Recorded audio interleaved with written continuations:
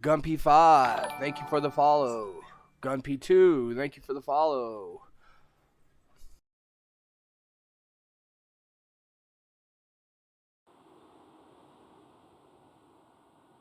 I would have you speak.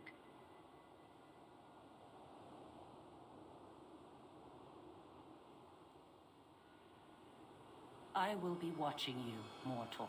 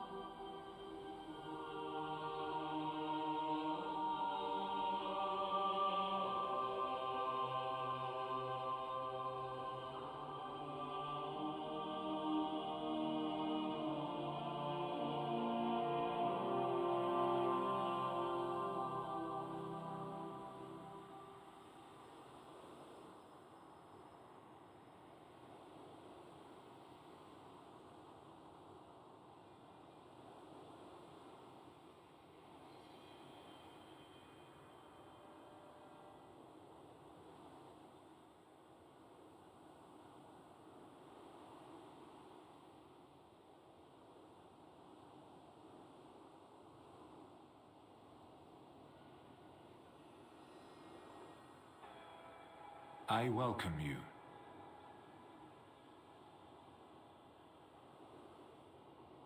Fly free of your burden.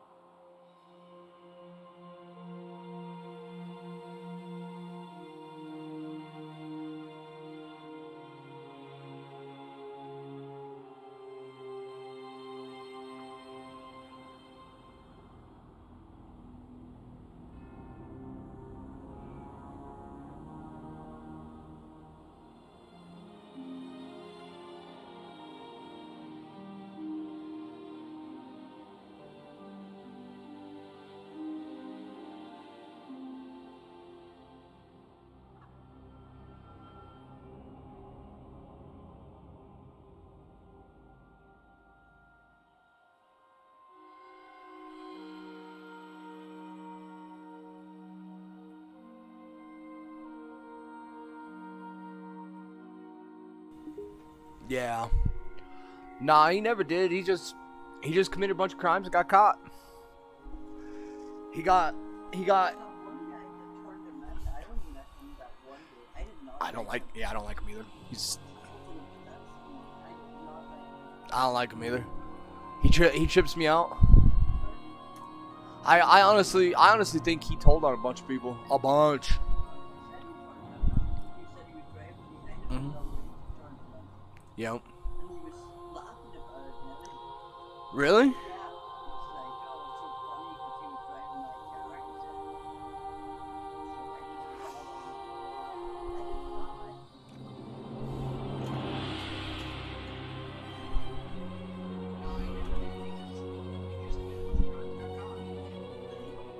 Huh? I'm on stream right now.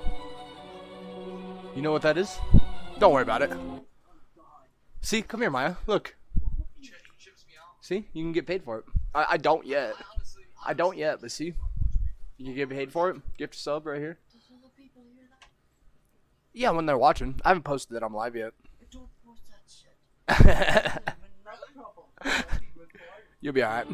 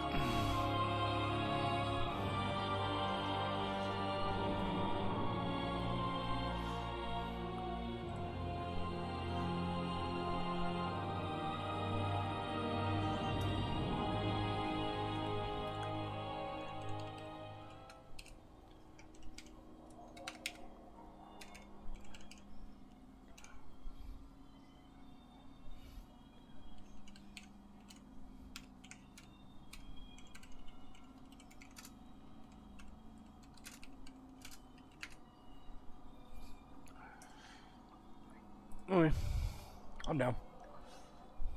Fuck it.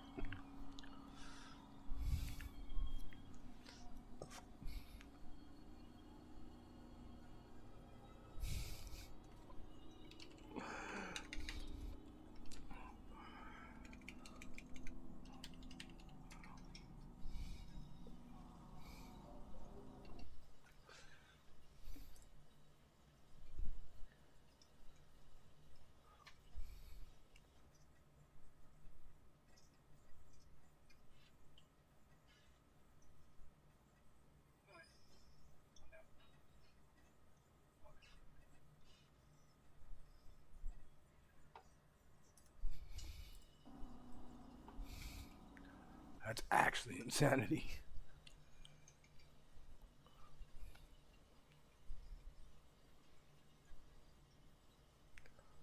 What? Anteater or circumcised? Alright, so circumcision isn't actually that common in the UK. I don't know if you guys know, but we don't usually make a habit of chopping at baby dicks, so people have to decide later on in life whether or not they want a circumcision. But uncircumcised dicks are widely accepted. And generally the norm here, we're not like averse to foreskin or, you know, anything like that. And I don't want to make people who have had circumcision feel bad. I don't think there's anything wrong with it if you chose it for yourself. But if someone did that to you without your consent, I kind of think that was child abuse.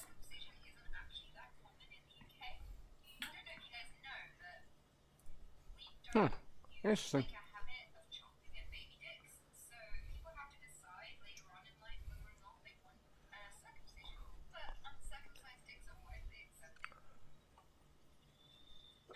Alright.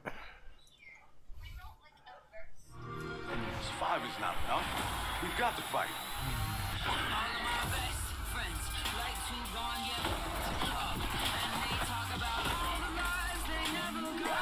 Let's go.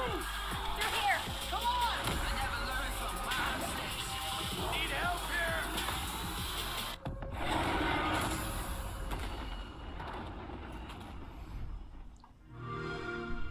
Play it day one with Xbox Game Pass. Ah, there's a train going on.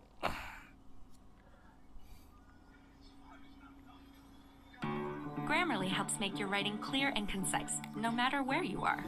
Compose a cover letter that stands out, thanks to flawless writing and compelling word choice. Inspire your team with a presentation free of errors in spelling, punctuation, and grammar.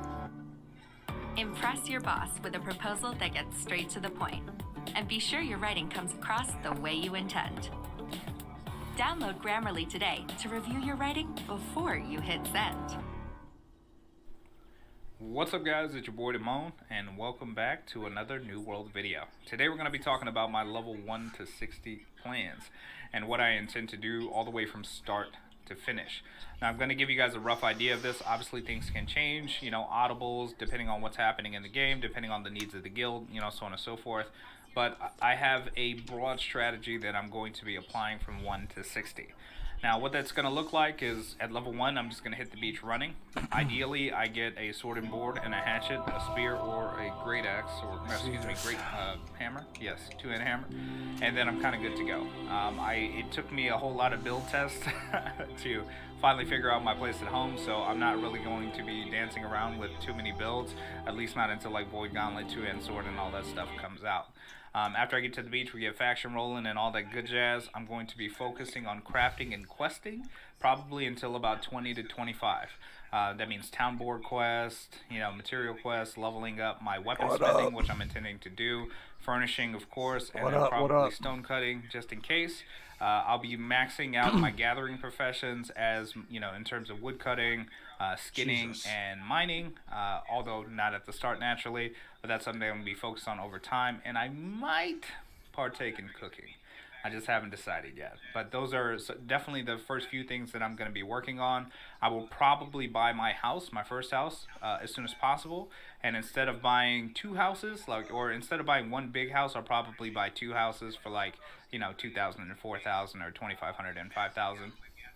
So that way I have 2 fast travel points and an in recall, which gives me access to 3 territories instead of just 1 or 2. So that way it'll make it a lot more efficient for me when I start to move around, which will be at around level 25. Once I get to level 25, I'll start probably doing elite dungeons and sealing portals, specifically the 5-man portals, so I can start getting the crystals and all that stuff that we're going to need for the tuning orbs much later down the road. So if I'm in the open, grouping with people, we'll be sealing portals and doing elite dungeons, and of course Amarin, so we can, you know, get geared up and get ready to go. From there, I'm just going to go from dungeon to dungeon and open world to open world. So from 25 from Amarin, at 30 I'll head to Brightwood. From Brightwood I'll head to the Depths. From the Depths I'll head to Morningdale, Restless Shores, and then Morningdale, and then just kind of go from there. After we get all that tossed up, I should be level 60. I anticipate probably hitting level 60 in about 7 days. I'm more excited to get into the material gathering and find out everything that we're going to need to get the highest tier recipes and or gear mods so we can get going. Yeah, I hear that. Alright, we're going to see what's going on. Ooh, get that. Oh, wait, I'm the lead, huh? Oh, they're both us. I'm not doing that. Fuck that. Fuck, I thought this was a different one. God damn it.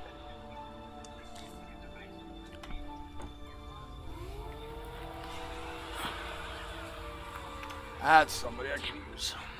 Quick, Sharon is coming. Get off my fucking channel with that bullshit. Bye, follow it. Motherfucker. This is the Heron's Grace Orphanage. Here, you will earn your keep. Hate that shit. Don't think that I will go lightly on you, new boy. You cannot hide behind that crutch.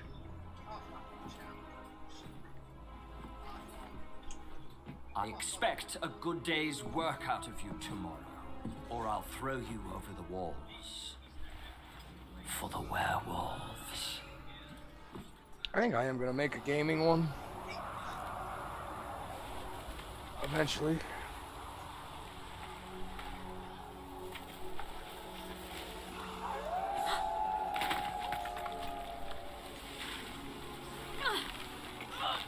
New World has some intriguing classless system where basically your weapon defines your class and your role as well to a lesser extent. Today, we're going to go through the 3 traditional roles of an MMORPG, tank, DPS, and healer, and how they apply to New World. Let's go. This video is sponsored by my Twitch channel, twitch.tv/Norza, where I will be streaming a lot of New World when the game does come out. So if you have any questions about this video or any of my other content, please jump over there and check me out. I stream every Tuesday and Thursday Australian night times. Hope to see you guys there in the next stream. Now, let's go.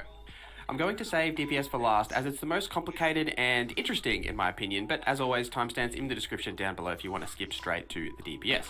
Now, the main thing here is that regardless of your role, you should be leveling your main weapon, whatever that is, whether it's a tank weapon, a healing weapon, or a DPS weapon, throughout your questing experience, because once you do hit some of the PvE dungeons and that kind of content, you want to have as much points into the weapon mastery as possible, as most of your abilities and damage and passives all come from that weapon mastery. So the higher your skill level with the weapon, the more damage or healing or tank output you will have. So let's get into tank. Now, tank, the attribute you want to focus on here is Constitution. How to tank in New World is not rightly obvious from the start. Some of the abilities mention taunting and seem to be tank focused, but you do need a particular gem to be slotted into your weapons to enable those tanking features, and that's the Carnelian gem. There are different versions of this gem, but primarily you can find this gem by looting chests, and you get a flawed version. You will maybe have to cut it yourself, although if you do go to a trading post, you can just buy a cut gem and slot it into a weapon. You do have to have a open slot in that weapon in order to slot it. What this will do is increase your threat generation with that weapon just by using your auto attacks with the weapon, as well as adding effects to particular abilities. If you read some of the ability descriptions, it will say if the gem is slotted, it will add a taunt effect to that weapon on top of what it already does. Now, for the most part, the tanking weapon you will need is the sword and shield and the defender line in this skill tree. Shield Bash and Defiant Stance are the 2 tanking abilities primarily, as they do have the taunt feat.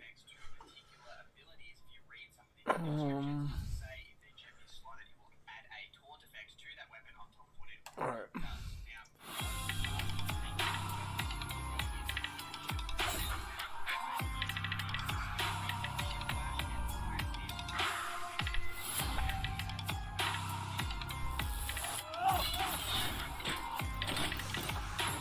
Let's see.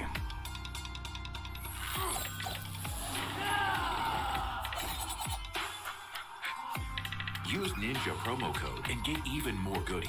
Raid Shadow Legends.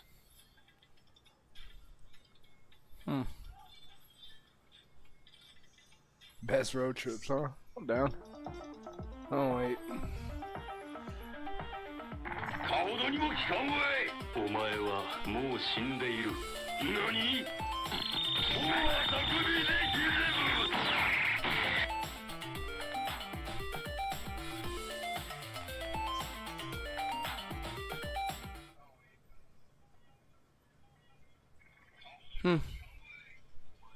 Interesting. Oh, come on.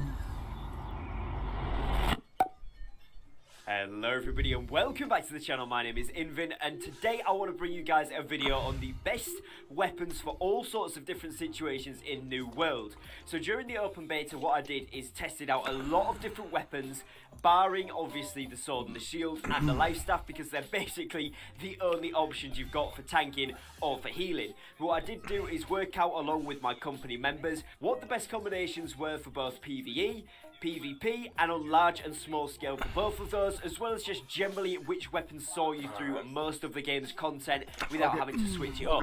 Now there's a few different things that I'm going to cover today, and I'm going to start off by going over PvP, then I'm going to go over PvE, and then I'm going to move into the overall section of the game, kind of things that see you through all the way, and I'm going to go over a couple of my favourite setups towards the end of the video as well. Now obviously this isn't conclusive, because what I would say is that pretty much all of the weapons in the game are actually viable at the moment. Amazon Game Studio has done an excellent job of balancing the weapons. A lot of people do think the Great Axe is quite overpowered, and I would say that it's a very powerful weapon, but it's just very popular, which is what is making it kind of like the meta. But there is a lot of other good options that also do just as well. I think it's because of the movement with the Great Axe as well that really makes it excel. But we are going to touch on that as we come towards it as well, so I'll cover that in there too. So firstly, starting off here with PvP, like I said there, so for DPS, there's some really good combinations. Personally, the two that have shined out to me as a 1v1 experience are the Hatchet and the Great Axe combo, and the Rapier and the Fire Staff. Both of these combos have a lot of maneuverability, they have a really good amount of dot damage, which means damage over time. If you're using the Hatchet and the Great Axe, you've got a huge amount of self-sustain, and you can make it so that the Great Axe also has some lifesteal elements on critical hits as well, which is a really, really nice thing, particularly if you're in that 1v1 or 1v2 situation. It works really, really well. The Fire Staff, you're able to use the movement ability, which is called Burnout, and this is able to travel through enemies, which does a ton of damage and also can reposition you nicely to a different point to avoid abilities too. And with the Rapier there, you also get a flush through ability that does damage when you go through the enemies too, making it a really good combo to be able to do a lot of damage as you're actually travelling through those opponents. Now I also really like the Spear and Bow combination for 1v1 and small scale combat, even 1v3, 1v4 where you're slightly outnumbered. This combo does really, really well because the bow allows you to have a lot of movement ability, also allows you to get a bit of range in there too, right? But the Spear then also has that CC lockdown for when people do try to challenge you up close, and then you can actually lock them down, get a lot of damage in, move back with the bow, heal up as you need to, and this works really, really well. In terms of stat priorities, with the Hatchet and Great Axe, you go full strength with a little bit of constitution. Usually I do 3-1. With the Fire Staff and the Rapier, I just went full intelligence, because obviously you could do really a little bit of constitution, but to max out the damage on that one, because you are going to be a little bit squishier anyway, with the Hatchet and Great Axe you could maybe get away with medium or heavy armor if you wanted to, depending whether you want that dodge roll, whereas when you use the Rapier Fire Staff, you're really going to want to be on that light armor just for that maneuverability. So generally I stay away from Constitution, just stick full damage, but by all means do 3-1 on that as well if you would like a little bit more health. When it comes down to the bow and the spear, I just do full dex, again with light armor to give myself the most maneuverability, and this worked exceptionally well for pretty much all types of PvP, but certainly small scale. Now when we looked at large scale PvP, unfortunately I didn't get a chance to compete in a war this time around, but because I've competed in about 12 or 15 wars over the previews and the closed beta, I've been able to determine what the changes to the weapons have been and see which ones will still work well, and as well as that we did do some 5v5, 10v10 sort of stuff. The fire staff still works really, really well with that AoE, particularly when you upgrade the burn so that the extra dots do more damage. Really, really good weapon and does a wonder in wars still, as a lot of my friends have told me from playing the game, which is always really, really good. On top of that, the Ice Gauntlet really shines through in big scale PvP because of its ability to crowd control a lot of people at once with the Ice Arena. And you've also got the Pylon there, which does a little bit of DPS even when you're not hitting people, which is absolutely fantastic. Now another weapon, again, the Rapier shines through in large scale because you're able to maneuver around, single out the backline people, so your mages and your healers, and you're really able to target them down before they've even got a chance to react sometimes. So that's a really good weapon if you are going to be on that flanking team in the wars, or if you're going to be sort of trying to outplay people in open world PvP as well. Surprisingly, the bow actually did really well if you took the Poison Cloud ability and Volley of Arrows, because you're able to have essentially a small scale AoE with the Poison Cloud there and a large scale AoE with that Volley of Arrows, and it did a lot of damage very quickly and was able to single out targets as well as that with the single target DPS. And pairing this with the spear worked well for single target, but pairing it with basically whatever else you want to get yourself some maneuvering ability really did help there. Like I said there, for me personally, I found the spear to be the most useful, but the hatchet or the great axe works well too. The hatchet and great axe is decent in large scale PvP, particularly again if you're going to be soloing out certain players, the backline, the healers, the bows, the muskets, maybe even the magicians, but obviously what you've got to remember is you haven't got much AoE with that class, so it is mainly going to be singling out targets rather than doing AoE damage. So personally for me, that one was better for small scale. Now moving on to PvE content here then, the Hatchet and Great Axe build for me was by far one of the absolute best builds, because the sustain from the Hatchet when you level up Berserk, so the first level you get that increase to damage, the second level where you upgrade the passive to it gives you a speed buff, and the third one gives you a heal, then you get removing debuffs and so on and so forth. And essentially once you get to the heal, which is the third upgrade in the Berserk tree that you can get, so only 3 mastery levels in, it gives you one of the most sustains in the game, where you heal for 30% of your HP once every 4 seconds for 10%, so in total doing 30% over 12 seconds, which is a stupidly good amount of HP. Paired with food and paired with potions, this can keep you alive in a lot of battles that you wouldn't have otherwise been able to get sustained through. And on top of this, obviously you do a lot of damage quickly if you take things like Feral Rush and Ravenous Strikes. You're able to get 4, 5, 6 melee hits in the time that people can only get 1 or 2, which gives you a huge advantage in that PvE content against those mobs there,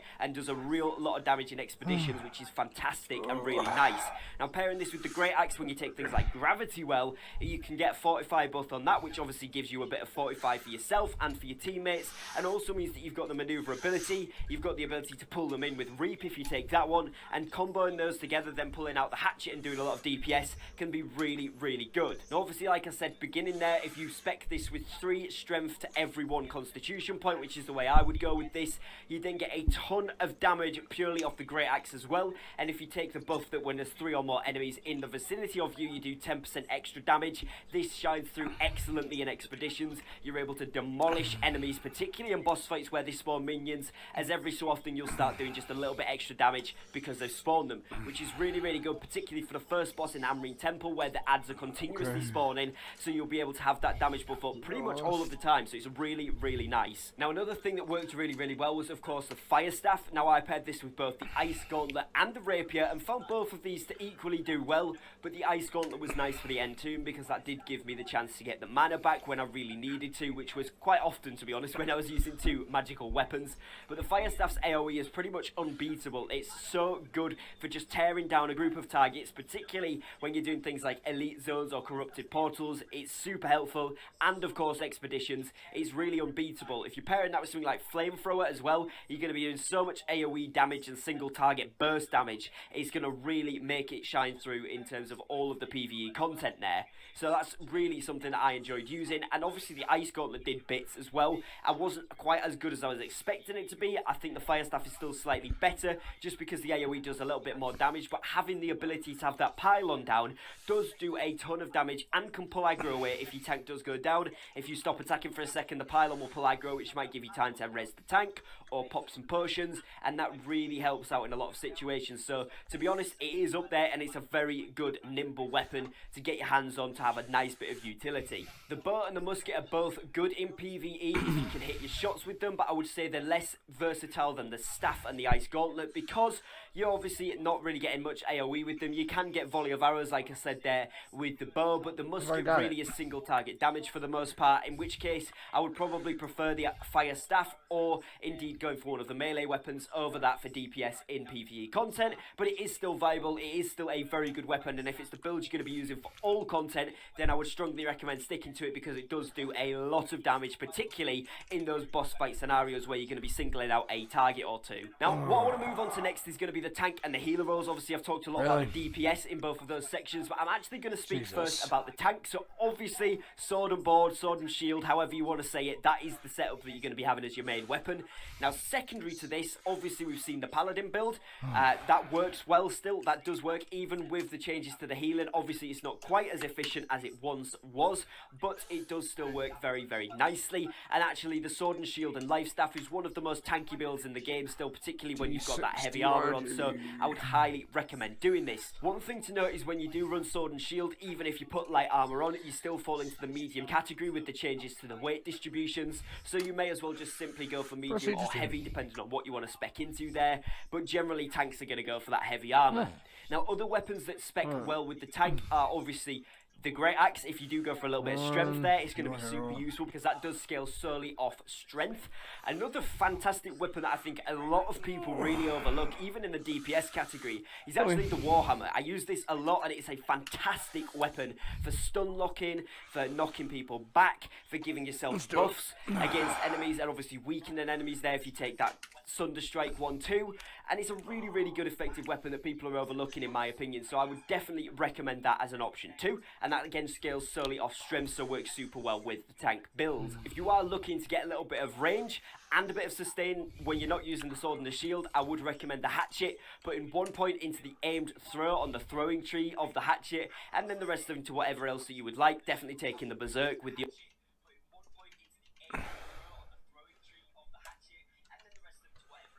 actually upgraded heal there, and that really does help you get a little bit of extra sustain. And taking the berserk with the movement speed upgrade will help you get from place to place when you are tanking as well, because obviously that's a big movement speed buff. Even if you're in heavy armor, 20% faster running for 12 seconds is super useful. In terms of healers then, what would I recommend for healers? Well, there's a few options now. Obviously you need to be in light armor really to get the most efficacy out of your healing, which means that you're gonna have access to that dodge roll. And obviously right now we don't see any other weapons scaling off focus, unfortunately, so you will need to take advantage of those amber gems.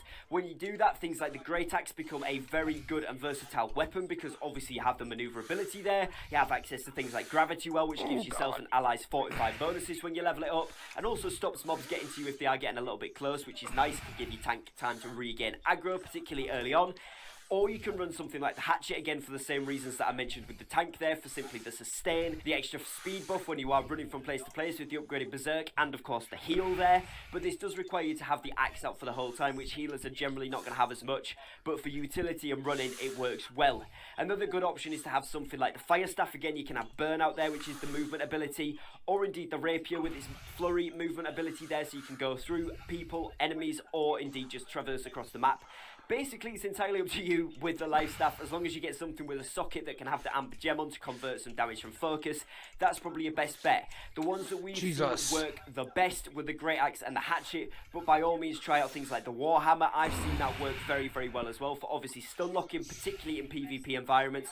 When people rush towards you, you can stun them, by which point hopefully a DPS or a tank has rotated to help you out, or indeed some casters from the back line have turned to DPS the target that's attacking you, and then you might be able to kill them because you've managed to stun lock them, or at least stop them for a couple of seconds from killing you quite as quickly, which gives you time to heal yourself, etc. And that does work really well. So maybe for wars you want something like the warhammer. For general content I would recommend the hatchet or the great axe. Now overall, obviously a lot of you will probably hate me saying this, but the best build I have found by far is the great axe and the hatchet. I know some people say the great axe is easy. Personally, I think the great axe is just a very good weapon. There is a lot of other good options, but just with the hatchet and it scaling off solely strength, meaning that you can just do most of your attribute points into that strength attribute and you will shine through with that. It's a really, really good combination. It's seen me through all of the content in the game. I've been able to solo the main story quests 4, 5, 6, 7, 8 levels above where I am because of the heal, because of the utility that I have with that setup. So for me, 3 points into strength, 1 point into constitution for every 4 points that you get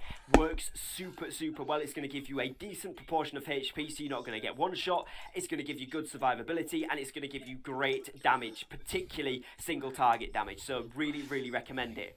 My second favourite one for overall content would be obviously the sword and shield and the life staff together. It still works super, super well and is really effective at giving you a good amount of sustain, a good amount of protections, and actually you still do a decent amount of damage, enough to take you through the content, particularly when you're grouped up with people. But even solo, this does really, really well.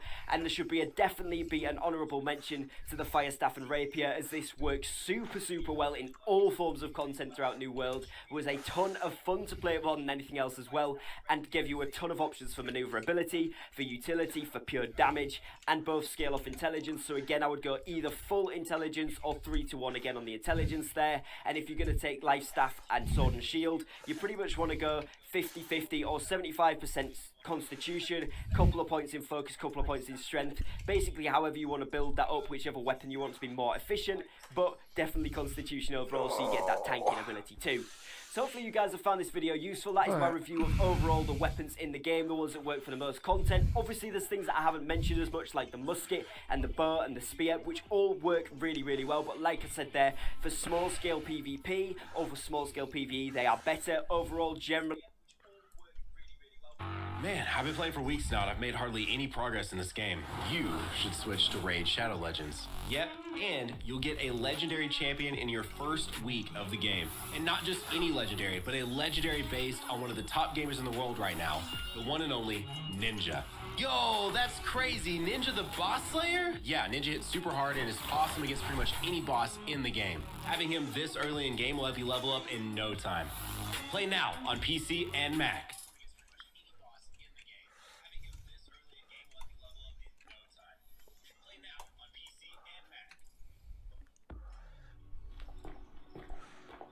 In the beginning, there was light. Then, there was machine. Together, they form the pinnacle of creation. CLX. You customize every detail of your character. Why not do the same for your PC? Welcome to the CLX Gaming Customization Station, where you can custom build a machine for any budget, any need, any power level. Really? Raw, Horus, Scarab, and many more. CLX gaming rigs are built to last. Fully upgradable, future-proof, state-of-the-art, custom made in the image of gods. Wielded by you. With cutting-edge hardware inspired by the gods themselves. The choice is yours. Evoke the gods.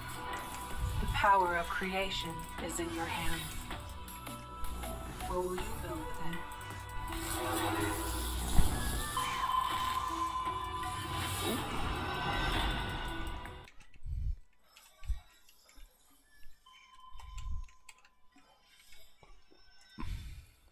What's up guys, it's your boy Damone and welcome back to another New World video.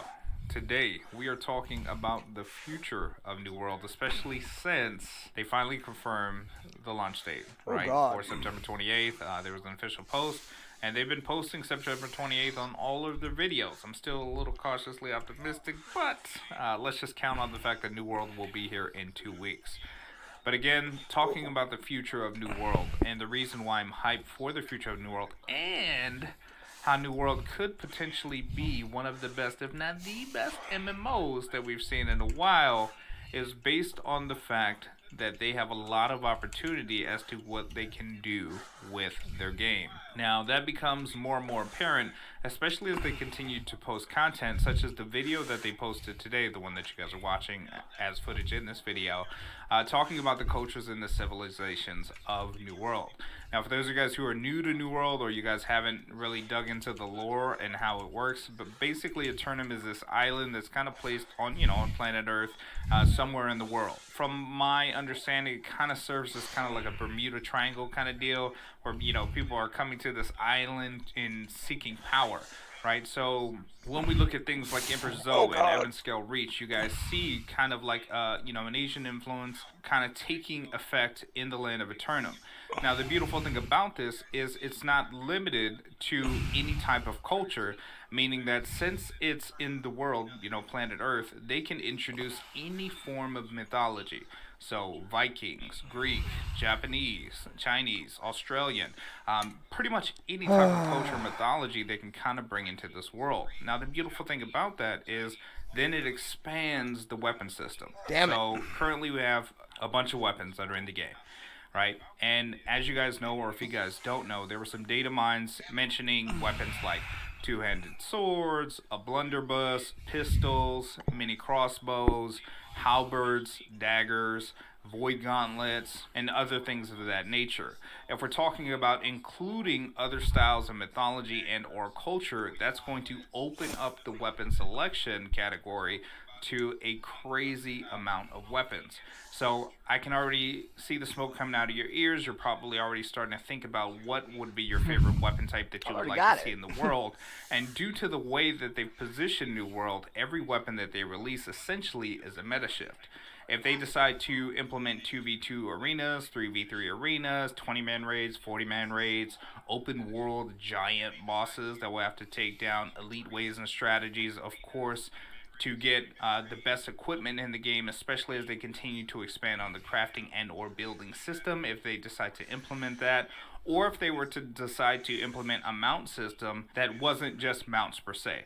Like just imagine for a second that we had stables and you actually had to raise, a little pony that became a horse or so on and so forth, and your horse or mount had, attribute system or something like that. They could go pretty much off the walls. Now, I don't think that mounts is something that they'll add to the game for the foreseeable future, but that's definitely something that we can look at. And then when we take into consideration that we don't even have a swim animation yet, and we're on an island, there are things that could be possible in the future, such as naval combat, underwater dungeons, swimming to islands, boating to islands, underwater bosses, because we've already heard rumors about a kraken. We've also seen a ghost ship that you guys can see if you paid attention to the water when you guys are on the beach. There are some ghost ships out there sailing, but those are things that you may have missed that could indicate a very, very broad future for New World. So what I'm saying is what we're getting into currently in the closed betas, open betas, and all the test phases that we've been in is just the foundation of what's to come. And with New World, they have a ton of opportunity to leverage all of the systems that they've put in the game. And my tendency, like when I've played these tests, is it's really felt like they've been trying to prime themselves and get ready for future updates, not just fix what's currently going wrong with the system. So when they made adjustments to healing and or heavy armor, I think it's with the understanding that when Void Gauntlet comes, if they didn't make these balance changes and or updates, that it would literally just be broken. Especially if the rumors of the Void Gauntlet scaling with intelligence and focus are true. So there are a lot of things that are going to be coming to the game and or could come to the game over the course of the next 1 year, 2 years, 5 years, 10 years that could really change the face of New World and Eternum and MMOs as we know it. As I mentioned before, I'd be really excited to see New World be one of the top MMOs alongside maybe Riot's MMO that they're dropping, and hopefully Ashes of Creation even turns into something. But those are things that we'll have to see. But if Amazon stays on top of their game, and I think that they will, we have a very, very bright future ahead of us indeed. But I just wanted to throw that out alongside this video that they dropped today. If you guys haven't seen the new video talking about their cultures and civilizations, definitely check that out. We only have 2 weeks left, guys, before we're in the world, and we're going to be hitting the ground running and creating a fantastic New World community. If you guys got any questions, comments, concerns, definitely let me know in the comment box below, and I'd be happy to assist. And with that being said, we will see you guys in the next video. Peace. I am Charlie D'Amelio from TikTok. I don't know how Charlie blew up. They're normal kids. That doesn't change with following. I have no idea how this is going to work out. What's up, guys? It's your boy Damone, and welcome back to another New World video. Today I wanted to talk to you guys about my personal day one launch strategy and what I'm going to be planning exactly to do from start to finish. Well, start to faction, I should say. We're going to be talking about some things and covering a little bit of my strategy. I'll also give you the reasons why I'm taking the approach this way, even with the fact that I've already probably played this game damn near 1,000 hours, if not more. So with that, let's go ahead and dive on in. Now the first thing that I'm going to be doing is skipping that video. For those of you guys who don't know, you can just hold your mouse button to skip and it'll take you directly to the character creation screen, and then you guys will be good to go. Now for those of you guys who are rushing to get through this character creation process, you can just hit the randomize button and hit next. Fortunately for myself, I've created myself so many times. I know exactly what I need to do so we can get in there and do the do. But here's something you might not know. For those of you guys who are interested in completing the tutorial, you can. For those of you guys who are trying to rush past this, you can just skip this. What you do is you'll just hit escape, you'll go to game menu, and then you just go ahead and hit that skip to new world button, baby. And this will basically take you to where you want to be, which is on the beach. Now, what's up, guys? It's your boy Damone, and welcome back to another New World video. We got pretty much 1 day left. So I wanted to take some time and talk about a last minute prep that you guys can get into play. I want to make sure you guys got all your ducks in a row before launch, so that way you don't run into any issues, because I would hate for you guys to get into the server DC or like game freeze or something crazy, and then you're like in queue for hours, because once you get in, you pretty much don't want to log out, especially if you intend on playing for the entire day, which I'd imagine a lot of you are. So step-by-step process. First thing you're going to do is quit your job. Quit your job. Alright, divorce your husband or your spouse, with or without prenup, that's up to you. Kids that are babysitters or adoption, you know, either one works best for you. And then lock yourself in the basement, 7 days, easy clap. Alright, and then once you're done with that, you know, make sure you got food, water, sustenance, you know, and bathroom, alright, catheter if you need to, and then we're good. Alright, no, I'm just kidding. I'm just kidding. Don't do that. Alright, so step by step though, real talk. First thing you're going to want to do is make sure that you have the latest drivers updated for your PC. From my NVIDIA, AMD, whatever you guys got, there were recent driver updates. So if you haven't updated your graphics drivers in a while, there was one that specifically said for New World. So I'd make sure you download that if you haven't done that already.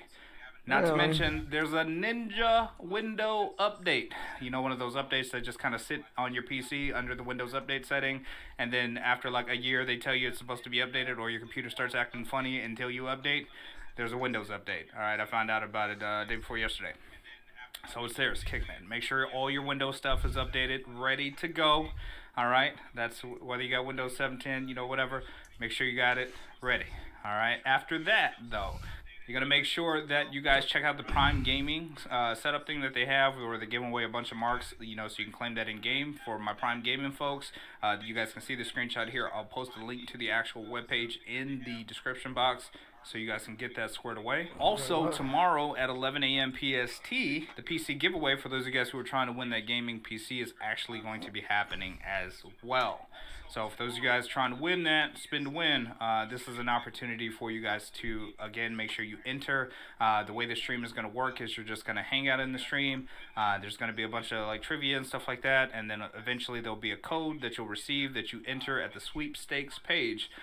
Also link in the description, and you guys will be able to tune into that as well. That will be on a specific streamer's page that the giveaway is going to be happening.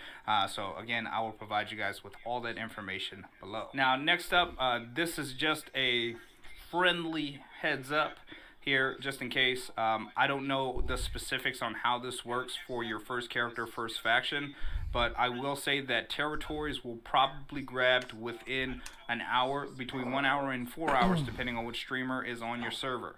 So with that being said, even if you got to work, even if you got things to do, even if you're not going to be able to make it, I'd advise even probably having your friend log into your account or something and like setting your character up and picking the faction that you want ahead of time, or doing it before you go to work. Takes like 30 minutes, 40 minutes of your time, depending on, you know, what you're doing.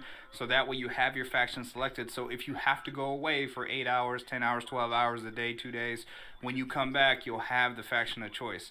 What I don't want to happen is people getting into the situation where they can't play with their friends or be in a guild with their friends, because let's say you guys wanted to go syndicate or something, and let's say, you know, the map ends up all syndicate, and now you're unable to pick syndicate because it's the, you know, majority of faction. I don't know, like, I've heard that in the beginning it doesn't matter, you can pick whatever faction for your first faction choice, but just to be safe, I'd make sure that you have all your ducks in a row. Okay, I'm just throwing that out there, because again, I don't want you guys to end up in that situation where you're not able to group or guild with your friends, and then you guys got to make tougher decisions than necessary. And last but not least, guys, please make sure you are early. For those of you guys who didn't know, pre-download starts tomorrow morning, I think 8 a.m. PST. So be ready for that. It's either 5 a.m. or 8 a.m. PST. So make sure you guys are ready for the pre-download setting. That way you guys can start downloading as early as possible and getting that thing rolling. Now you guys know also EU is going to launch at 11 p.m. PST. Meaning that it's like GMT plus 7. You do not need a VPN or anything like that. Just flop over to the EU tab. If you guys are doing a marathon session, you guys are trying to reserve your names and or just get into the server early as you can, you know, just so you can get into the game and play to, you know, not be sitting in a queue for 15 hours. You're going to want to make sure you're early. Amazon has had a tendency to release content at least like an hour early. So that's something that I definitely want you guys to be aware of, because again, don't want you guys to get into a situation where you missed it because you thought you were on time, but you were actually late. So when I was in the military, they said, if you're early, you're on time. If you're on time, you're late. And the same thing applies here, because what I think they are going to do is they'll probably roll the servers a little early so they can start getting that early trickle, you know, and before critical mass hits, and then by the time critical mass hits, all the people, you know, reserving their name from EU and whatever will be done, and then all the rest of the EU peeps that are, you know, logging in right at launch time will just swarm the servers, right, and then by that time they'll be getting ready for another server launch and stuff like that. So please, by all means, be early. And just a little quick one, please make sure you guys got food, drink, water, sustenance, preparation ready to go. Take care of your kids, take care of your wives, make sure they're good, you know what I'm saying? So if you need to get new iPads or whatever you need to get, spa days, whatever you need to get for your family, so you know they're good, you know, make sure you guys do that. So anyway, guys, that's all I wanted to cover today. If you guys got any questions, comments, concerns, definitely let me know. Just wanted to drop a last minute prep list on you guys, so we had everything that we needed to have ducks in a row for launch tomorrow evening. So tomorrow evening launch time, 11 o'clock. Yeah, be there, or be square. All right, actually be early, be there like 9. All right, so I love you guys. You guys have a wonderful day, and we'll see you guys in the next video. Peace. Why waste 100 nights testing a mattress? Head into Ashley Home Store and experience your new mattress in a box before you buy it. Then simply order online or from your local store. Click the link to have better sleep shipped free to your door. Ashley Home Store. This is home.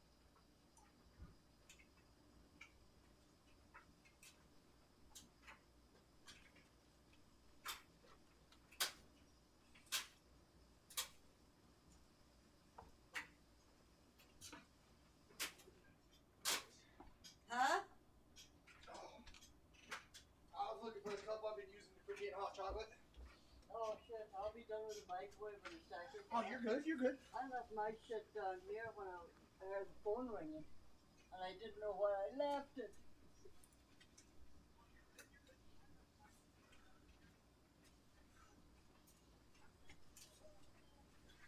Look at all this hot chocolate Dad got.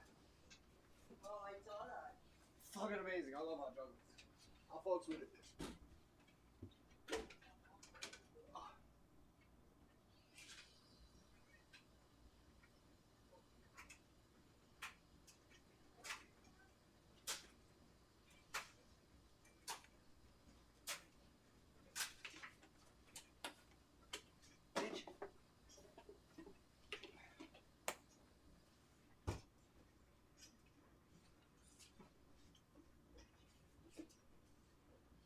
Oh my god. Ow.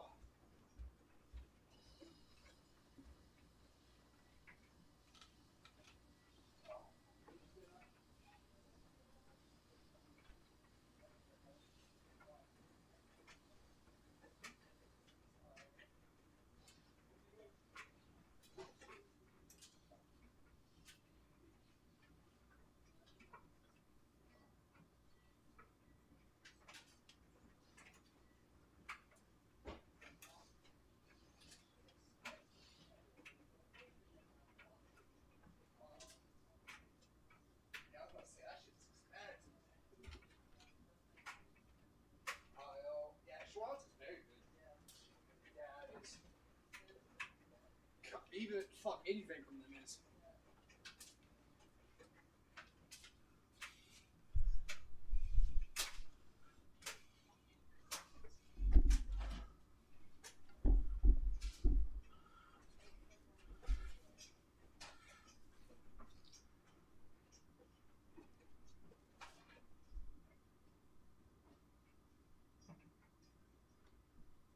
Will you do me a favor when you go back down? Yeah, I'm just gonna be up there to get my shit, but yeah. But what's up? Alright.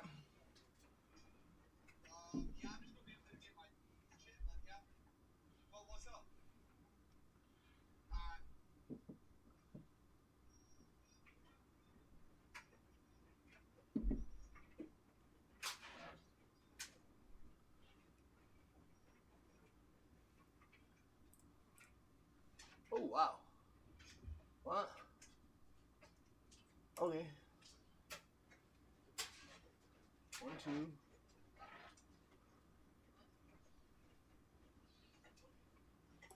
So. 1, 2.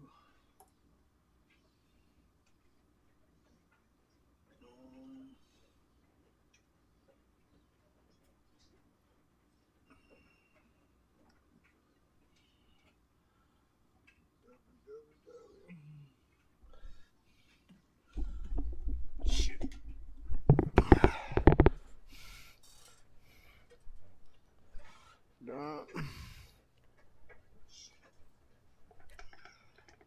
Twitch. TV.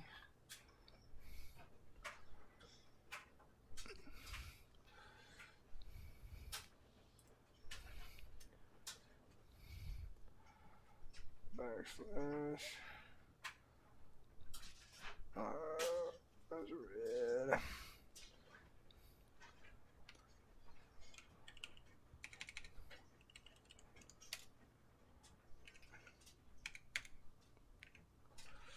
Are you even boomy? Yeah. Think. Oh. Vanderlust. Vanderlust.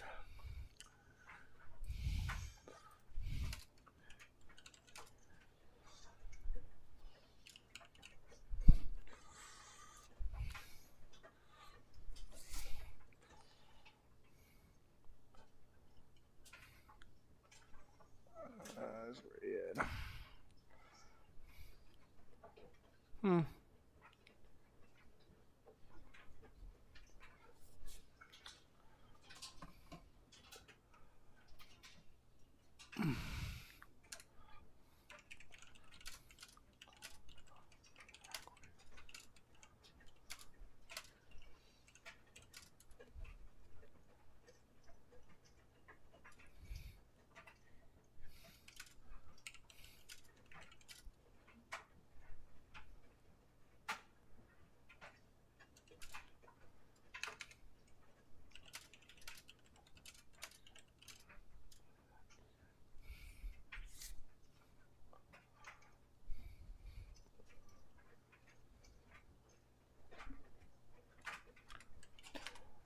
Not tired. What up? How you doing? How you doing? Pharaoh Squad, huh? Let's go. Let's go.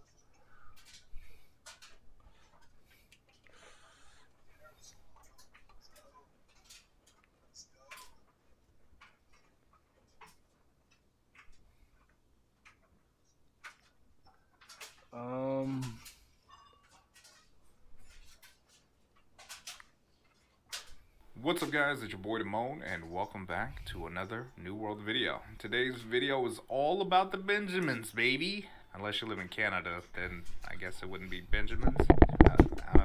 I don't know. Anyway, today we're going to be teaching you guys all about making gold and money in New World. I'm going to be sharing with you guys a lot of my secrets of what I've used to make as much gold as I possibly can. So make sure you guys pay attention. I don't want you to miss anything here and end up broke come launch. Also, one thing to take into consideration before we get into this, guys, is markets in New World are location specific, meaning that if you're selling items in First Light, you're selling items in First Light or buying items in First Light.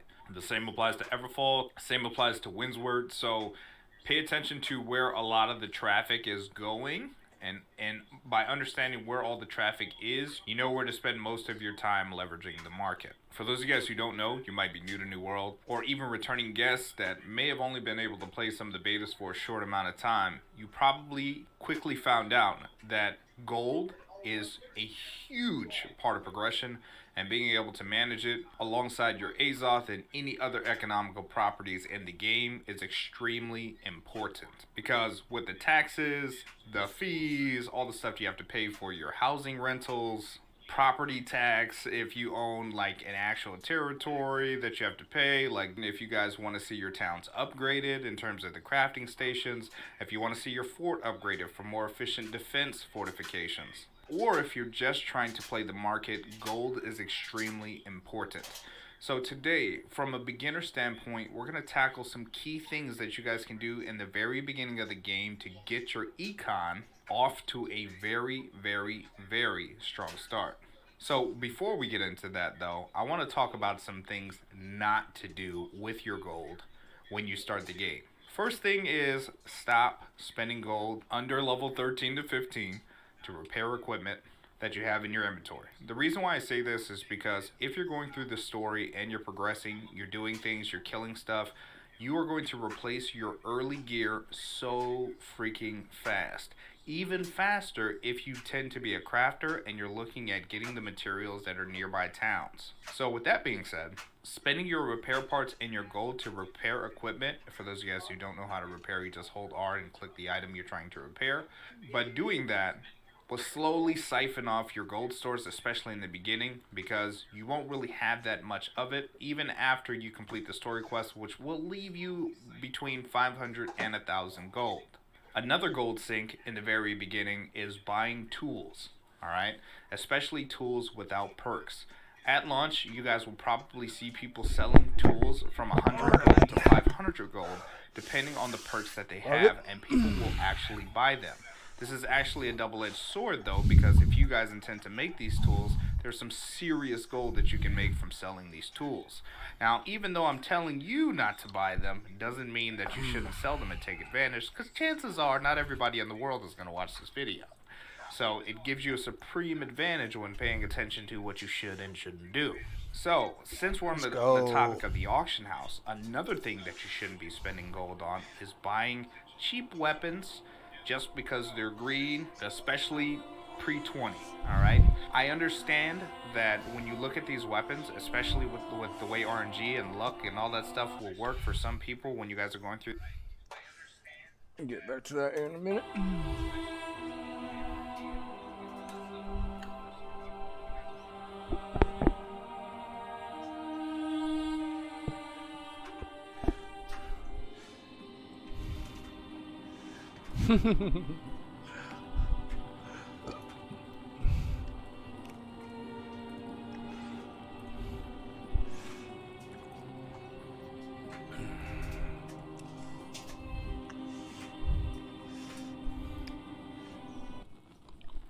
Whee.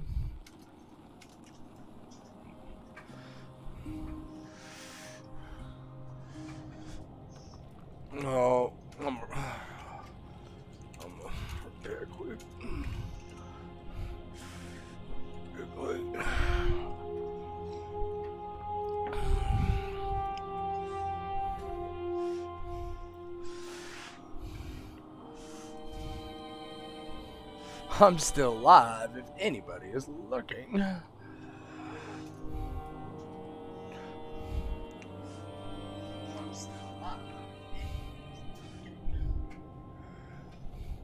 That's funny. I like it. Shameless plug, homie. Shameless plug. Let's go. Cheers to that if you're here.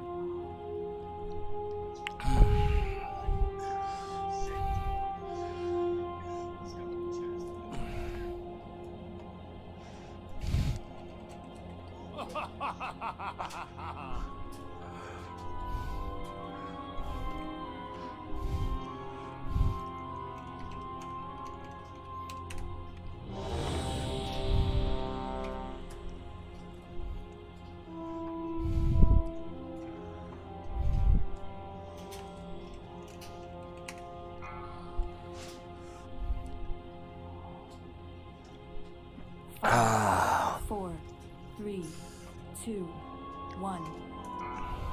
Let's go. Alright. Anyways. I like this build better. Let's go. It is what it is, you know.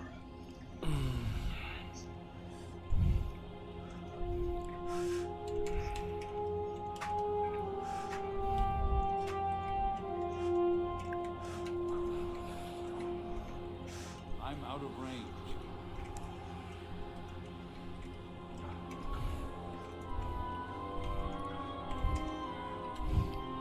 Oof.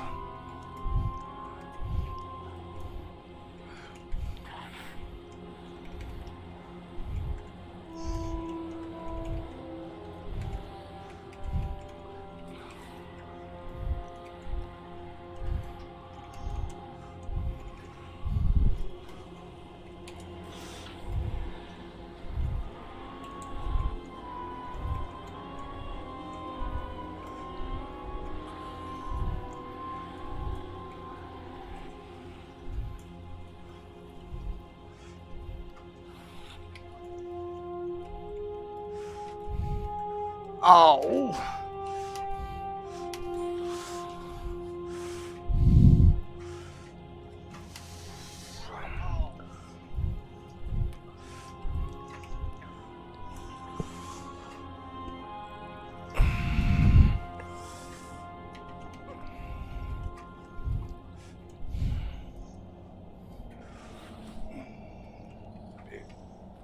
That sucks.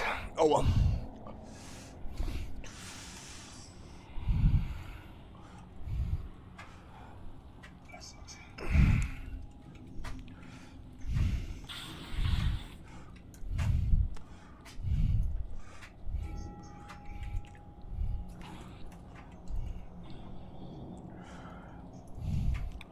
I'm so bad. I'm so bad. That's okay. That's okay.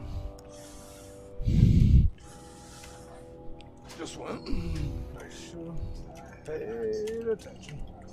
I should have paid attention.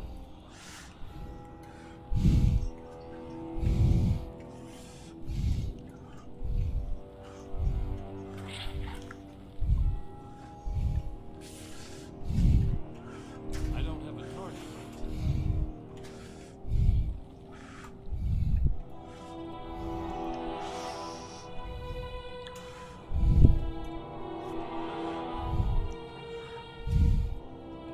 A great evil lurks nearby. Expel it with haste.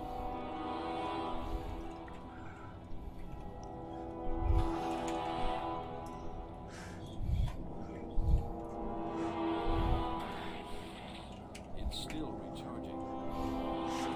Oh god, damn it.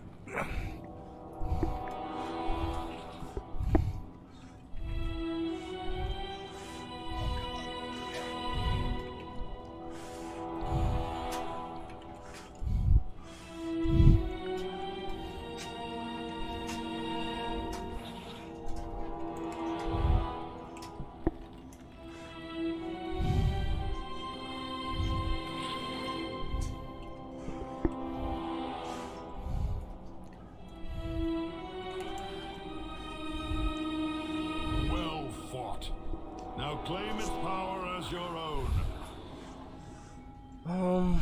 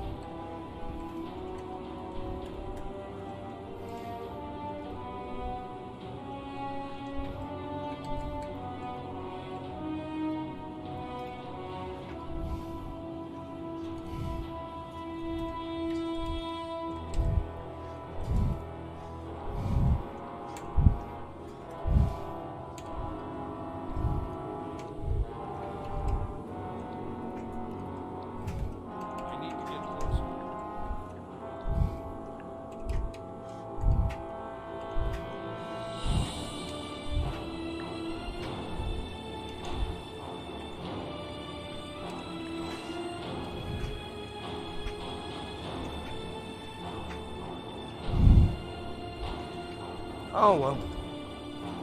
We'll be alright.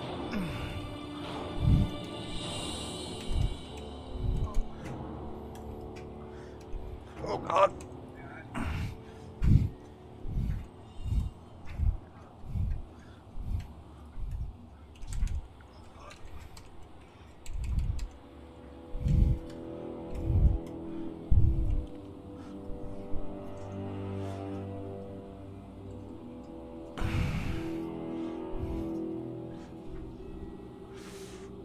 Woot.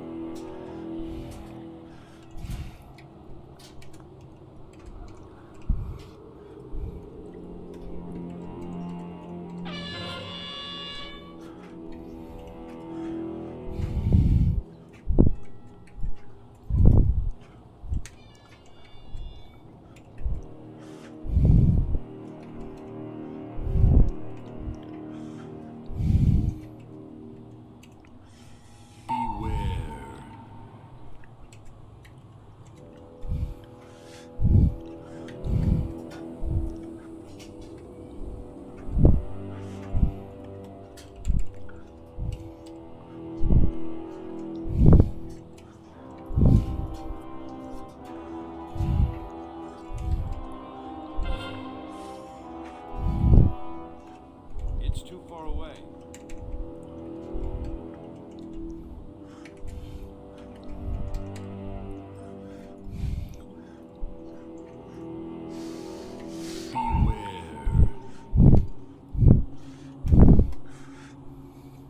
Oh god. That was bad.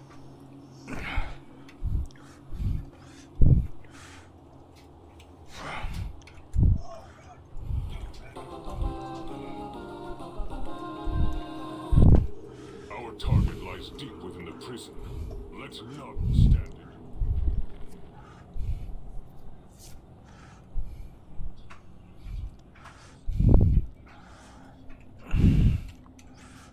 I need to get closer.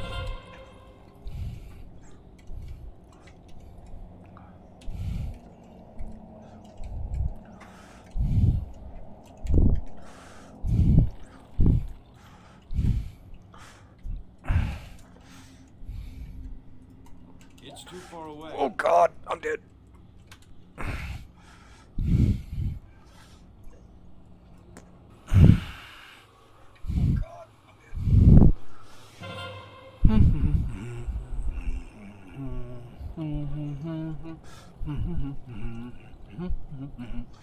Welcome, Maw Walker.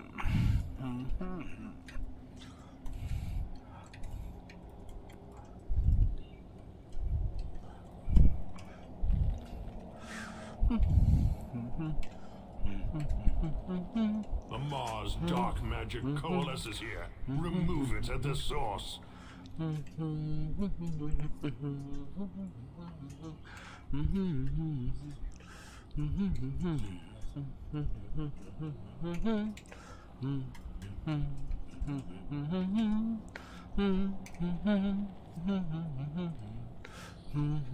Oh, come on.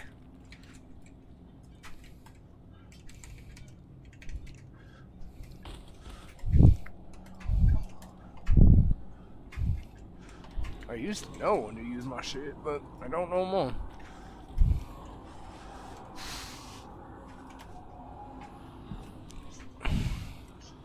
For fuck's sake.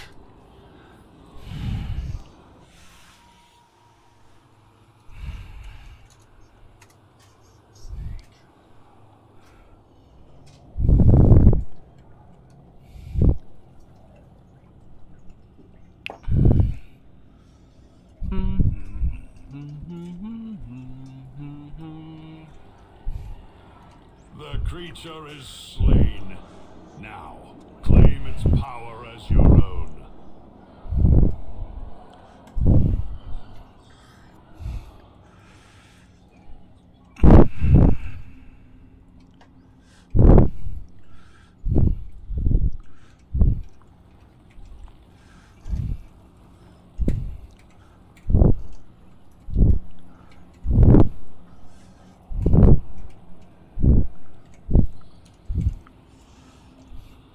Run away, little girl. Run away.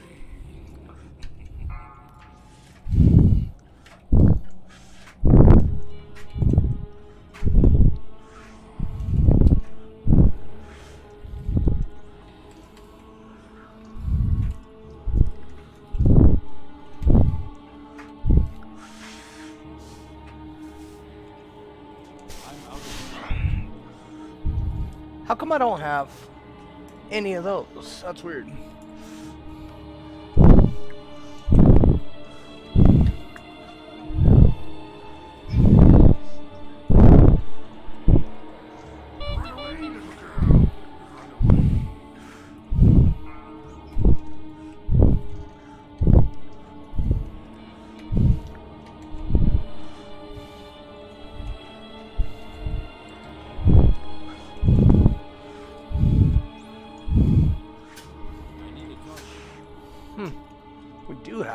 We do have enter in here. Nice. It's too far away. I'm out of range.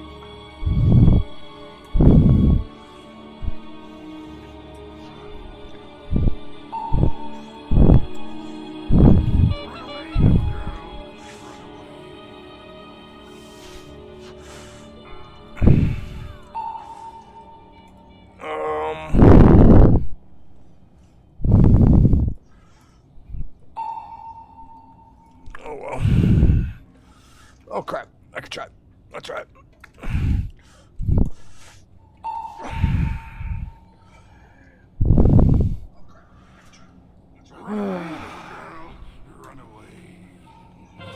This key ain't that fucking hard, dude. God damn.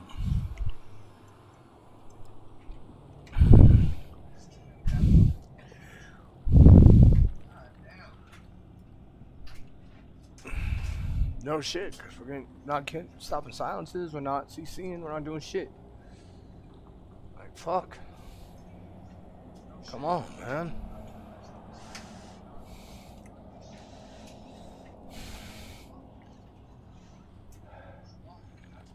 Pug, buddy. I have more score than, almost have more score than you.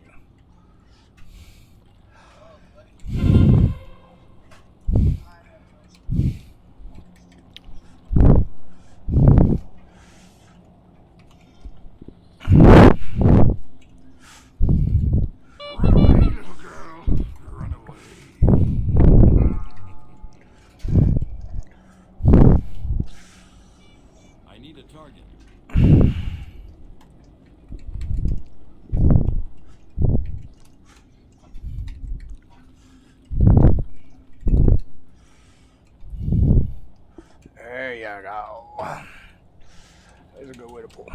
Right there.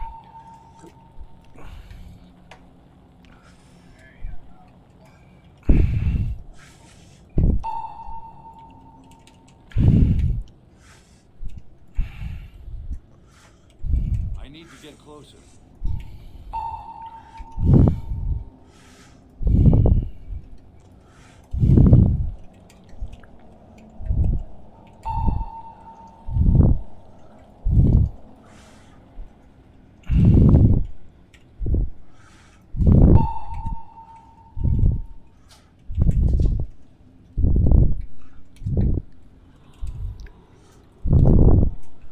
One of the more ruthless Marsworn draws close. Be ready. I can't believe, like, this is insanity. We'll be alright.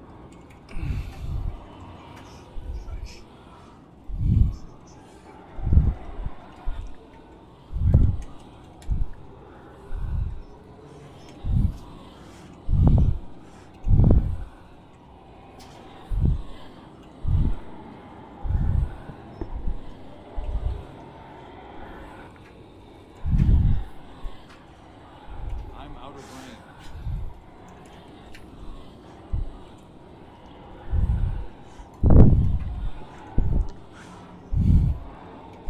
To the victor goes the anima.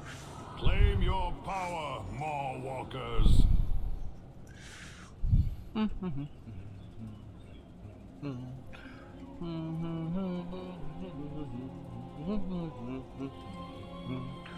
Ouch.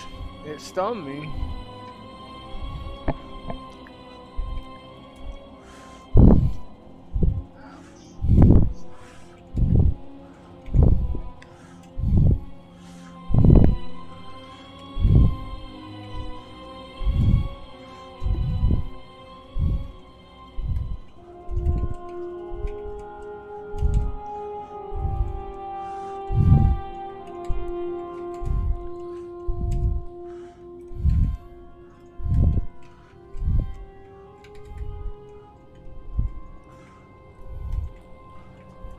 I need to get closer.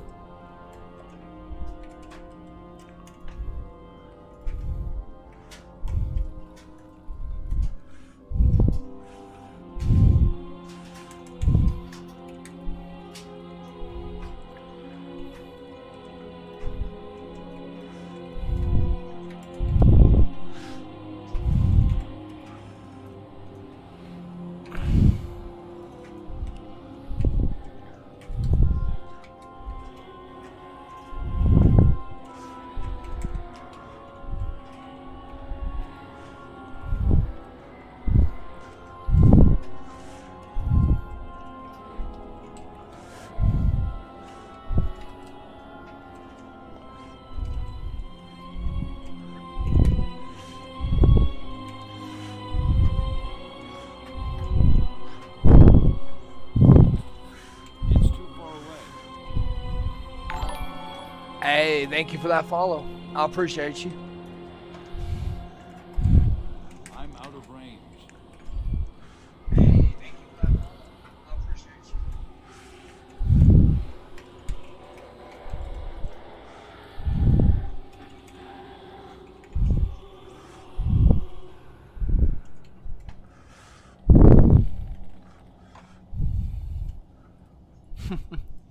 That's cool, I guess. Got new piercings.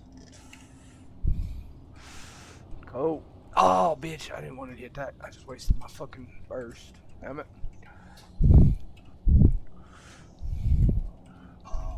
I need to get closer.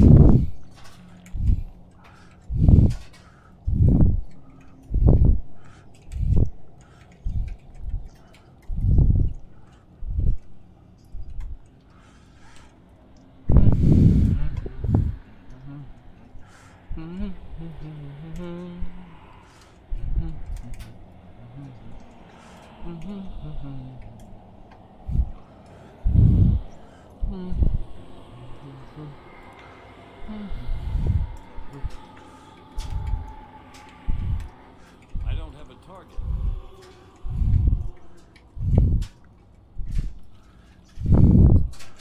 Oh, God. Oh, home. Why am I dead?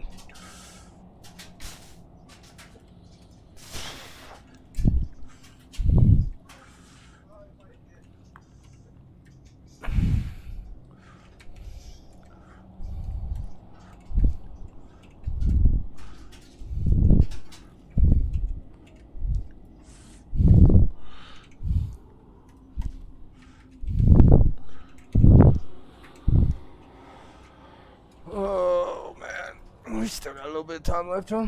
That's cool. I need to target something first.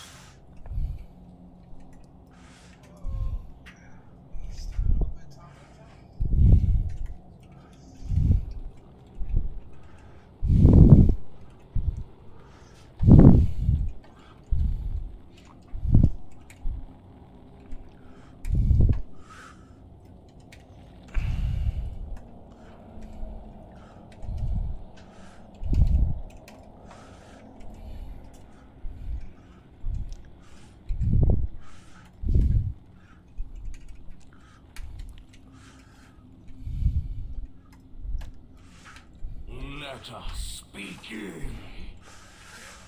Alright, let's begin then. Let's go. Oh, get on me. Come on.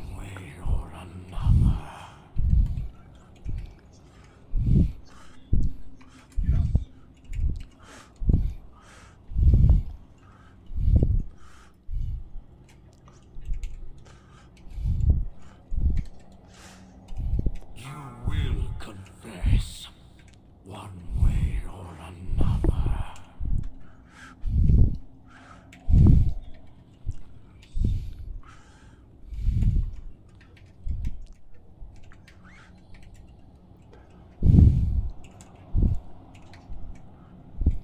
You will confess one way It's too far away. The sinners still await.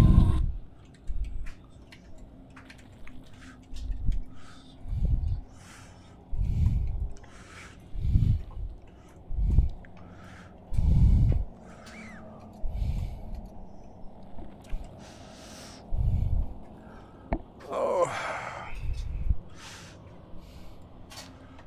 Let's go. 54 seconds. God damn. Killed that one.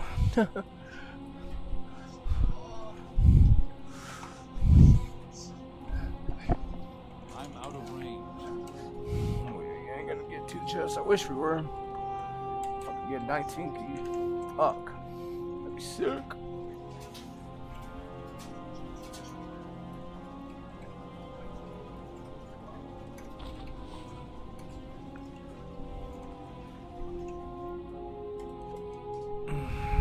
Beware. You approach a powerful servant of the jailer. It's too far away. Okay. I need to get closer.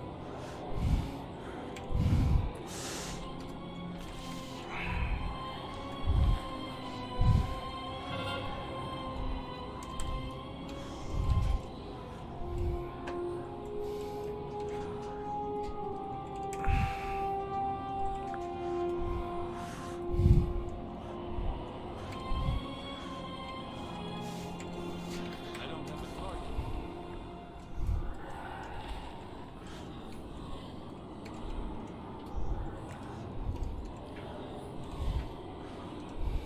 Take the beast's power. You will need it for the dangers ahead.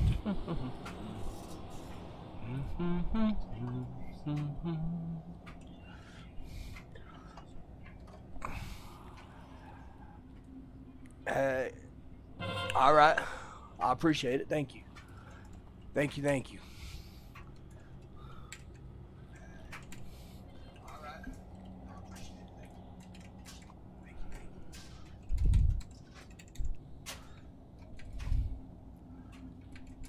How dare you interrupt Oh, my shit. research?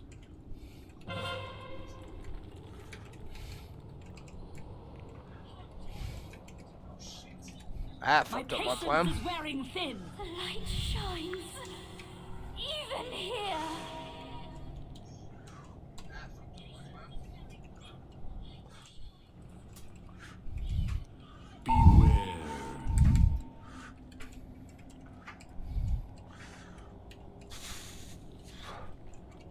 ready yet.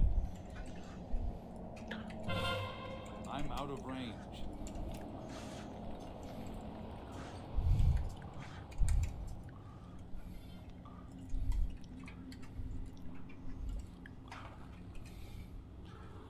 My patience is wearing thin. The light shines even here.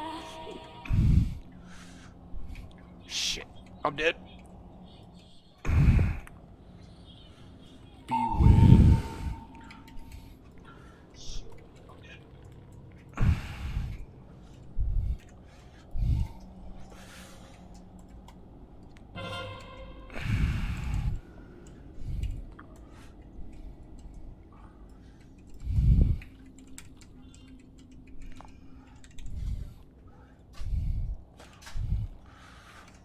My patience is wearing thin. The light shines even here.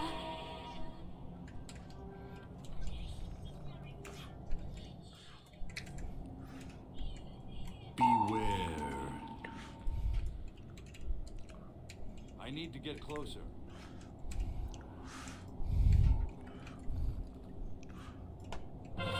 What the fuck?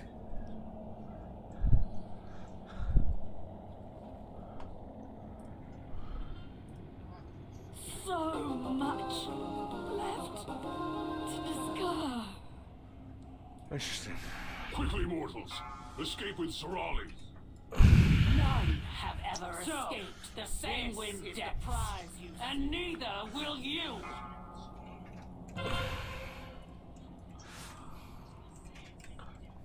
It's too far away. Oh my god.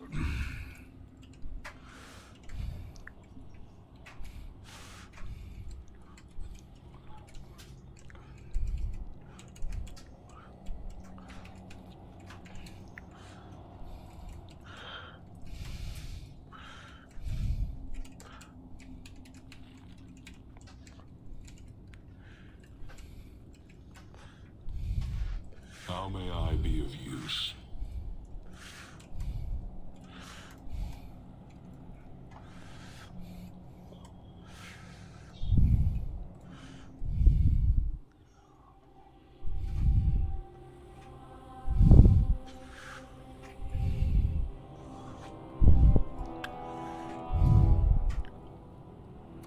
Do. Gods, slay them all!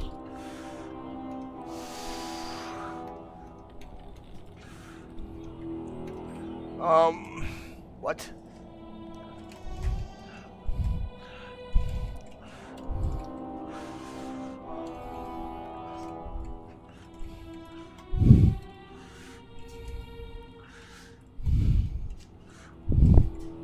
I'm out of range.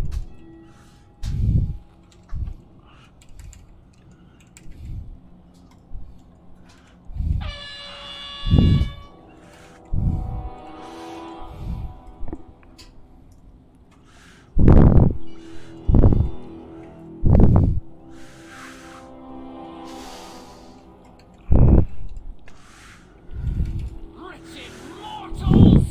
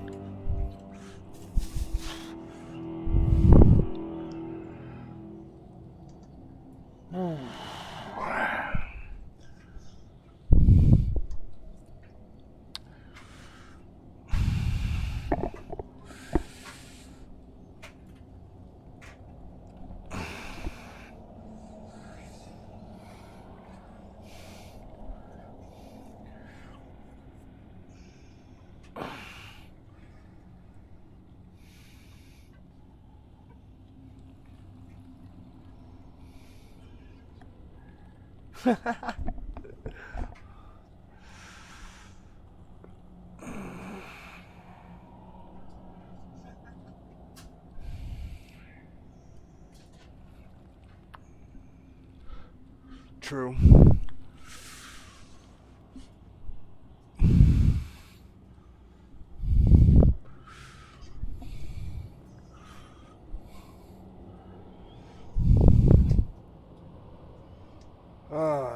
sucks.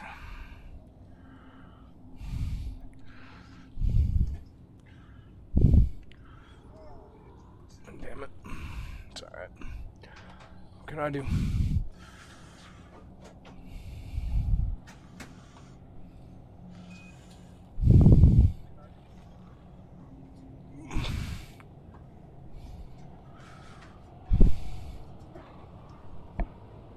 I got 9 minutes. Shit, we probably could have 2 chests of this tea if that didn't happen.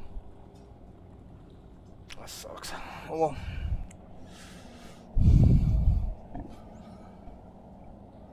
Do we actually account for them fucking things? Nope.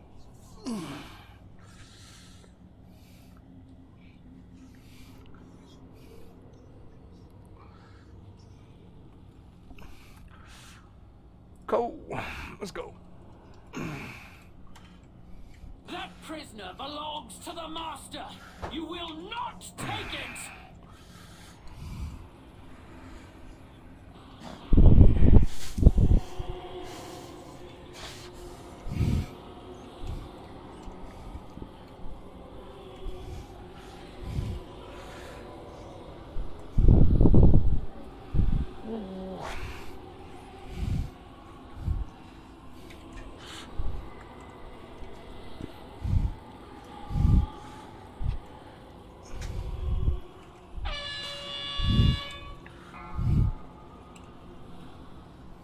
Oh, that almost sucked.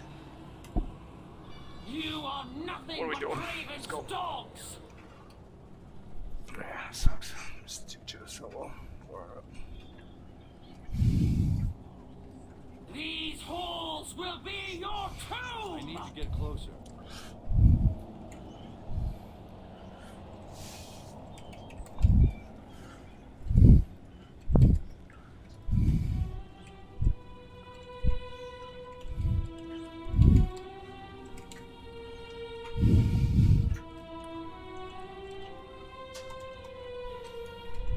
It's about done. Yeah, they are about done. Alright.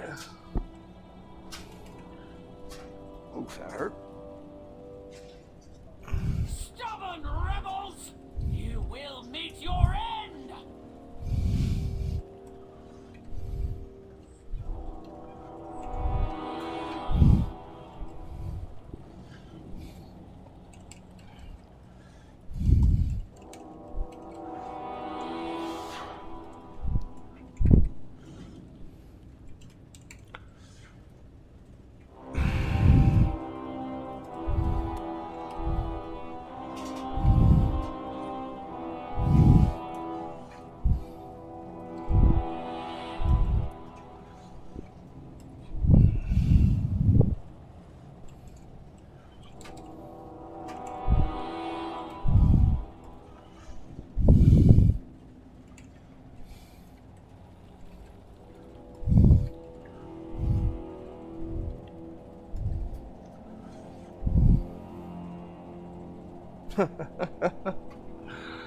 Oh man, I can't believe we still almost. We could fucking 3 chests this without these devs.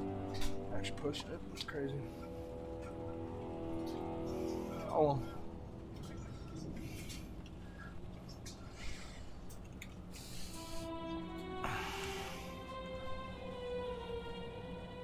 Fuck it.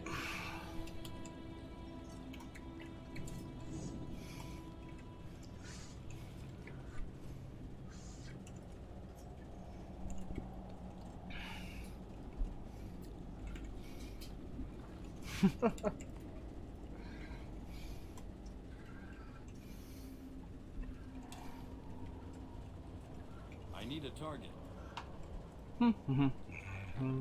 Surrender the prisoner! Bleed for your crimes! You better not hit me with that wicked rush on me. Alright. Beware. You lack the strength of stone! It's too far away.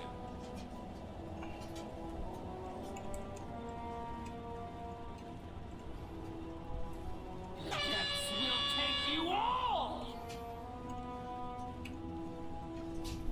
You lack the strength of stone!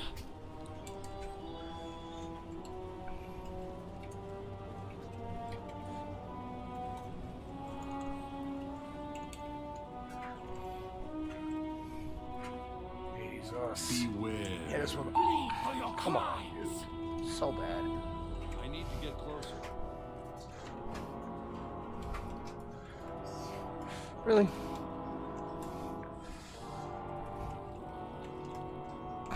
It's too We'll far away. take you all!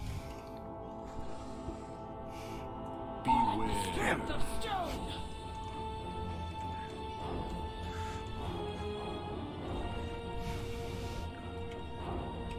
There we go. Actually did it right. Wow. It's hard. Bleed for your crimes! Beware.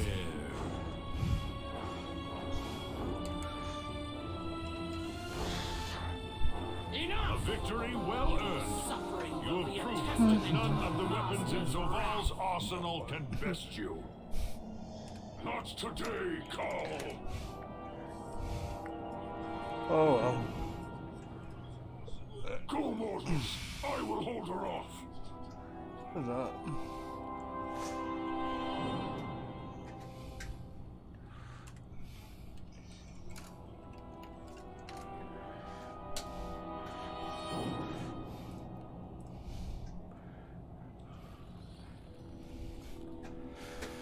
No.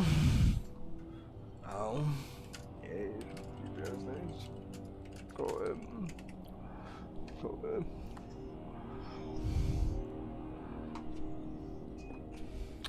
Alright, what's my key now? 18 necrotic week, nice.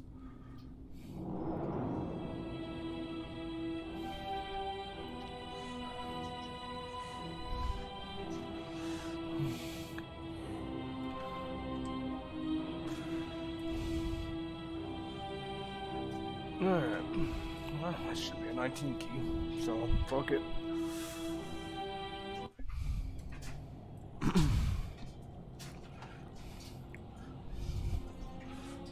Ooh. Oh yeah, I gotta change my clothes over. Oh, not yet. Okay.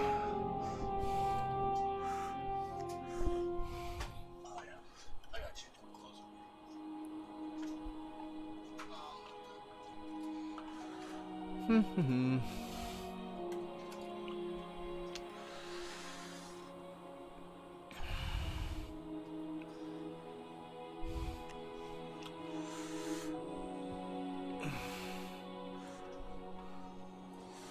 Dungeon, start a group, product wake, 18.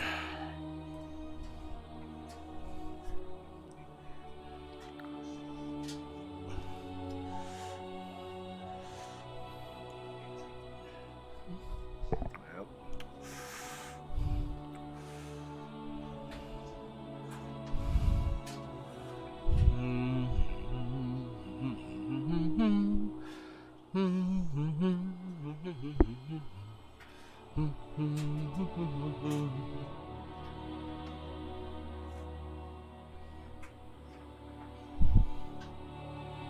Eight to tens, huh?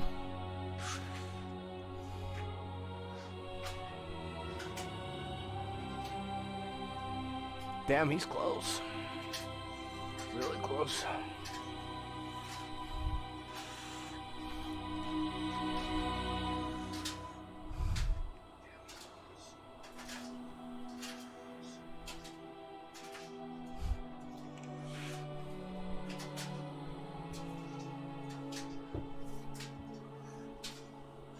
That's a 225 too, ain't it? Or odds? Yeah. And then I got. Where's that? Another one. One more. Yeah.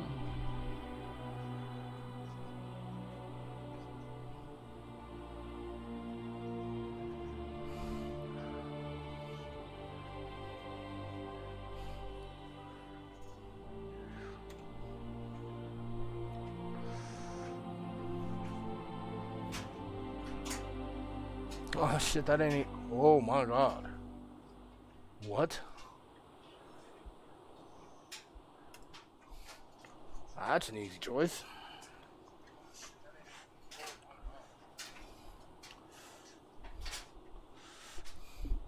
Jesus.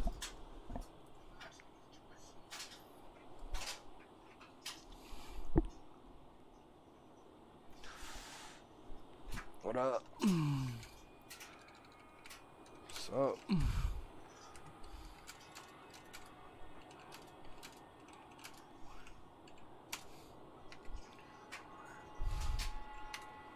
BRB.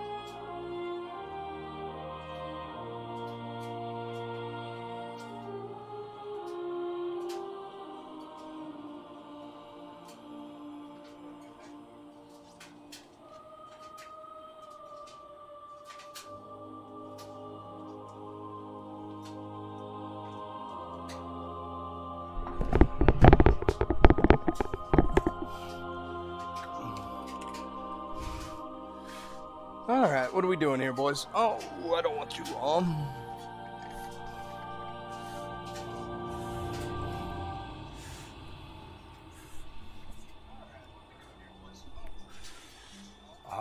Okay. That's fine about me. Shit. With this group.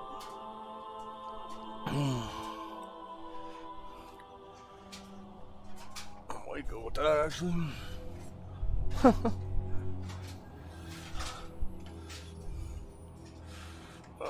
Add-ons. Voodoo. I'm almost 2,300. Can't wait for that. Ouch.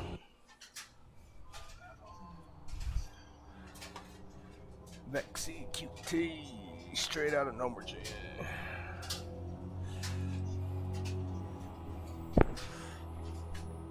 Yeah, that's exactly what they're doing. Must be streaming.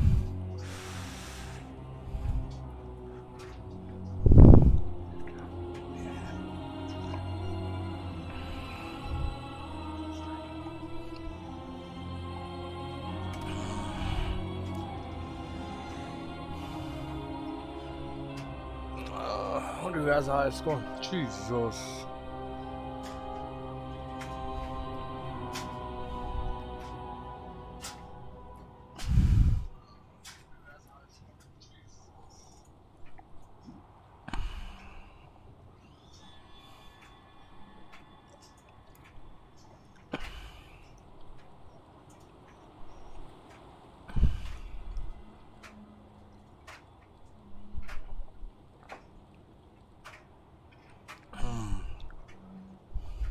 Interesting. Interesting.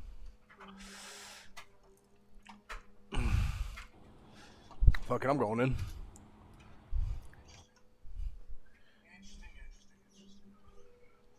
Okay.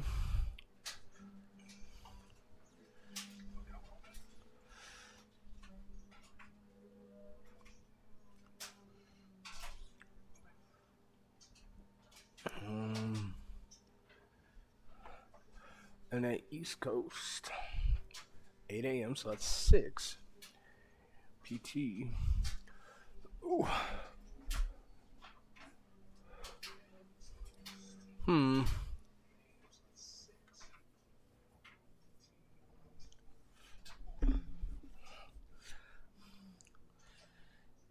Okay.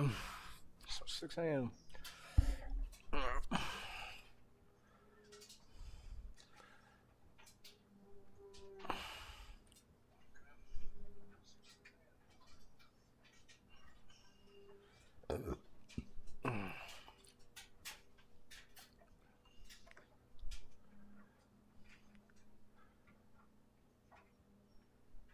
Prime Gaming. I don't know what that means.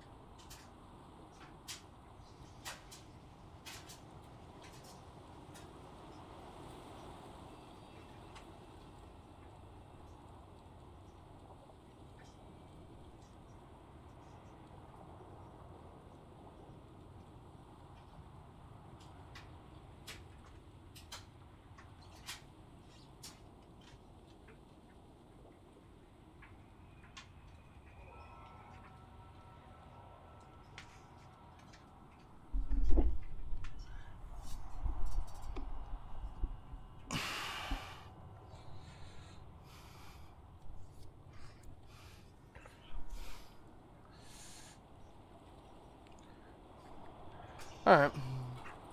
Well, tank needs a hot second, right? Okay.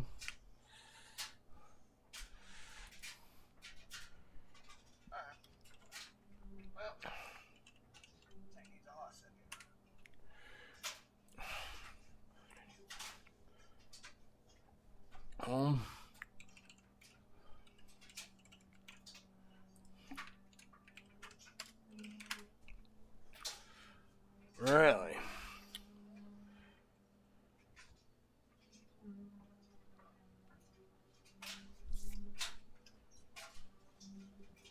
What does this mean?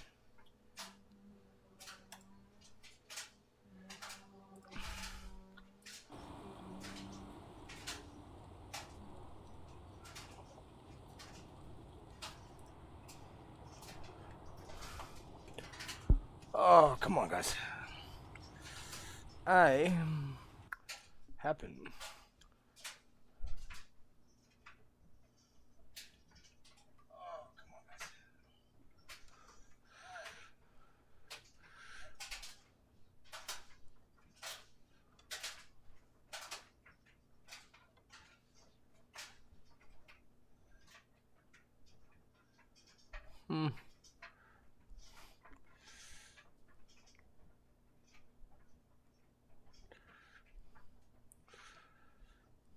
Oh, damn it. There it is, too. Alright.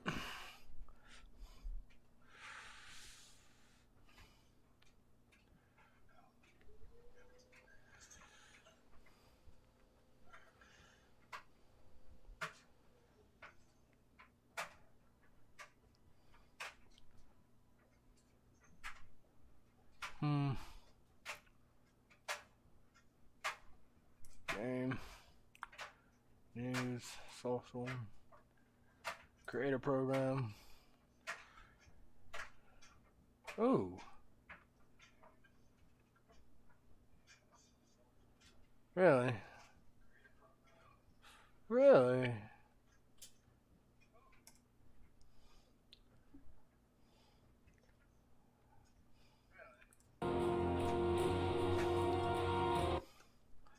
Log in with Amazon. Create an Amazon account.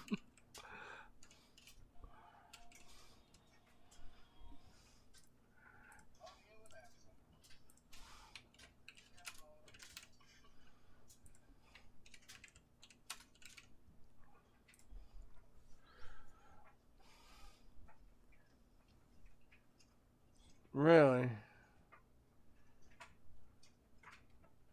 Sign in. I didn't know that.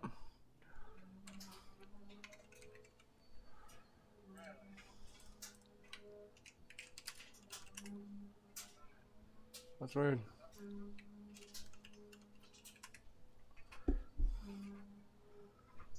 I'm going.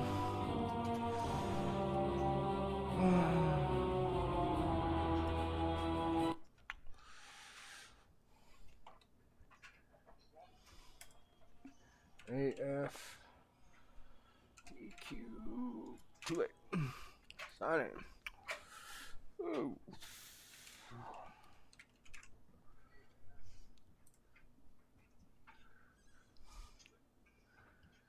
What?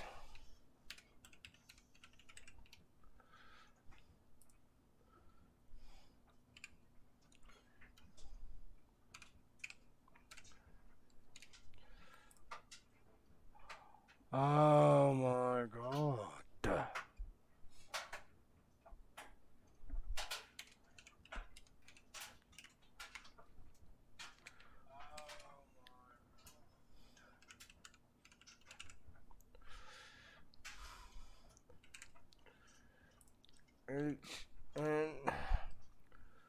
HNFF60. I'm on, bitch. You better work this time. Forgot it.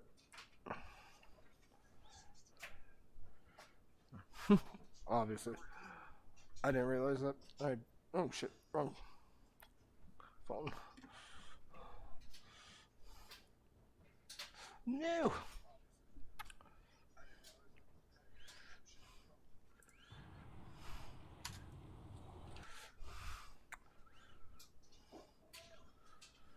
Oh.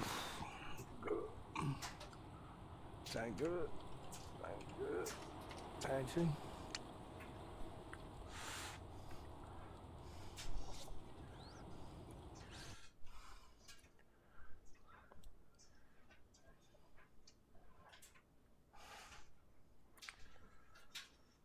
Oh my god.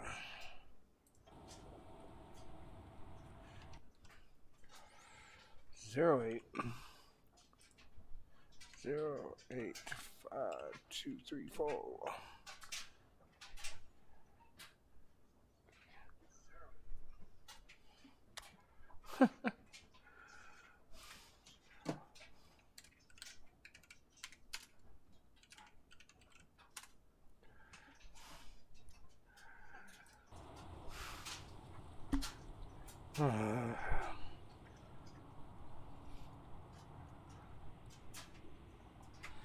I'm gonna just get my key. Fuck. Alright.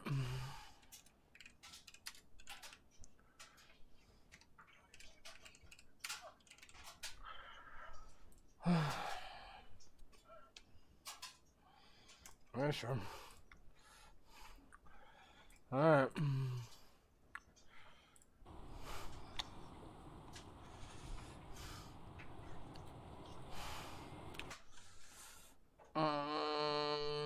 What? The fuck?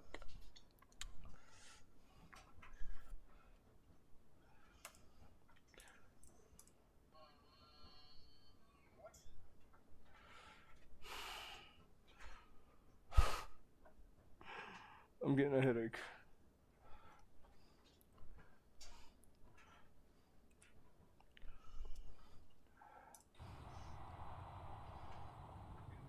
I'll come back.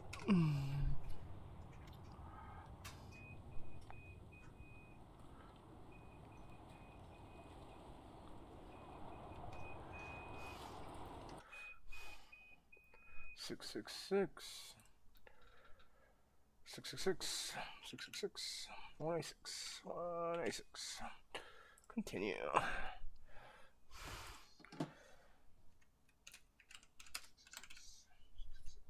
I don't know. Okay.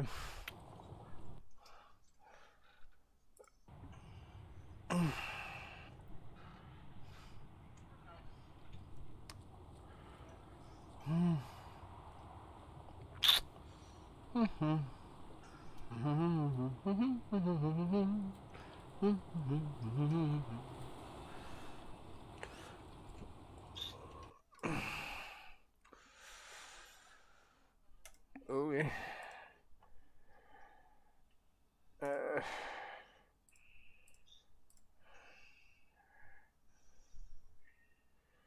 Hello. Hello. Alright. I'm gonna, yeah.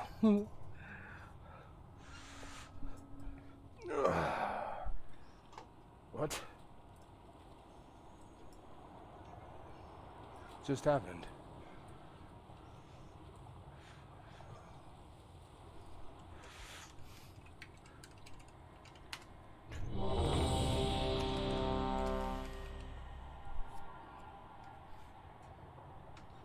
Did I click on that at all?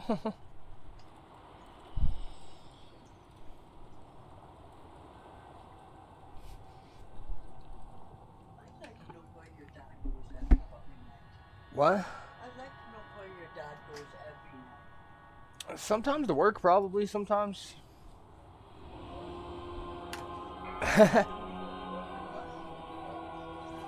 Yeah. Well, hey, remember, I'm streaming, so be careful. 4, 3, 2, 1. But.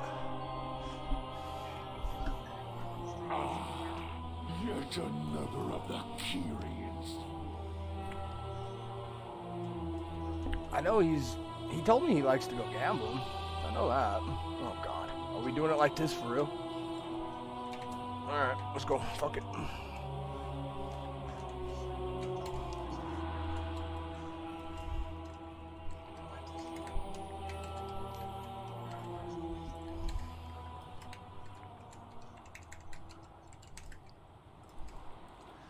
I need a target.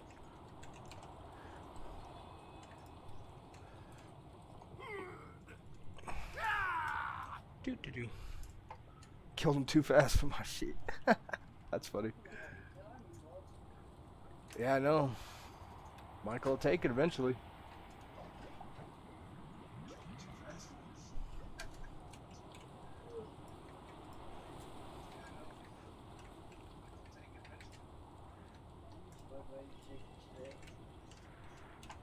Really? She text you or what?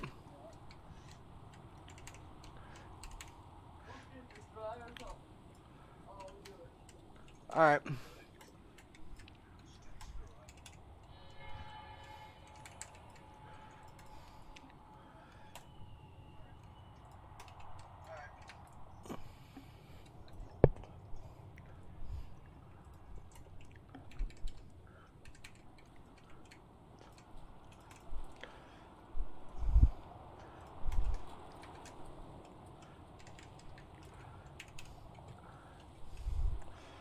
Oh God.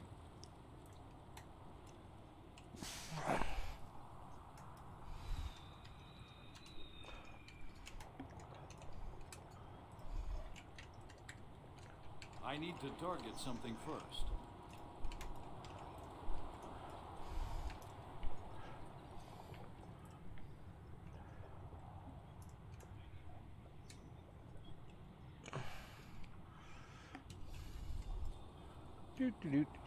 Yes. Back to work.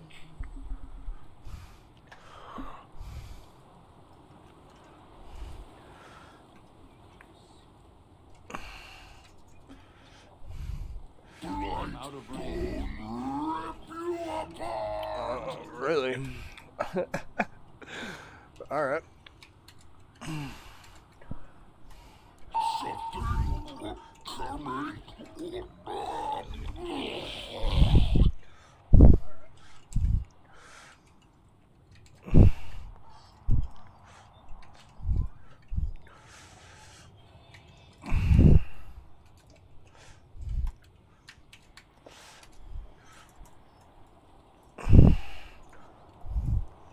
Get him up.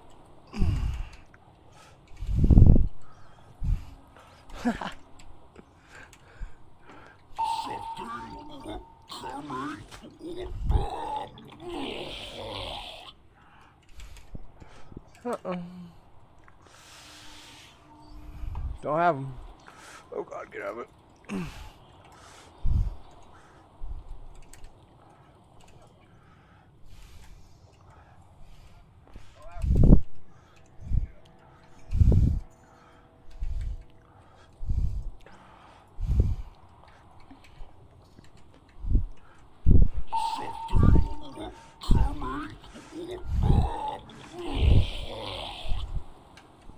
I know I ain't got no drums.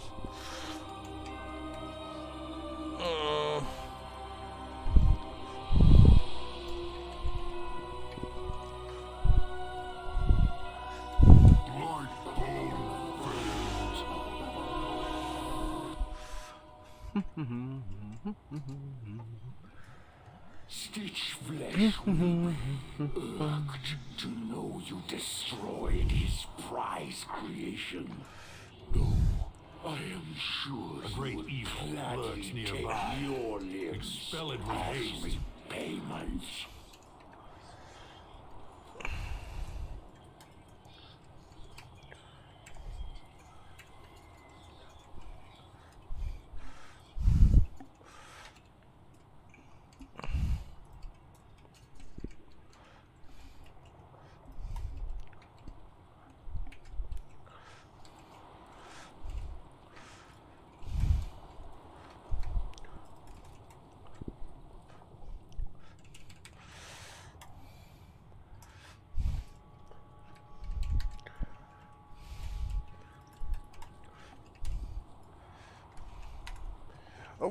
Well fought.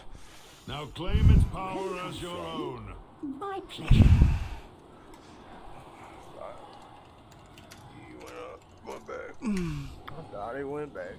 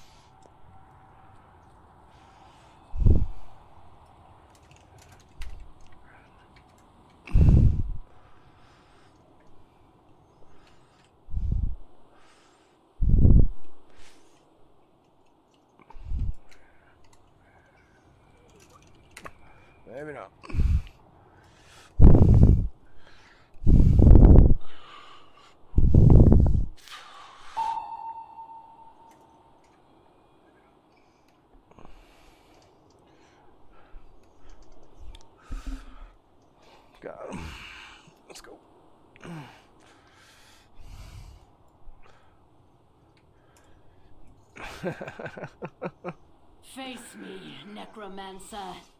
Thanatos will be avenged. I need to get closer. Are you so eager to share your underling's fate?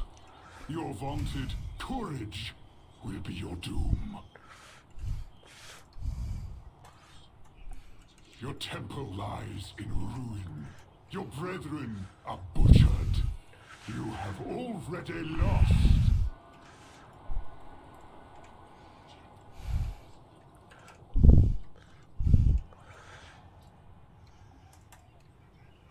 Hello. This place will tidy itself. I don't have a target. I'm out of range.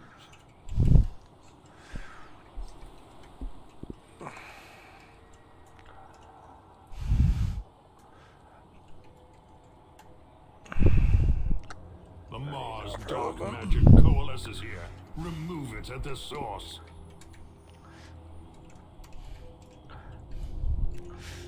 Okay. That's tricky.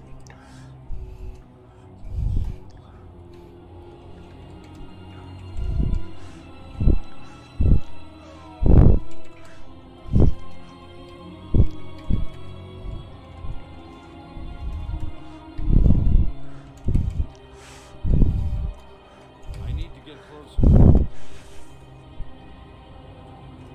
Is there work to be done? The creature is slain. Now, claim its power as your own.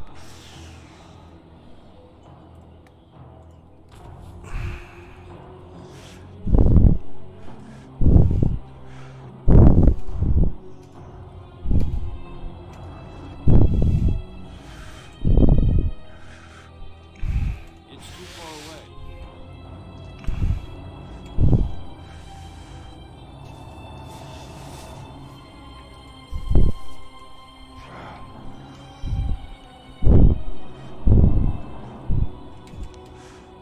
I'm out of range.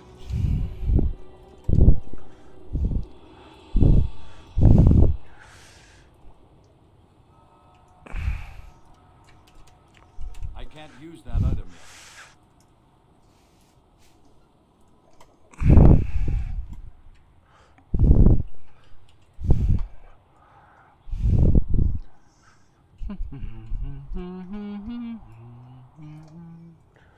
Ooh, no invis.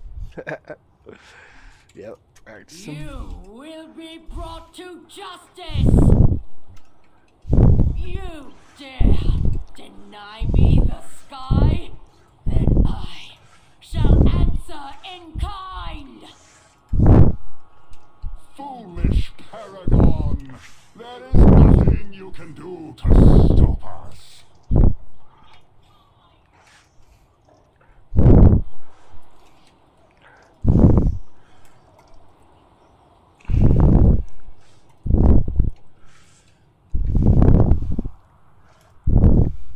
One of the more ruthless Marsworn draws close. Be ready.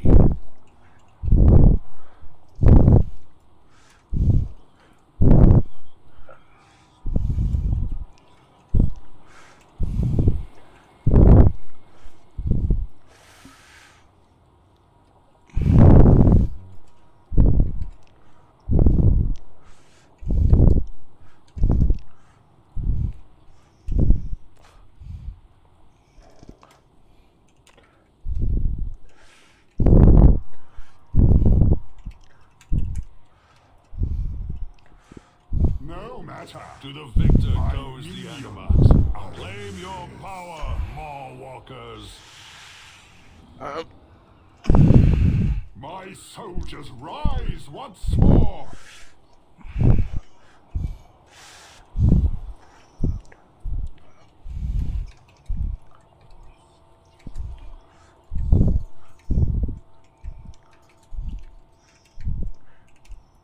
Bonefang will reduce you to dust.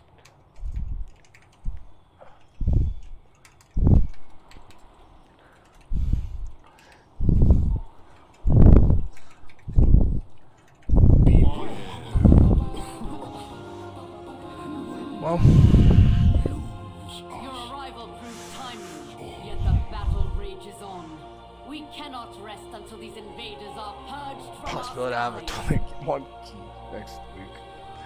This is gonna be insanity, depending what key I is, will you know? lead the effort here, while my disciples bring you to Yeah, the I know action metropolis. is needed. Let us end this atrocity. Corpses, we need stitch flesh. What are we doing here?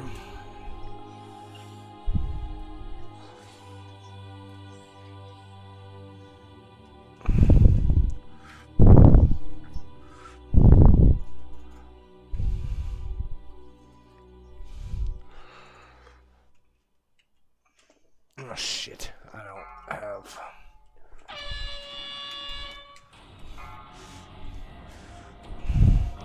Beware.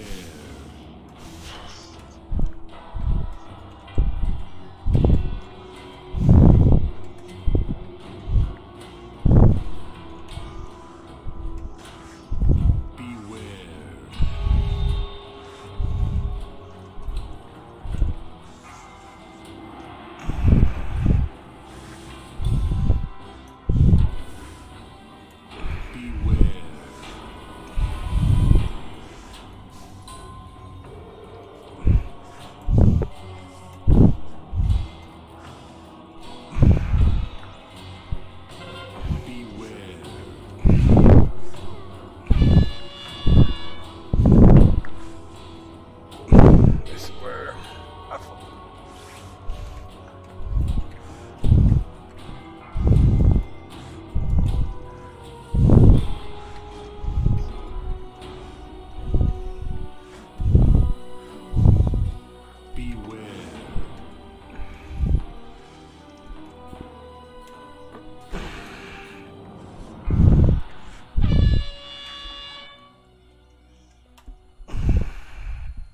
I don't have a target.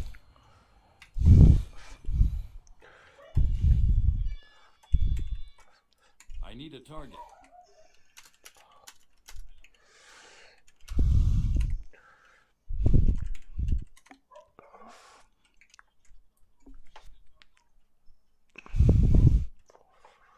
Beware. You approach a powerful servant of the jailer. Oh. It's too far away. Beware. No way are we doing this right now. Okay.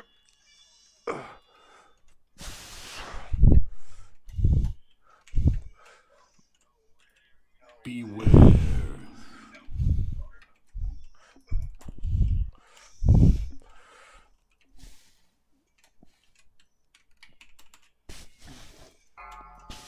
Beware. Get out.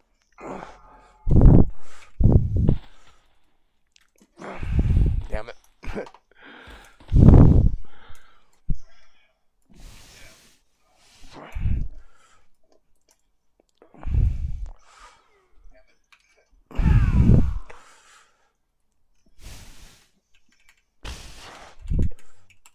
I'm dead.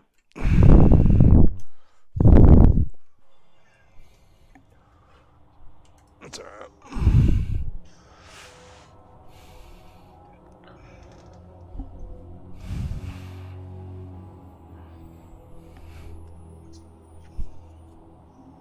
Come, my assistant. These raw materials are in need of Take the processing. beast's power. You will need it Too for bad. the dangers ahead. No. That would've been nice. Haha. What just happened?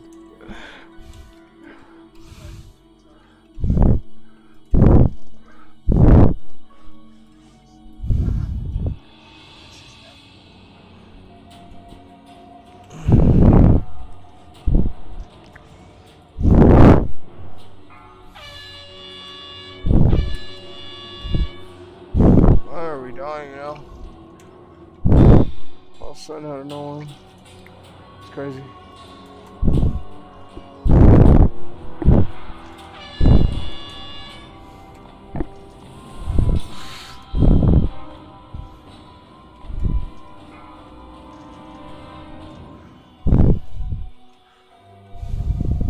I need to get closer. I'm out of range. It's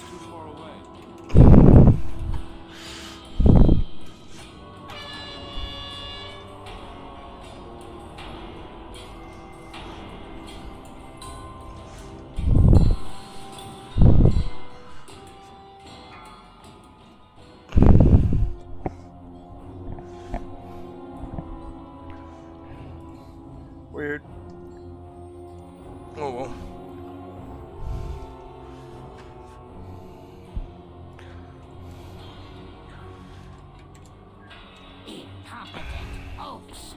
Gorgrine, try not to damage those limbs whilst you tear them off.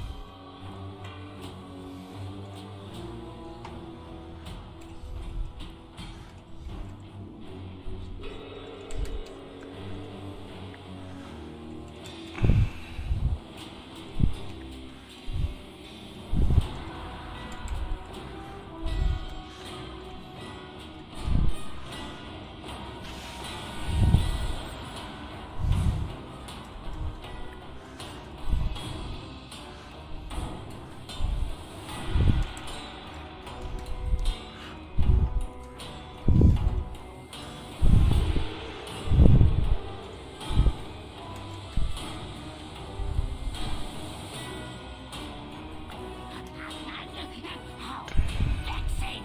Rotsview, get to work and don't fail me like your predecessor! I'm out of range.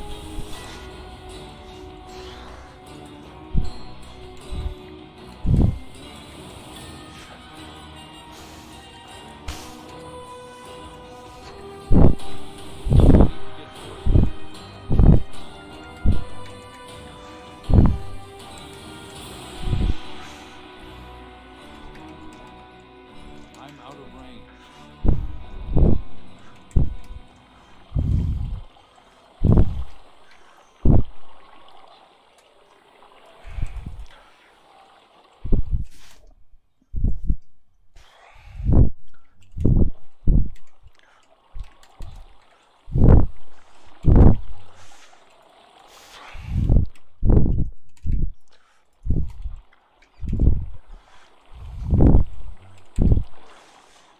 No! Now I have to rebuild those two from scratch. It seems I can't wait to put your corpse to use. I'll have you in stitches.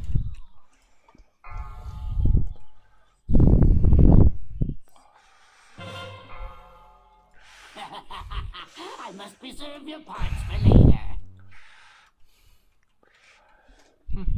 Imbecile! I'm the one who made you!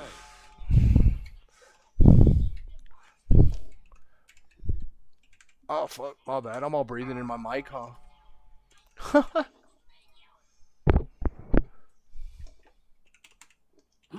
A peculiar make indeed. What is that? Who cares? I can utilize it.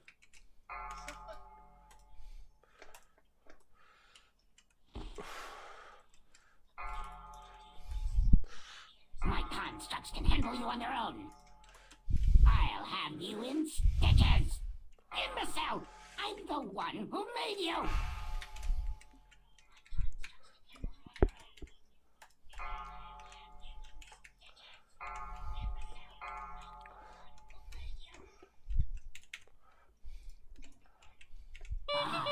Simple in construction, but vast in potential.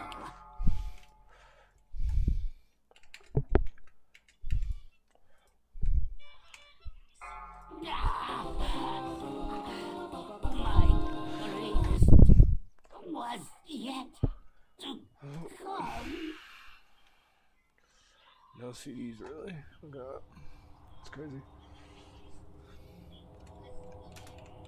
Bastion shall be laid to waste.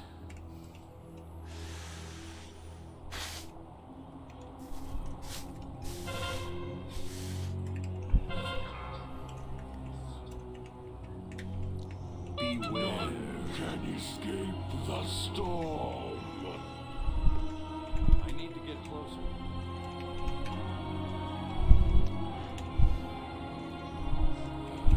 I've had enough of you.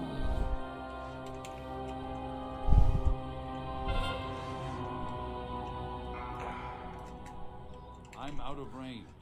Beware, can escape the storm.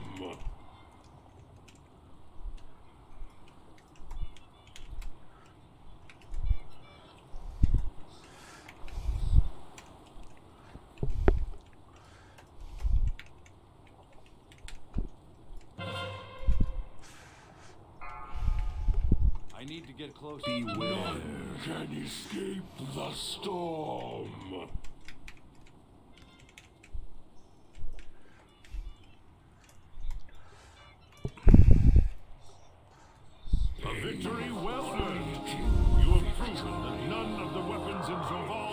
personal investion, fraction of our forces.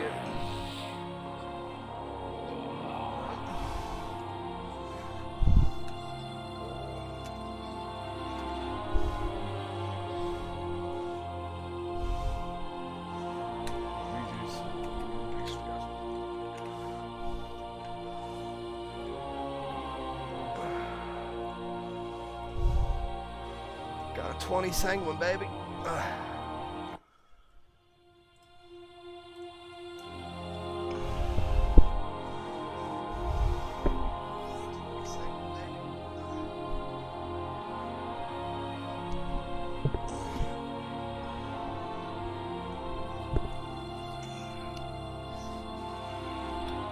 Must be better.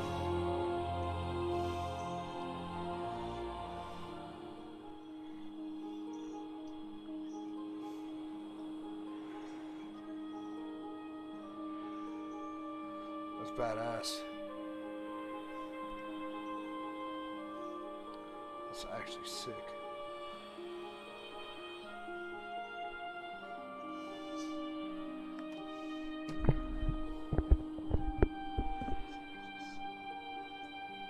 Alright, boys and girls, I'm doing something. What is this? Direct communication with the development team and much more. Access to special social media exclusive partner swag. Let's go.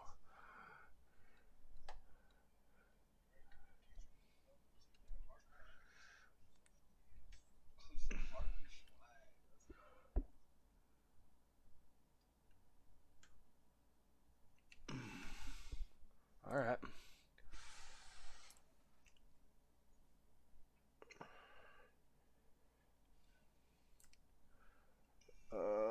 Twitch, YouTube,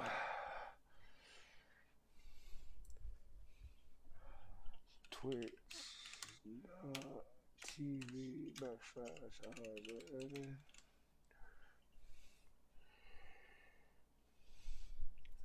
How often do you live stream? 7.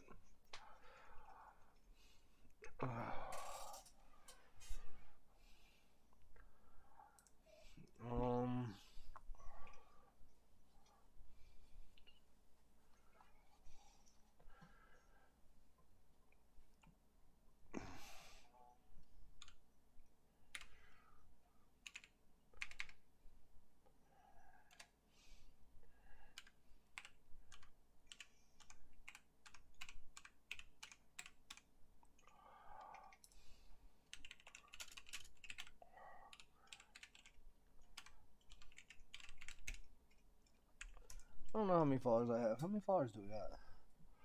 Let me see here. Hold on.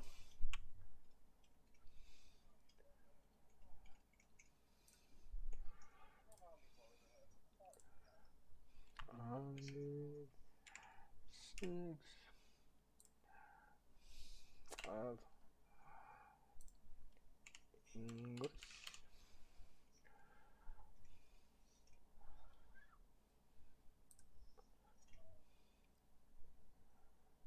Are you a guild or a community leader? Other is your creative thing not listed here. Enter any account house or IDs you'd like to share with us.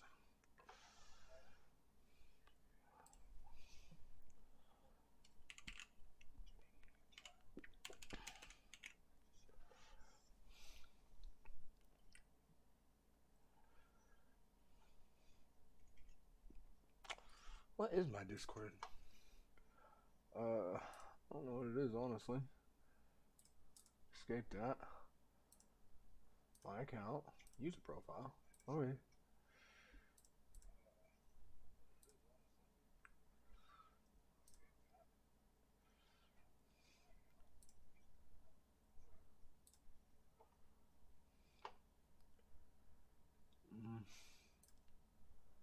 What is my Discord?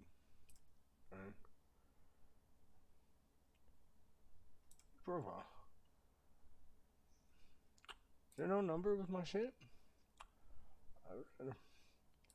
Alright.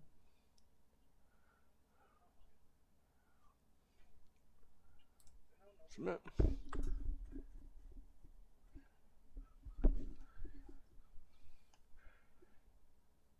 All right.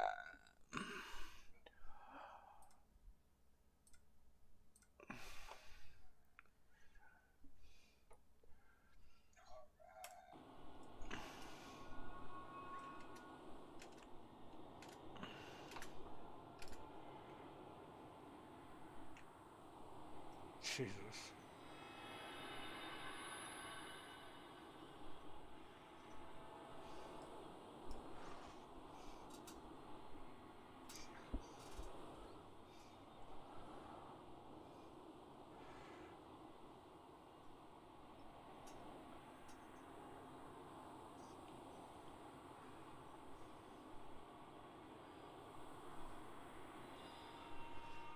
What did I get?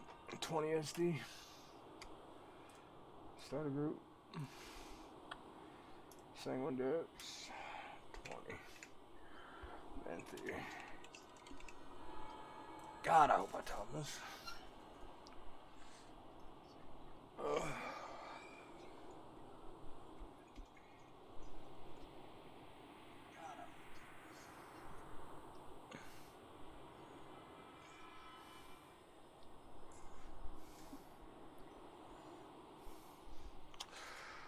Oh.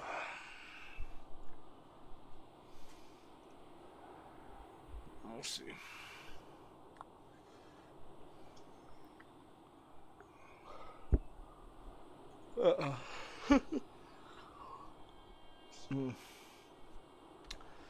Now you on the other end. I don't know, we'll see. He's the lowest level ball. I'm taking him on.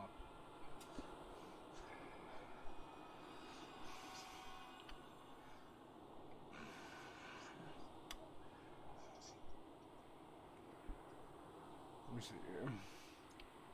Ooh, okay.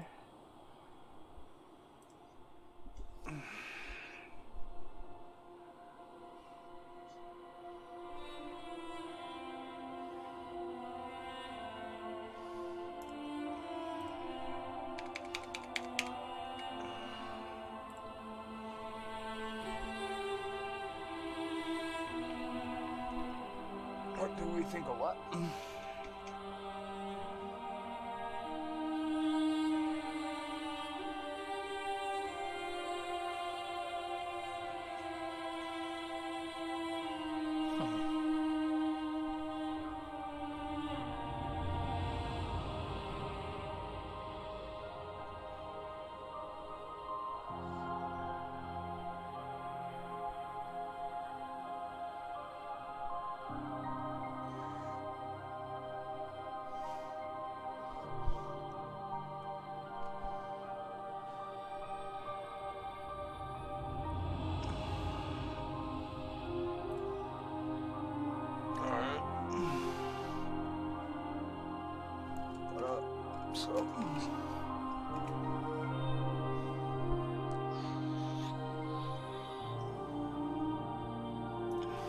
What do I got? Mouth true. Alright.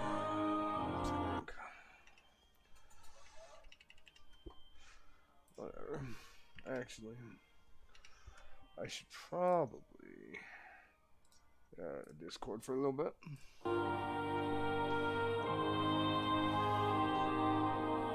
This is very time. Key, that's a good thing. Fuck up.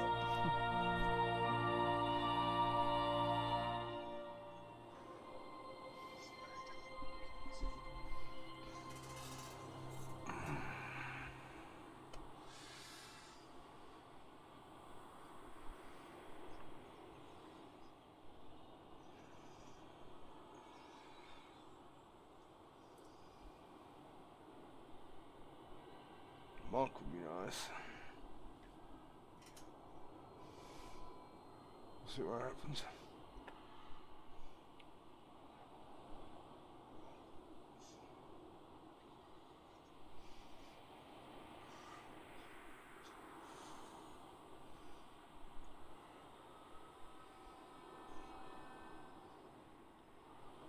So.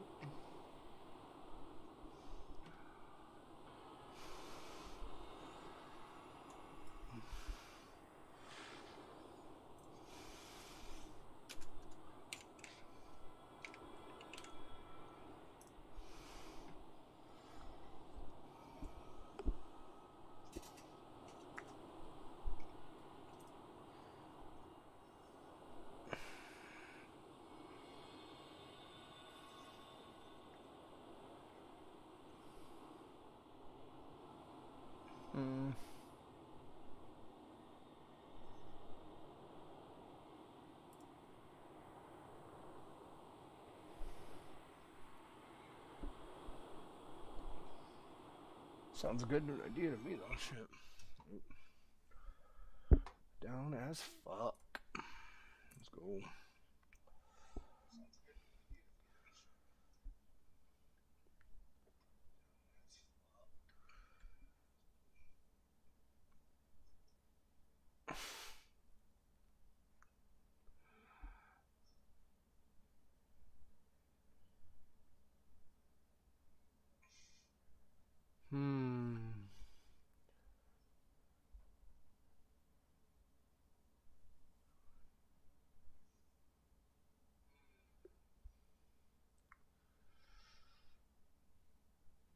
Let's do it, fuck it.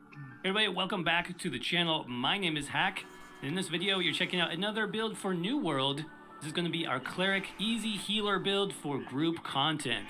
This build offers a lot of healing power and a lot of strong defensive survivability, ensuring that you stay alive so that you can keep your group alive. This build is so easy to use, you guys. It's basically a meta healer setup for at least the early game, probably well into the late game in New World also. And before we jump into things, just to let you know, we do have a website, rpgdojo.com, which has a full New World wiki, which includes some great guides on attributes, weapons, skills. We've got a full-length beginner guide and builds, lots of New World builds. Link will be in the description if you want to check it out. With that said, let's jump right into the video. Alright, so let's talk about attributes first on a healer. What do you need to spec into? Well, your primary attribute, just to make your life staff more effective, is going to definitely be focus. Life staffs scale or improve with the focus attribute. So this is going to be the primary stat that you'll be investing into pretty much every time you level up. Focus does a lot for you, really. Through the milestones, you get things like a larger mana pool, you get better mana recovery or regen. There's different really good milestones that are unlocked at every 50 points. So 50 focus, 100 focus, 150. We do have an attribute guide actually over on RPG Dojo that shows all of the milestones. I'll have that linked down below if you want to check that out. But definitely focus is going to be your main stat that you want to get as you're leveling up. Now the other stat that you probably won't be getting a lot of, especially early levels, but you want to keep out an eye for, especially on things like gear and items. That's going to be intelligence. Intelligence does help to increase the effectiveness of your Ice Gauntlet, which means those like Ice Storm abilities and the different damaging abilities that we're going to be using on the Ice Gauntlet when we're not healing will do more damage. And like I said, I wouldn't invest any points into intelligence right away, but if you happen to get a gear piece that does have intelligence on it, you might as well equip that. It's going to be decent. Now the third primary stat that I want you to look out for is going to be Constitution. Now what I recommend actually is putting a few points into Constitution right away, like your first maybe 10 levels or so. That's going to get your health a lot higher, where you have a better increased survivability, especially early on in the game. The more health you can get, the better, actually. So think about investing your first few points into Constitution. Keep an eye out for gear sets that do buff your Constitution as well. And if you happen to find pieces that are a combination of both Constitution and Focus, those are going to be really good. You're going to want to equip those for sure. Just to summarize, Focus is going to be your primary stat, the one that you're going to want to put your most amount of points into. A little bit of intelligence is fine, and then some Constitution, especially early on for the extra health. So let's talk about consumables next, starting with our choice of food. There's a couple really good options available right from the start in New World. I would recommend just a basic health regeneration food to start with. This is going to be great for leveling up your healer and helping with your overall survivability. So just that common crafted food That's going to be all you need when you barely start the game. Now, once you start getting into more challenging content where you are, let's say, the full-time healer for a group, you're going to want to switch over to a mana recovery food. These are called energizing rations or energizing meals. And these are going to increase your mana regen rate by anywhere from like 15 to 20 to 25% for a good long duration, like 25 to 30 minutes. This is definitely what I recommend for more difficult like dungeon crawling content where you need to maintain a lot of healing. Your mana is going to be running low fairly often, so the more recovery that you can get, the better. So make sure you pick up that food for group content. And then as far as the potions, I would recommend having healing and mana potions on at all times. Just the basic health potion is going to be great for your own survivability. If you take like a bunch of damage at once, I would recommend chugging a health potion instead of wasting one of your heals. You can save your heals for group members since you cannot use potions on them. And then when you do get low, you will want to consume those mana potions. So having a good stockpile of those, especially for dungeon content, that's going to be the way to go on this healer setup. Okay, let's talk about your gear setup next. And armor in New World is really flexible. It's one of the things that I actually like a lot about the game. So to know about armor, you first need to understand equip loads. Basically, your equip load is how the game designates you as either a light, medium, or a heavy build. If your weight is 13 or less, you're going to be a light armor build.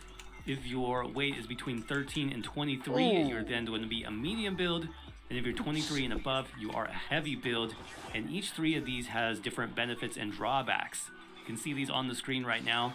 Light armor, you basically get 20% damage and healing. Medium armor, you get 10% bonus damage and healing, plus an extra boost to your crowd control debuffs. Finally, with heavy armor, you don't get a damage or healing bonus, but you do have increased block stability and even longer duration of crowd control debuffs. So I don't think there's any right or wrong way to equip your character, especially early game here. You're going to have to decide which of those different loadouts you prefer. Now for me, I think medium armor is right in that sweet spot where you get the 10% bonus damage, the 10% bonus healing, which is going to be good, especially early on, but you still have some decent armor values. You can actually equip 2 pieces of heavy for this, so like a heavy chest, which is going to give you the most armor possible, as well as heavy legs. You can equip 1 medium piece and 2 light pieces. So with this loadout, you'll be right at the limit of medium armor. You'll get that extra bonus damage and healing, and your resistances will still be pretty good. Now, if you want to go light, remember light is going to get up to 20% bonus healing. So the most healing, the min-maxed healing, you're going to want to be in light. And in order to do that with your gear pieces, the best you can probably do is a medium chest piece and then 4 pieces of light. So medium chest, everything else light. That'll keep you in that light range, so you get as much bonus healing and damage as possible. So whatever way you want to go, up to you. You can even do full heavy like we talked about, maybe if you're interested in doing some PvP as well. That'll be the best survivability, but it'll be the lowest amount of healing. And if you're a lower level, maybe your gear isn't as good, your healing is going to really suffer in heavy armor, so keep that in mind. Now, in terms of the gear sets itself, we already talked about this a little bit. Anything with focus on it.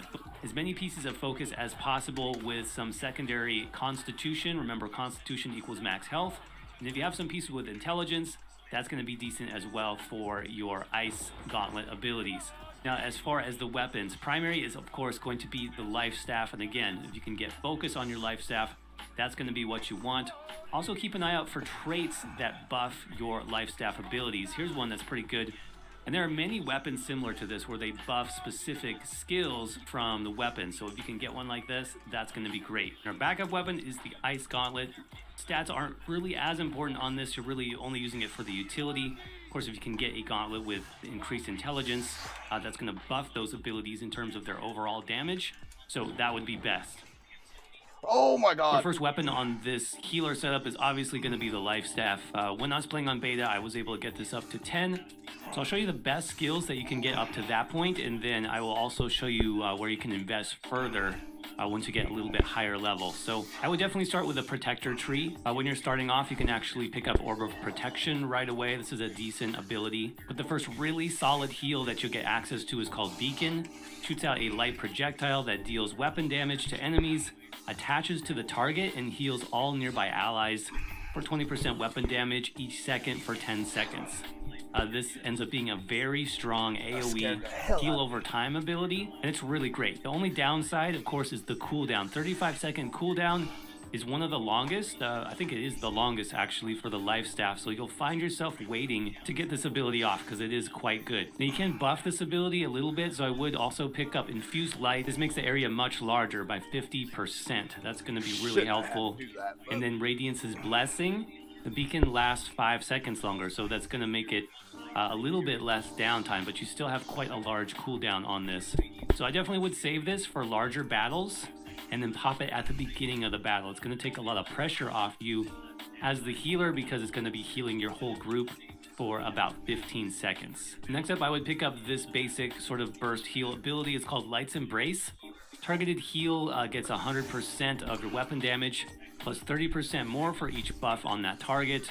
Costs 18 mana and it has a very quick 4-second cooldown. So that's why I like this early on for the healer setup. 4-second cooldown is really fast. You're going to be able to spam this to keep your tank and to keep your other damage dealers in your group alive quite often. Now the other side under the healing tree, this is quite interesting. I actually like how New World did this because they're applying a lot of bonuses to your light and heavy attacks. So first off, your light and heavy attacks with the life staff then no longer take mana to use, which is really good.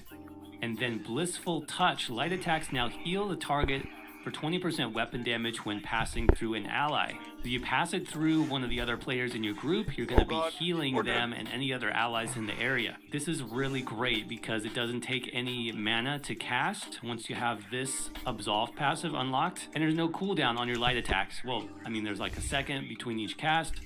But this is really good for healing in between fights or when you're really low on mana.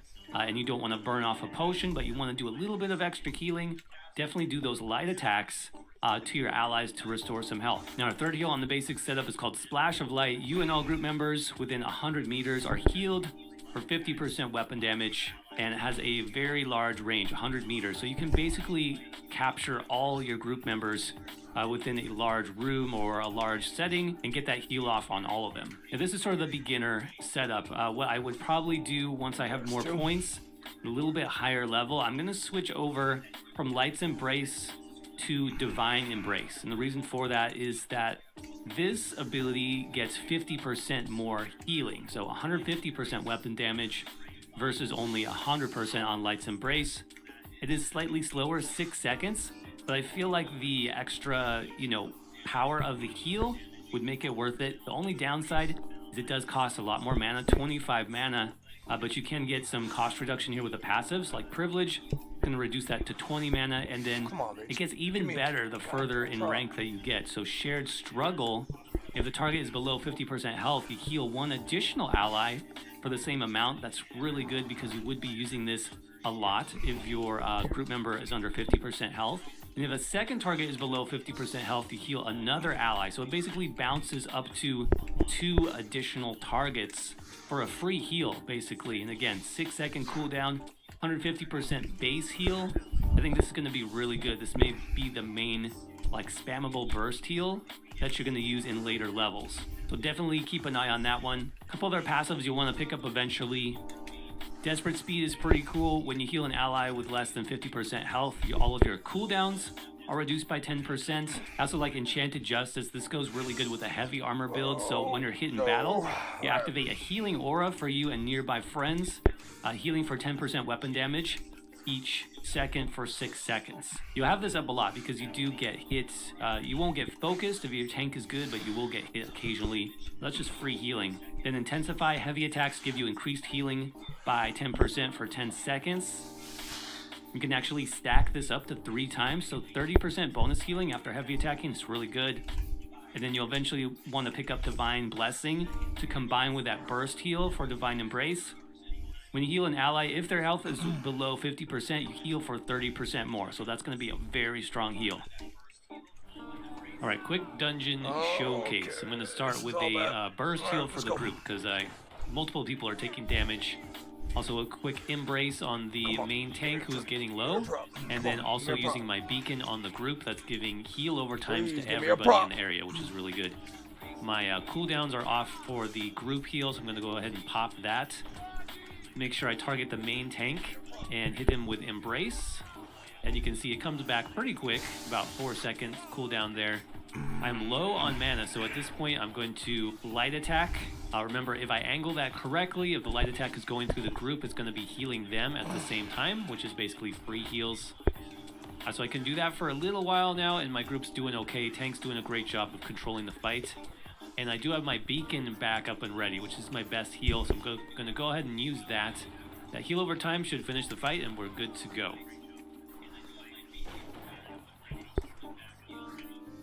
So then we're going to want the Ice Gauntlet for our backup weapon. I wasn't able to get this weapon super high on the beta, but it is extremely useful just for the extra utility that it offers. So I would recommend starting with probably the builder's side and ice pylon. So this basically puts a little ice column on the ground that then spits out ice damage at enemies. It's really just extra passive damage when you don't need to worry about healing so much. Then a really nice defensive option for yourself is called Entombed. You entomb yourself in ice to become invulnerable and greatly increase your mana regen. So the tomb has a lifetime of 10 seconds, though it can be destroyed by enemies before the 10 seconds. And you have two options to exit. You either press right mouse button to exit, or you can break out pressing the left mouse. That causes a knockback, but that does cost extra mana. So you probably will just want to either let it last for the full duration or use right click. And the important part of this is it does increase your mana regen, so you can pop this when you're getting low, and then stay inside it for a few seconds for the extra recovery, and you won't be able to cast any other abilities, so you do have to be careful with that.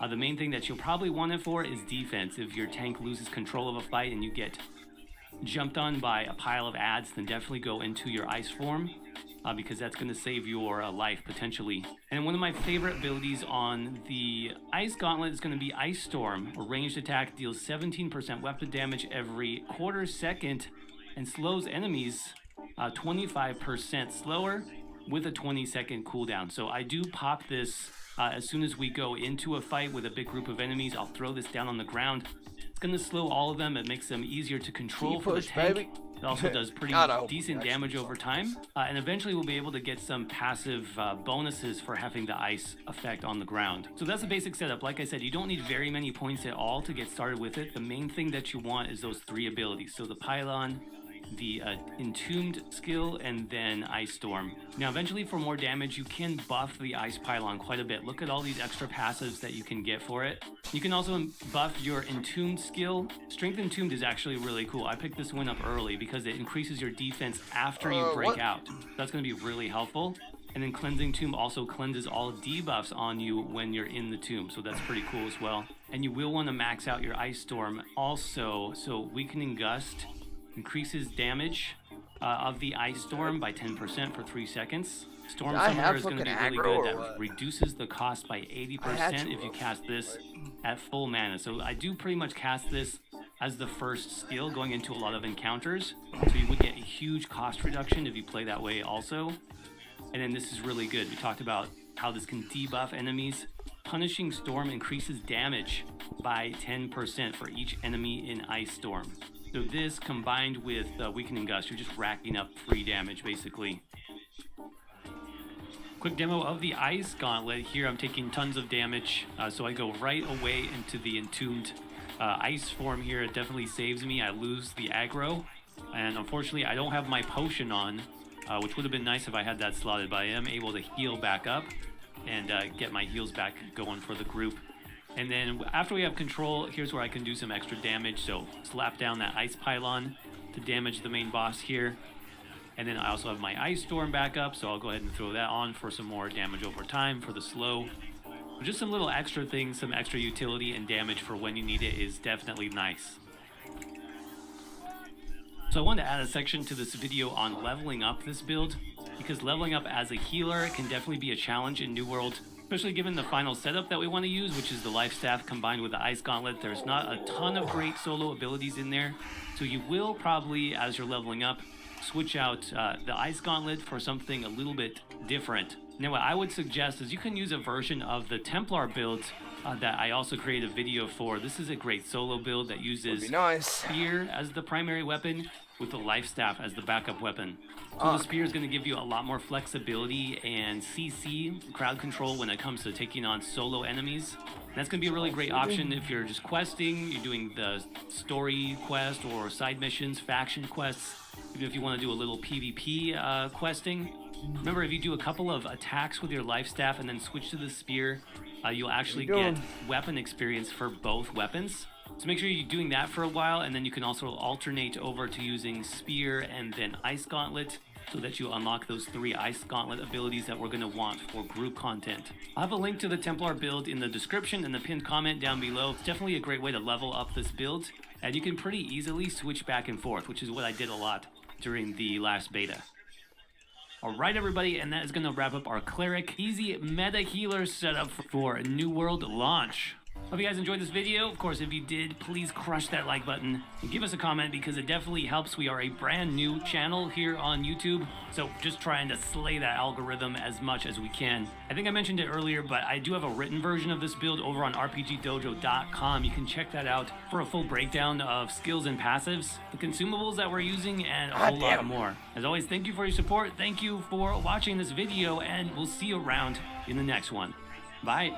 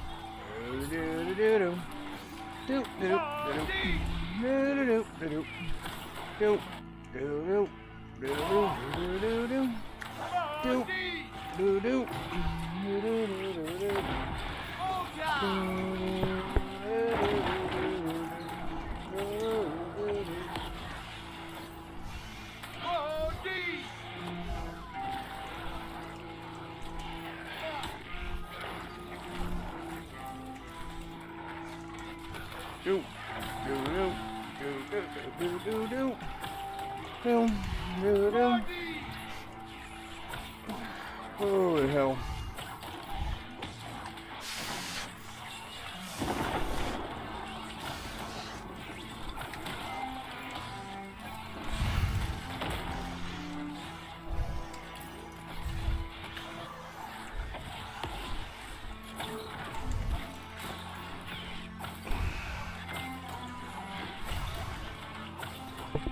Are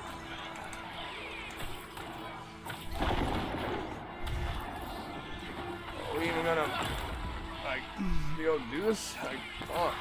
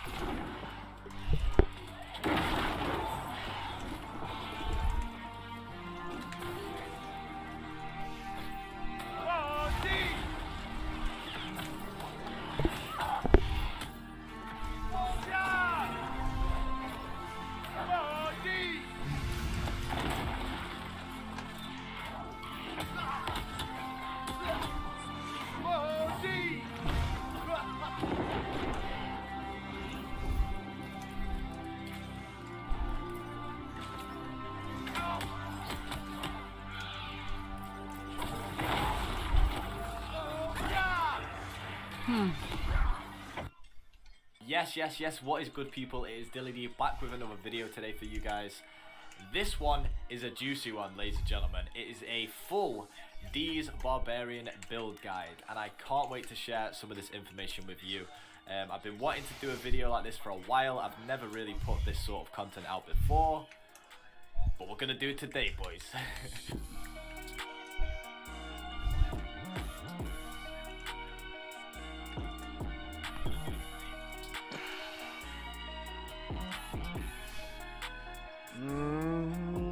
Yeah. this is basically my New World tank build. Honestly, in my opinion, and going off the playstyle that I enjoy the most, this is definitely one of the best tank builds that you can go for. I'm going to be talking through, you know, the pros, the cons. I'll be talking about the skills and attributes. Be talking a little bit about the PvP must-knows, some useful tips, and obviously respect when you are going into those wars. And you know, we're going for a little bit more of that crowd control. During the preview and the beta, I actually played this build. Unfortunately, didn't get to max level, but this is what I will be aiming for on full release. And obviously, as we do get to 60 and we see, you know, perks and, you know, the full attributes coming into play, this build will definitely flourish, and it will definitely be one that is worth trying out if you are into tanking on MMOs. Firstly, the pros. It is very sustainable in fights where you are outnumbered. This is super important for me. Obviously, being a content creator and trying to get those clips, you know what I'm talking about, boys. When I am going for those clips, it is definitely essential for me to be able to outnumber people. I love beating people in a 3v1, 2v1, whatever it may be. That is definitely something that highlights for me, and especially during those wars, you know, where you are literally on the front line and you have to take that amount of damage and you have to be able to regenerate as much health as possible. This is definitely one of those builds for that sort of thing. It is also very, very strong in a 1v1. It has decent movement with the Great Axe. If you can close the gap perfectly, movement isn't that much of an issue, because you do have a few stuns and stuff, which we'll talk about shortly. There is a few cons that I'd like to mention. When on cooldowns, movement does lack. You know, we're using one skill, which is pretty much the majority of our movement, which is the charge on the Great Axe. And obviously it's a great skill. It's one of the best movement skills you can get in the game. However, when this is on cooldown, it is all about closing that gap for effectiveness. You know, you need to be able to close that gap, otherwise you're gonna lack the movement. Another thing, there is no dodge rolls, unfortunately. You know, we're gonna be going for that heavy armor, we're gonna be going for those extra benefits, which I won't be going into too much during this video. It is definitely one of those things. We kind of do want to be going for heavy armor. Naturally, as a tank, you want to be able to absorb as much damage as possible. So let's get straight on into it, ladies and gentlemen. This is the skills and attributes that I will be going over for the build. And basically, I'm going to be covering a few more things that are, you know, just useful tips for you guys to know, such as perks. These are definitely something that you need to look out for, ladies and gentlemen. It's probably something that you've not even noticed in the game yet, because we've not been able to get to endgame and see them for their full potential. Weapon 1 is the Great Axe. You know, this is going to be the primary damage dealer. It's going to be giving you a lot of CC and a lot of health regen, being on those up close and personal encounters. The first passive that you're going to go for is Mauler's Resolve. It gives you that extra stamina when you are below 50% health. You know, this is definitely essential, because stamina is pretty much the main thing that is going to be controlling these sort of fights. You know, you need to learn to keep an eye on that stamina bar, because as soon as you run out of that stamina, you're not going to be able to dodge, you're not going to be able to block. There's a multiple... There is a lot of things, basically, that you're not going to like as soon as you run out of stamina. So maintaining that stamina is essential for us. So we've got Enduring Strike as the second one. This adds grit to every Great Axe heavy attack. And especially there, you can see it's 20% damage reduction while the heavy attack is active. Now that is beautiful. It's going to be stopping people from stunning you, from staggering you, all these sort of CC effects. This is definitely going to be one of those to ensure that you get that at maximum damage output. So the first skill that you will be unlocking is Gravity Well. You guys have probably seen this before, but it's basically you throw out a vortex and it pulls foes to the center. This is going to go hand in hand with a perk that I'm going to be mentioning a little bit later on in the video. So remember that, and we'll continue on through these passives right now. So next we've got Gravity. After you pull a foe, they are held for 30% longer. This is essential. You know, we want to be trying to control the fights. We want to be CCing as many of the enemies as possible, especially in those wars. We've got Crowded Well and obviously Unyielding. We just want to max out the Gravity Well, to be honest. You know, this increases the burst damage, and we've got Unyielding, which gains us Fortify, or gains the allies Fortify when standing in the well. This is perfect for those war encounters. You know, you want to be chucking that in straight onto those points and just giving everyone that bonus damage reduction. So we're going to go straight over onto the Reaper side now, and Greed is going to be the first passive that you're going to be picking up. This is the light attacks with your Great Axe, give you 5% damage for 5 seconds. Now this is a really, really important one to remember there, guys, because you want to be remembering the fact that you have this passive. As soon as you go into that fight, you want to be attacking with a light attack as soon as you can get that hit off, which then gives you this 5 seconds big damage to try and unload as many of those heavy attacks as you can, and we'll get into that a little bit more now. The next skill you want to be going for is Charge. Now this is your main movement ability. It's 10 meters with 120% damage. I tell you what, boys, it is absolutely incredible. It's probably one of my favorite and most effective movement skills that there are out there on any weapon. You definitely want to be maxing this out with Frenzied Momentum and Unpredictable Strike for sure, because this just basically gives you more damage up to 165%, and now the Charge will be doing 120 to 140% weapon damage based on how far you have traveled. Critical gains is the next one you want to be going for, or you might have gone down this route already. It doesn't really matter which order you go on. So the next one is Frustration. After one of your attacks is blocked, 15% damage for 10 seconds. Now listen, boys and girls, remember we mentioned about Greed. This is exactly the same for Frustration. You want to be remembering to block an attack and then go for the counter in these sort of fights. Even not only are you going to be absorbing some of the damage, but then you're going to be able to have that extra 15% for 10 seconds. So if you want to throw those light attacks out, Greed is going to be stacking, and you are going to be doing some big damage. The next skill is Execute. I've gone for Execute purely in those 1v1 situations because, you're going to be doing some serious damage with this skill. It is a powerful overhead attack that deals 300% weapon damage versus foes under 50% health. Now that's the key thing to remember there. You're not really going to be using this skill until you do get them under that 50% health bar, because that's where it's going to be most effective. This is like the finishing move, as it says in the title. You want to be maxing this out with Unstoppable Greed and Executioner for those critical hits, and obviously the grit during the attack. Is beautiful stuff, mate. Unstoppable. If you're getting an enemy down to 50% HP, that sucks. This is what they need to watch out for, because if you're hitting them with an Execute, especially with the grit, it's going to be unstoppable. You're going to be finishing them. GG's, baby. We've got Feed as well, which is the next passive. It is the Great Axe attacks against foes below 30% heal you for 10% damage done. Now this plays perfectly with Execute, and it's the reason I'm explaining it in this video. Basically, you're going to be healing up 10% of the damage done. Now let me explain something for a second. If you manage to block one of those attacks, whilst the opponent, obviously has around 60% health, and then you're throwing out some light attacks, maybe even a heavy attack as well with the grit from Enduring Strike, think about the damage you're going to be putting out as soon as you hit that Execute. You've got the stacks of the extra damage, and you've got a heal coming in from Feed if they're below 30% health. So this is definitely things to just pay attention to, and make sure to use these in fruition with each other.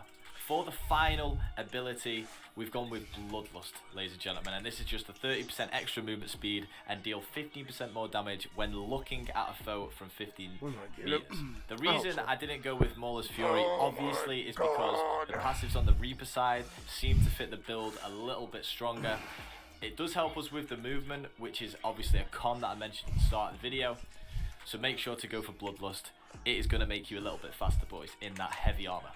So next we're going to move straight over onto the second weapon, which is the Sword and Shield. Now obviously as a tank you are going to be choosing that defender side.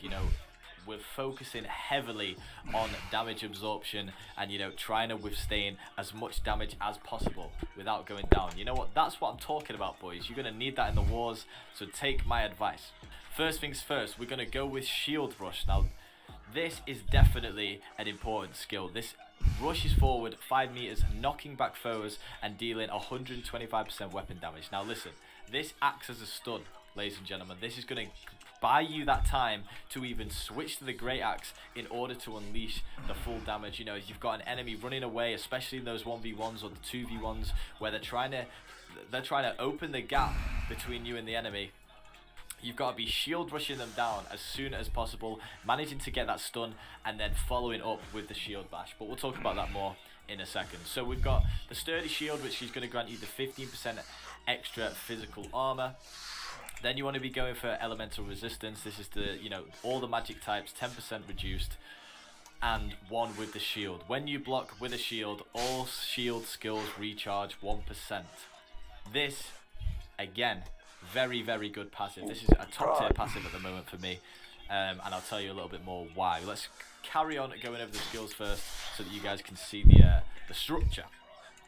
So shield bash, this is our main stun, and honestly one of the best stuns on the game right now from Sword and Shield. You know, it's going to be giving you that extra 2 seconds of stun, and it's multiple stuns. Intimidating bash, we've got shield bash, which causes greatly increased threat. This is basically for PvE, but you want to be maxing out the shield bash purely for concussive bash. Now this just increases the stun by an extra 1 second. That's going to buy you so much time.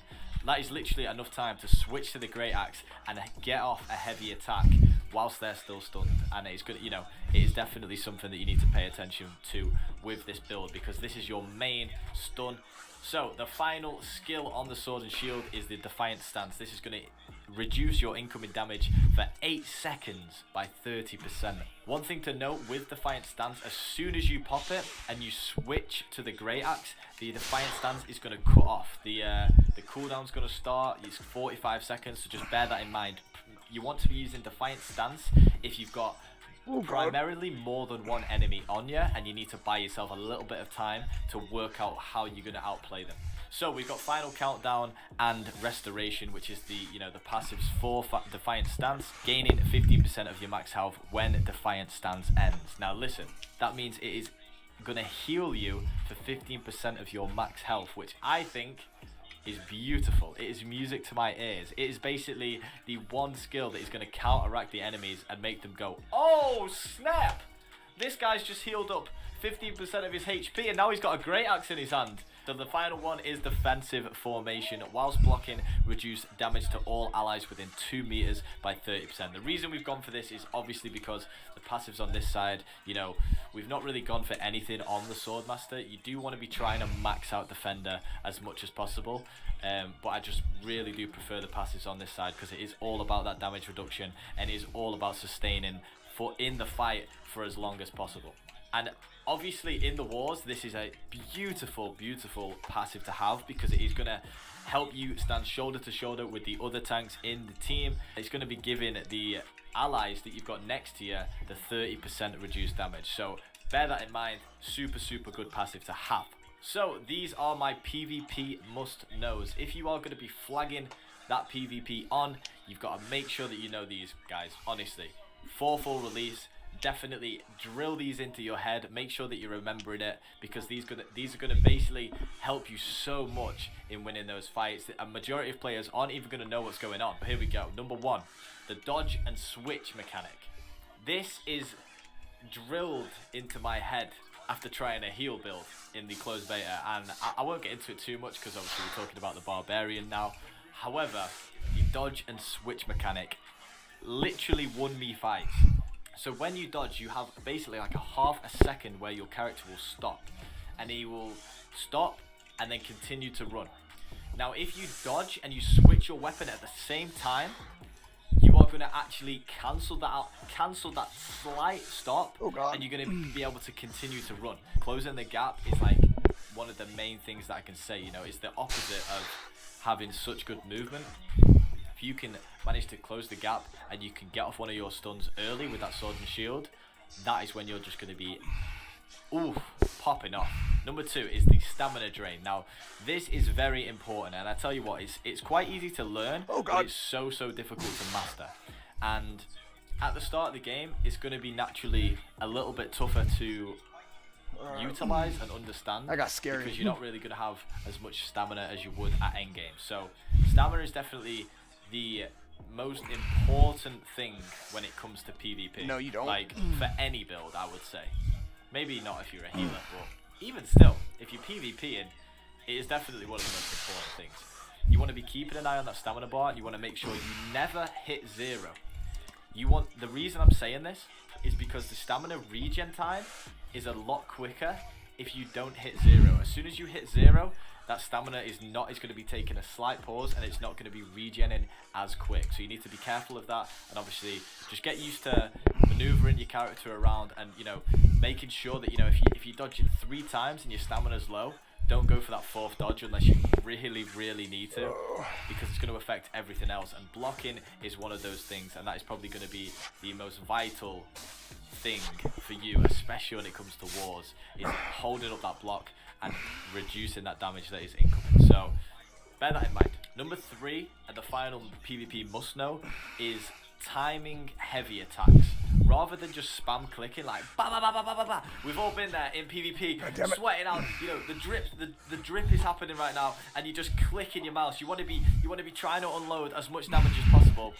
Unfortunately, that's not going to be the best way to get out that damage, especially with this build. Considering we have all those heavy attack passives, the ones for grit, for the extra damage. Bear in mind, you're going to be hitting that light attack first to get the extra boost in damage. Then you're going to have to time that heavy attack perfect, rather than just losing your head and spamming away with the light attacks. So here are my useful tips alongside the PvP must-knows. These are basically just basic things about the game that I hope that you guys should understand going into full release, and it's just going to help you out a lot, considering I have struggled with them in the past and I've kind of learned, and now I'm implementing this into my full build, which this is the build that I'll be going for on full release. Number 1, not all pure attributes work in this game, and what I mean by that is, like, if you want to go tank, the main thing that you would think is build constitution. All I want to do is build constitution, and that's like the only thing. As much as that is beneficial, in this game, it is more beneficial to tactically use those attributes in order to gain the checkpoint passives. So I am going to be covering the attributes for you guys now, so you can see obviously what points you want to be putting into which stat, and I'll explain briefly what I meant by not building the pure build all the time. So first, you are going to be wanting to put into constitution. This is going to increase your overall health, but this is the main thing to pay attention to. You want to be working towards this second checkpoint. It's 100 points on the constitution bar, and it is going to increase your max health by 10% of physical armor. Ignore the tools, but I'm going to be focusing a little bit more on the max health here. This is so good, and it is a massive boost, to be honest. As soon as you hit this, hold on, it's going to be increasing you're gonna have to health, hold on, and it's just going to make you sustain even more damage. What? Firstly, before you, this is just yeah, you gotta wait, but yes, I will. Build, as soon as you get to the 200 point mark where you can spend that many points, you are going to be wanting to put into strength, because the strength is where your damage is going to be coming out. So, for example, let me explain wow, to you. no So way, you are going to be you're going not. up against Jesus. a tank with full constitution build. The fact you have the strength and the fact you are a bit of a hybrid is going to make you have a higher damage output, which is going to make you win those fights, especially if you outplay them. The reason I'm saying this is this one right here is the 100 mark required points, and it is going to give you that 10% damage to melee weapon heavy attacks. The heavy attacks there is the main thing, and it's going to be using those heavy attacks, that extra 10% damage is going to be the thing that is winning you those fights. They're not going to expect it, and whew, as soon as you block and you get that extra damage buff, boys, it's going to get messy. That's all I'm saying. The final thing I'll say about attributes before we move on is that you definitely want to be trying to build as much constitution in your weapons and armor. Strength and constitution is the build that you want to be going for. So just bear that in mind whenever you are going to be going for, the gear at further down the line, in endgame, or whether it's Covenant gear at the start. So guys, as I mentioned before, we're going to be moving on to the final part of the video. No. This is where it gets super interesting. And I think majority of you guys watching aren't actually going to know about this. And it is basically going to be the thing that changes the entire game. Like, as soon as we get max level and we start hitting that 60 mark, these are going to be the things that determine whether or not you're going to win or lose a fight, especially in the wars. Perks. This is a big topic of discussion at the moment in the New World community, and I tell you what, this is definitely going to be something that is at the top. You know, people are going to be prioritizing perks over gear score, attributes, over skills, everything. People will be using specific weapons purely for the perks. And I'll tell you why right now. So, as you can see, for the item type, I've selected sword because we're obviously going to be talking about the sword. And you can head on over to NWDB. It's the New World database. It's really great website. I'll drop the link in the description if you want to check over these perks and have a look yourself. But we've got the Great Axe there as well, which we'll be talking about some of these perks, and I'll explain myself now. We're going to start with the Great Axe. Insatiable Gravity Well. Gain 20% of your damage with Gravity Well back as health and cast another burst around you on successful hit. To me, that is mind-blowing.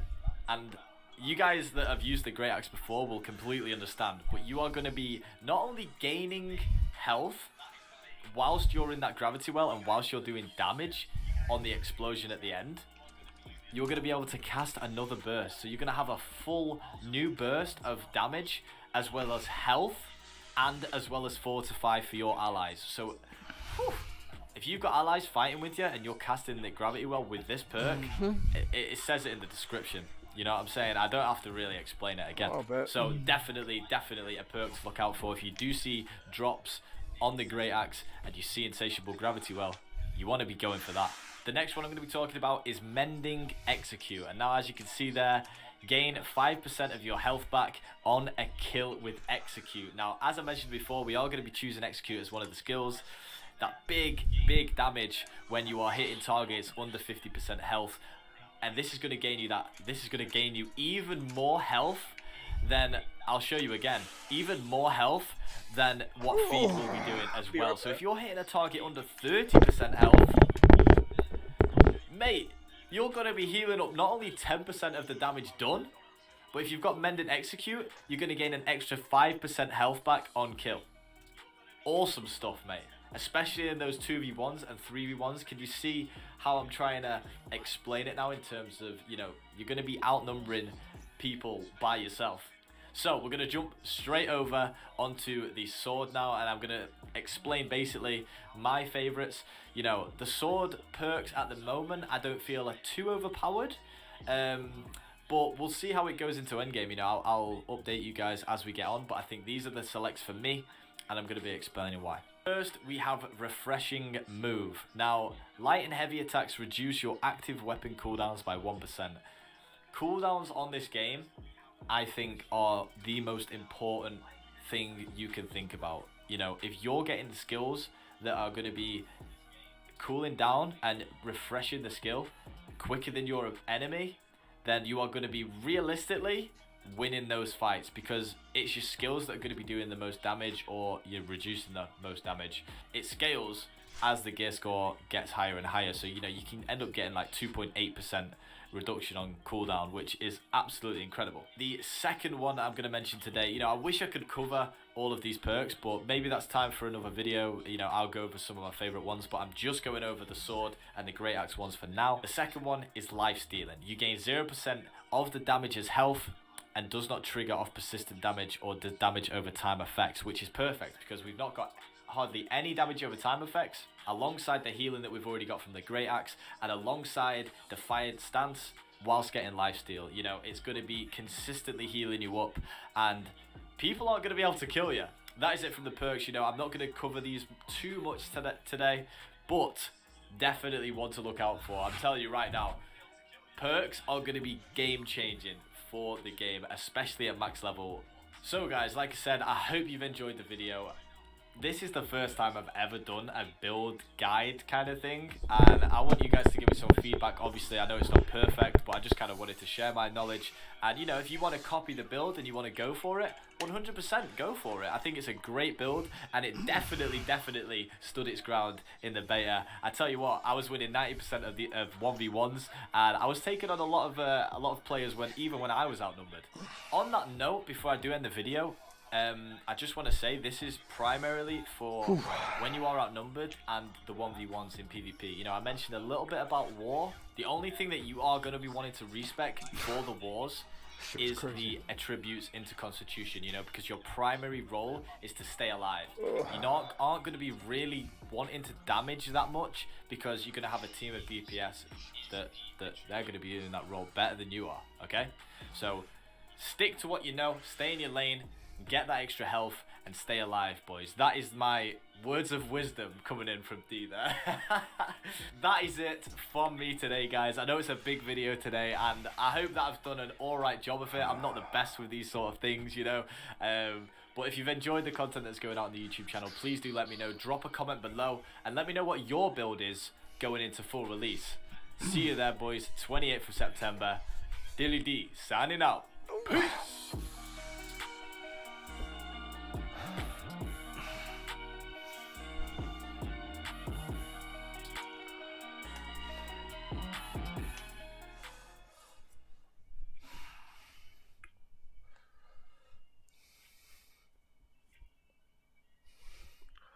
So if I switch to... What's up, New Worlder? Pink Woodpecker here, and in today's video, I'm going to give you 15 tips that I wish I knew before I started playing New World.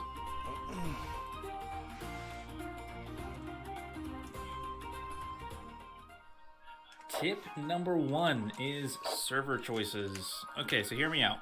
Whenever you make your character, it will be permanently bound to whatever server you originally selected for your region. Permanent. So if you want to play with friends, make sure you coordinate amongst each other before you select a server. That way you can all play together, because there is no crosstalk between the servers right now. Tip number 2 is your starting location. So I didn't know this, and it was a huge shock to me when I first jumped into the game because I was instantly trying to play with some friends of mine, but it turns out that there's actually 4 different designated starting locations for new players, and where you start at is randomized. So even though you and your friend are on the same server as new players, you might start at completely different locations. These locations include Everfall, Monarch Bluffs, Windsward, and First Light. So you could start over here, and your mate, well, they might start way over here. If this occurs, you've got a few options. You can make a new character on the same server and hope you start at the same point. Or you can bide your time until later in the story to link up with your mate. You're probably thinking, why don't we just link up right off the bat and start doing quests together?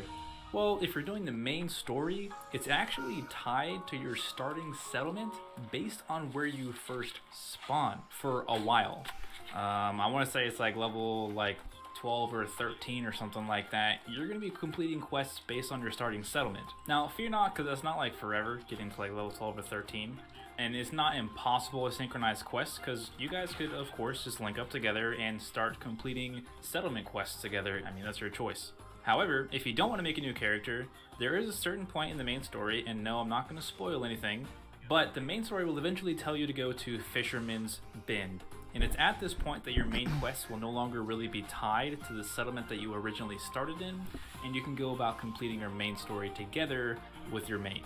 Tip number 3, your character's weight. When you first start, you will quickly start earning more and more equipment. And at first you might think, oh, that's a good idea for me to equip this because I'm better protecting myself and I'm stronger. I mean, makes sense to me. However, you need to be mindful of your character's weight, which is displayed in the top left corner of your inventory screen. You see, there are drawbacks based on how much stuff you will equip, and it says it right up here.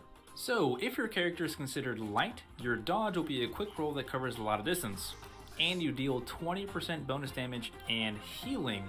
However, when you're wearing medium armor, your dodge is just a quick little hop, you deal 10% bonus damage and healing, and crowd control debuffs you apply last 10% longer. And if you're heavy, your dodge is a slow sidestep, and your block stability is increased by 15%, and your crowd control debuffs you apply last 20% longer. So there's a little, give and take between being light and mobile, or being heavy and exerting more damage depending on what you're doing and what you're using. But you need to be mindful of that based on the character build that you want to go for. If you're going to be a healer, then you might want to consider light armor, because you'd be providing 20% more healing and also damage for your AoE spells. So these are just a couple things that you might want to consider. Okay, since we're on the topic of weight, let's move into tip number 4, which is speed rolls. you will find out very quickly that you will be running practically everywhere in New World. And yes, there is a limited fast travel system, and no, there are no mounts available at this time, but I would not be surprised if we saw those in the future. So just go ahead and limber up and hydrate, because you're going to be running a couple marathons in New World. Now, if you want to get around the map significantly faster than just running, you can utilize speed rolls. So if your character falls within the lightweight class, you can roll on the ground like this. The only issue is that if you are rolling while walking, the ending animation will actually force your character to stop for just a brief second before you can start walking again, which is kind of annoying. To counteract this, all you have to do is change weapons as you are about to finish the rolling animation, and it will keep your character moving without any issues. It looks a little bit like this.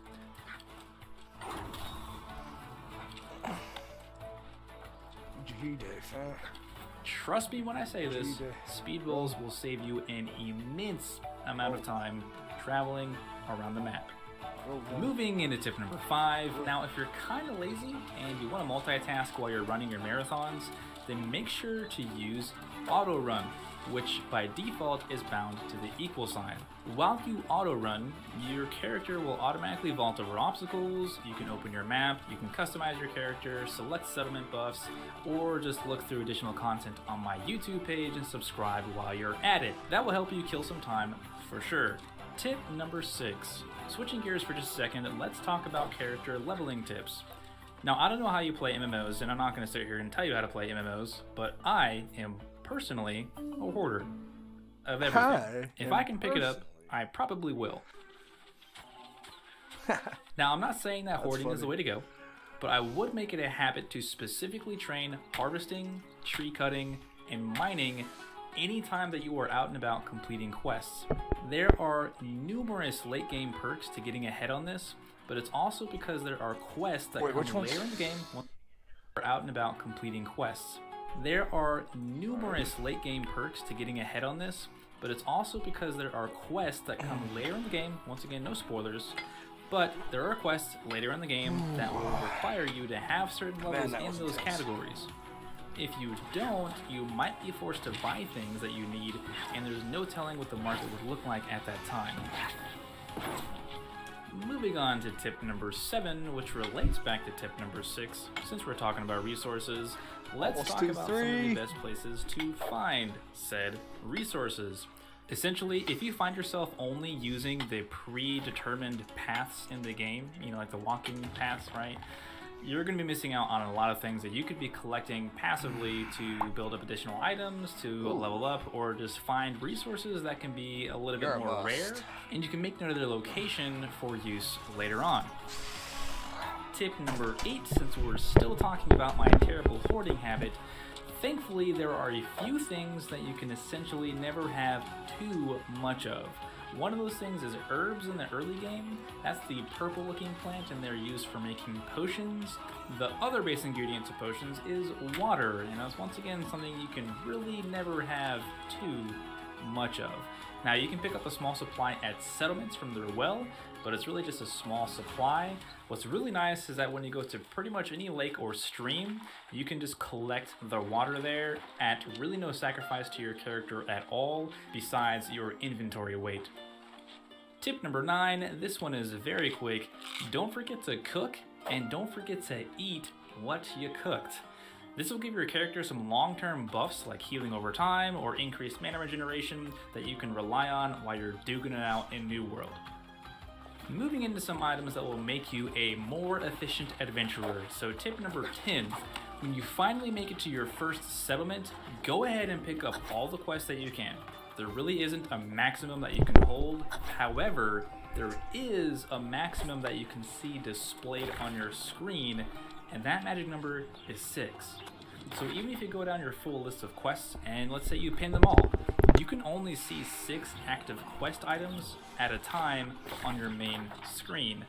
And the only reason why I'm bringing this up is because when I first discovered this, I thought I had lost a quest somehow, or that it had timed out. But if you go back to your journal, any quest that you'd picked up will always be there for you. Tip number 11, still talking about quests here, you need to group your quests.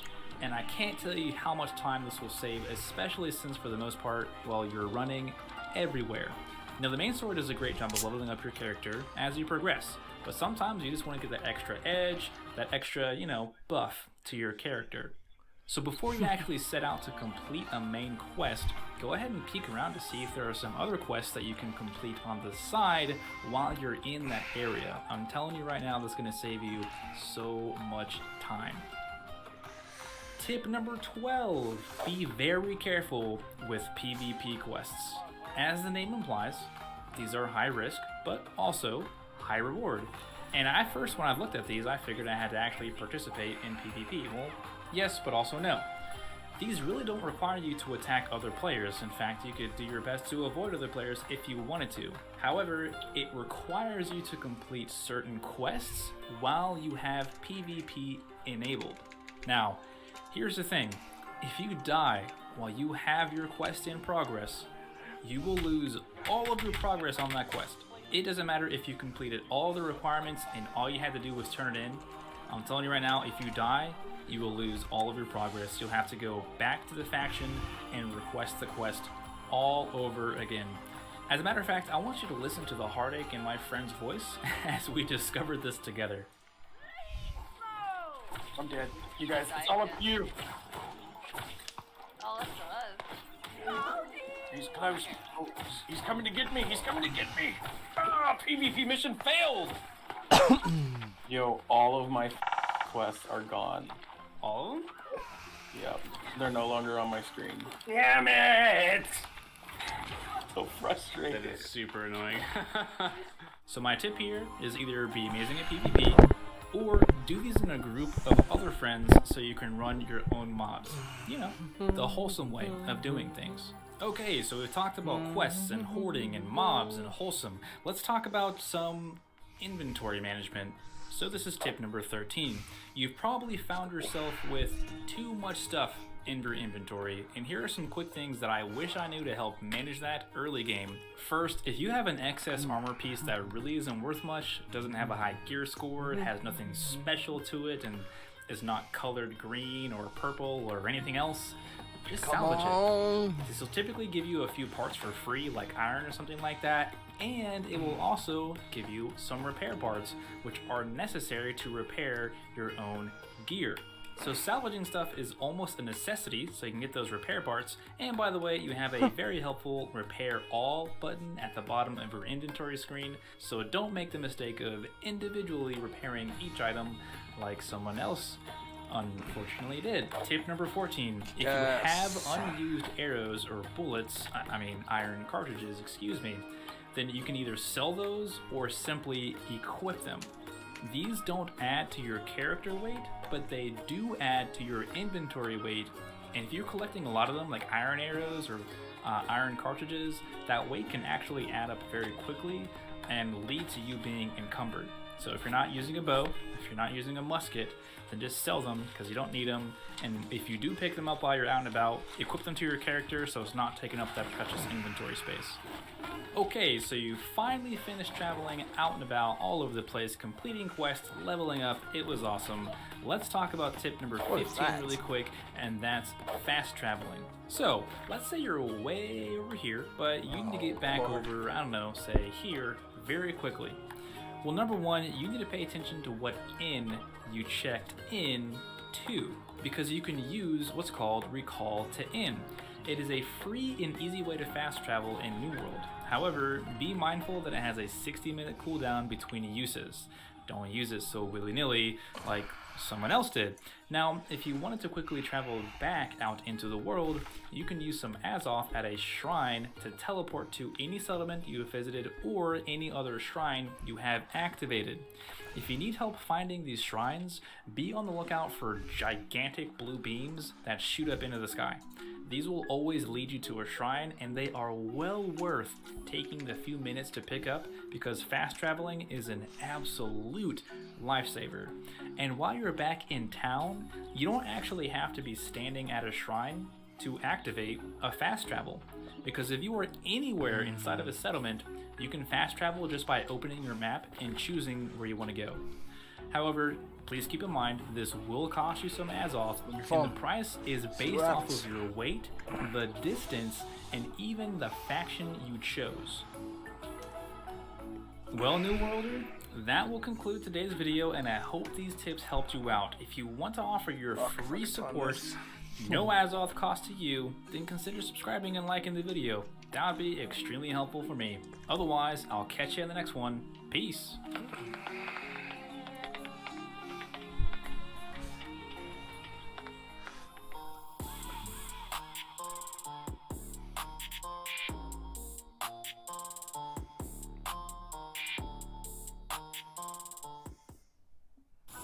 The more you see of the world, the more it rewards you. With every journey you take, be rewarded with points for stays, airline miles, and endless experiences. Where can we take you? Marriott Bonvoy. Tap to join and start earning.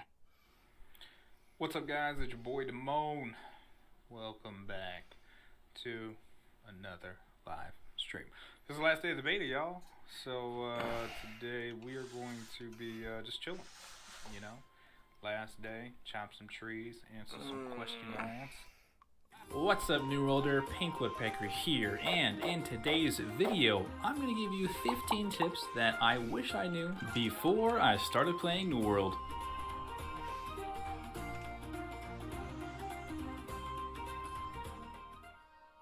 Tip number 1 is server choice.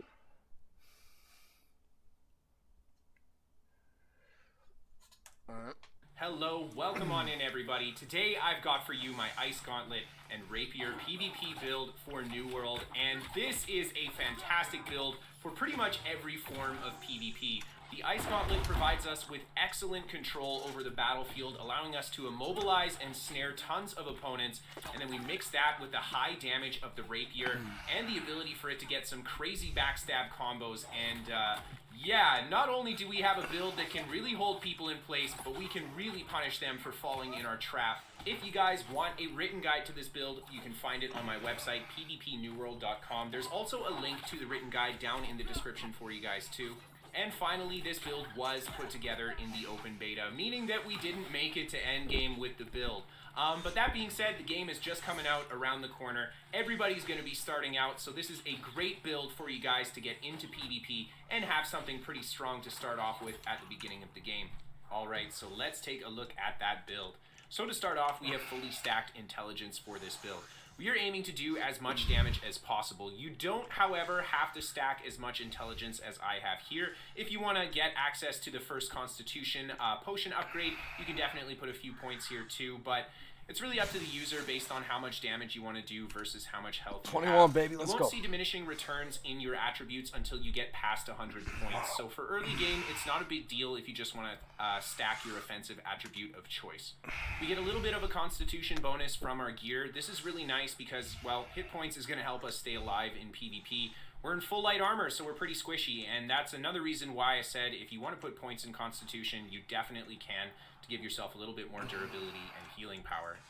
The only jump points really worth mentioning are going to be the 10% damage to light and heavy magic attacks, kind of nice for our Frost Gauntlet. If you can get to the 100 intelligence, 10% critical hit damage is really nice for both our Rapier and our Frost Gauntlet. Rapier especially because we can do a really good job backstabbing with our flesh as well as comboing with our Ice Gauntlet. And Constitution, having the first upgrade for the consumables, always great. And the second upgrade, I think, becomes less important because we have a very low physical armor value, so you're not going to get as much out of this. In short, for early game, I think you want to aim for 100 plus intelligence and 50 constitution or so. Now let's take a look at the gear we're using on this setup. I've got the Covenant faction gear, the level 15 stuff that you buy with tokens. This beta, though, this gear became a lot more expensive to buy with your tokens. So if you're going to be grinding up level 15 gear for very early game PvP, I would highly recommend you get your hands on the weapons first and then start grabbing the gear pieces afterwards. As you can see, I wasn't able to get my last 2 pieces of gear, but it wasn't such a big deal because we do have some okay options here that we just got as random drops. Definitely not as good as if we had the Covenant piece from the vendor, but I didn't really want to go and grind any more tokens because the beta was only going to be 4 days long, so I didn't end up upgrading these. Ideally, though, get yourself the full set if you can.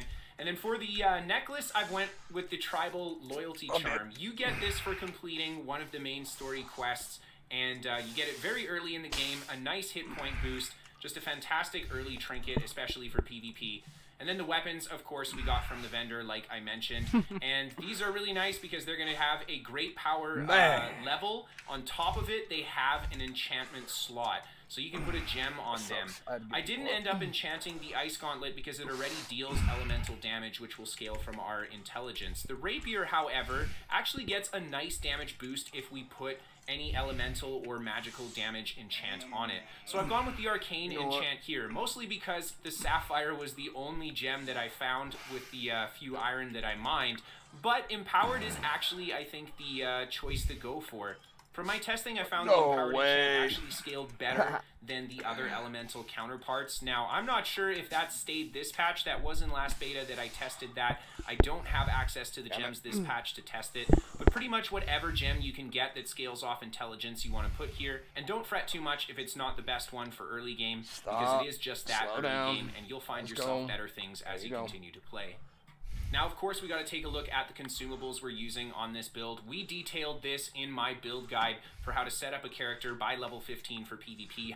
We got the Weak Health Potion as our potion of choice. We can definitely upgrade this to something better if I collected a bit more Life Bloom, but I was putting that all into my regeneration potion, so the Weak Health Potion was just the best heal, I guess, that I could use right now. Having a better potion definitely helps. If you want to buy it from the vendor, that's an option too. The Travel Ration, you definitely want to have a piece of food that you can eat. You can eat food throughout the course of combat, and you'll regen health after eating it for 20 seconds. If you get attacked, though, the regen will stop. So you can actually use it in a fight if you're dodging and line of sighting your opponents to quickly regen some health in a rather safe location. Definitely useful to have on your bar while you're fighting. And then, of course, that regeneration potion, restore a small amount of health and mana while you're in combat. We are using mana with our Ice Gauntlet, so nice to get a little bit of sustain through that, but it's mostly here for that extra healing power. Yeah, can't go wrong with more healing in PvP. And the last one I want to mention is we have the Energizing Travel Ration. This is a buff that will give you a little bit of additional mana regen for 25 minutes. You don't have to actively eat this one while you're in combat, but if you die, you lose this buff. So you're going to have to eat it pretty much every death that you take.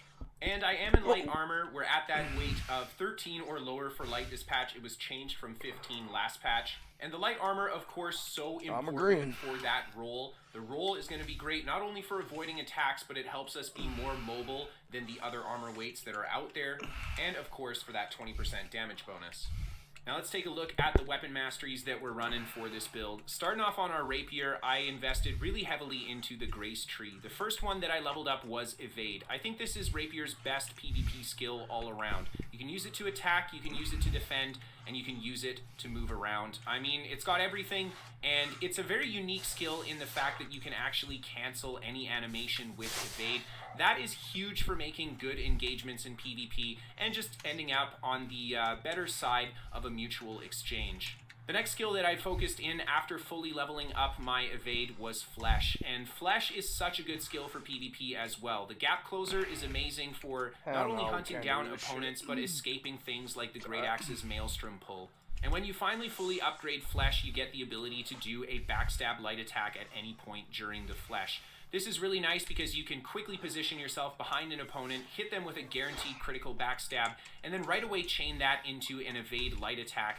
And you can essentially double stab people with this combo. Very, very strong for PvP to put some big burst into someone, especially if you can lock them down with the snares and immobilize from your Ice Gauntlet.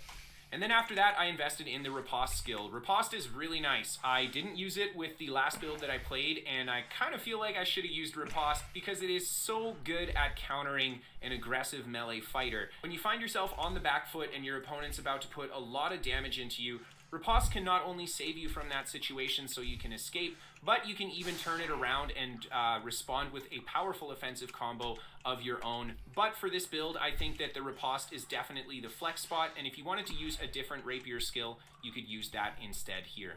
Ideally, as we finish leveling up our rapier, we definitely want that momentum passive and to finish our full tree here in Grace for riposte. And then I think the best way to go would actually to be invest in a lot of the cooldown reduction. Critical strikes reduce cooldowns by 5%. This is huge because we can guarantee crits with our backstab. And then of course the refreshing strike for additional cooldown reduction. 10% additional damage against a target that's greater than 50% health is always really great for starting your combo too. Gaining stamina on hit is going to be really useful, especially since stamina regens slower now than it used to. And then finally the swiftness for the additional haste on hit is also nice. Additional mobility in PvP is great. Spacing is super important for this game, not only for defense but offense. You want to make sure that when you're attacking, you're actually landing your hits. So having that mobility just to keep you on top of your target is really nice, especially with the rapier because the weapon doesn't have the most range on its light and heavies. Now let's take a look at the Ice Gauntlet setup for this build. The Ice Gauntlet, I find, has some really powerful abilities that I've invested into. The first one I want to talk about is Ice Shower. This is going to be a big line AoE kind of immobilize slash snare. Super fantastic for setting up our combo for this build. People oftentimes will chase you down and try to get on top of you if they're a melee fighter. You can put the Ice Shower between you and them, and if they run into it, they get immobilized in it, and you can follow that up with something like the Ice Storm on top of them, and that's just going to put a lot of damage on top of that opponent and put another snare on them, making it hard for them to escape and guaranteed to take a pretty beefy amount of damage from this combo. The fact that this is all in AoE too is fantastic for solo PvP, because if you find yourself outnumbered, this can help you really even the odds by locking down your opponents in this trap. And then finally, the last ability I'm using on the Ice Gauntlet is Entombed. This is an insanely good skill. Not only do you summon the ice around you and make yourself almost impossible to kill through the ice, your opponents can break the Entomb, but it has a lot of hit points and it takes quite a while for a player to beat through it. Usually it takes more time for them to break it than the ability will actually last for the 10 seconds.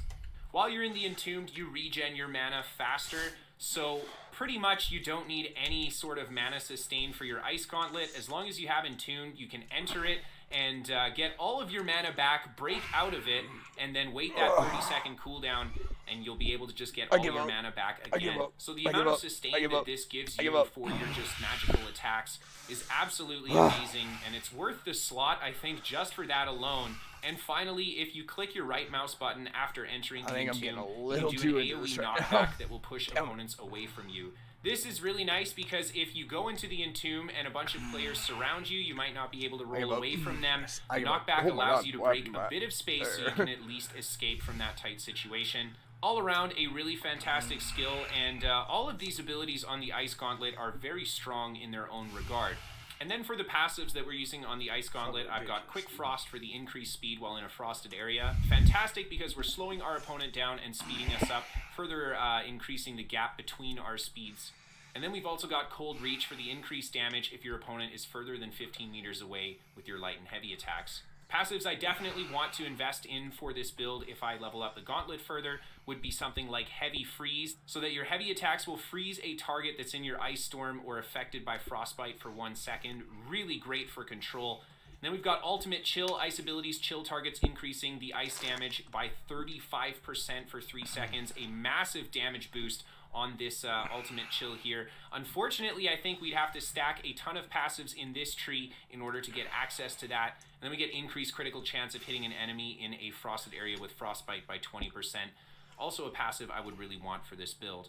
And yeah, I guess because I want to take Ultimate Chill, I would be forced into using all of the passives on this side in order to get enough points here to use Ultimate Chill. So we have to take these guys as well. Not as powerful passives, I think, as the ones that I kind of mentioned, but still definitely useful for getting a little bit of resource back. The mana sustain on Ice Gauntlet I don't think is the biggest deal, simply because we have Entomb. But there we go. Alright guys, let's get right into that PvP commentary. The first fight I have for you guys here is against a couple of higher level players. And I'd actually duked out a few times against these guys and they killed me a few times. So this was the best of the fights against them. There you can see, we throw down the Ice Shower, trap him in the Immobilize, Ice Storm on top of him, the Rapier gap close through, and then the backstab to down him and just trying to hit him with the Gauntlet there to finish him off. This enemy player here you can see is doing so much damage with his bow. We have to be really careful. I think he can kill us in 3 or 4 shots pretty easily. So we just kite back behind the tent here, and I just try to regen a little bit of health using my food. There's the ice shower. We managed to trap him in it. He goes for the gap closer, and he gap closes into the friendly player that's watching there, actually getting body blocked by that, so he gets trapped in the shower. We go for the gap close through him into the backstab, a few rapier evade combos, and he goes down. And right away, you guys, I hope see the power of this build and the really nasty lockdown that we can get against an enemy player. Now moving on to our next fight here, we've got in the shower, we go for the gap close through him into the backstab, a few rapier evade combos, and 4 shots pretty easily.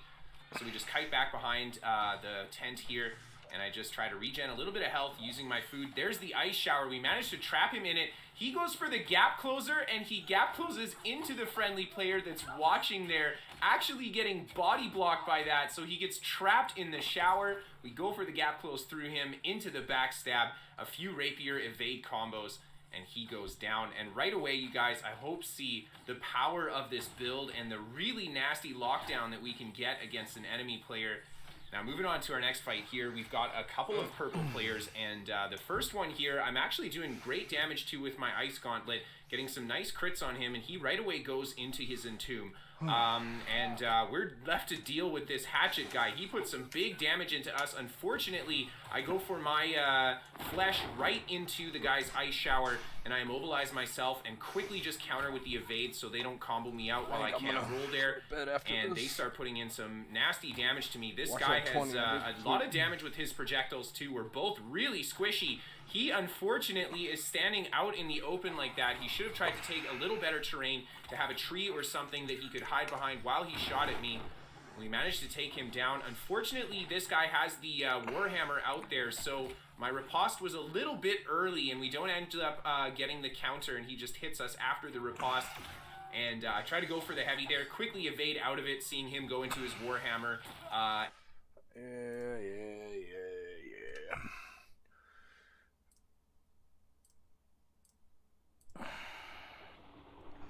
Really?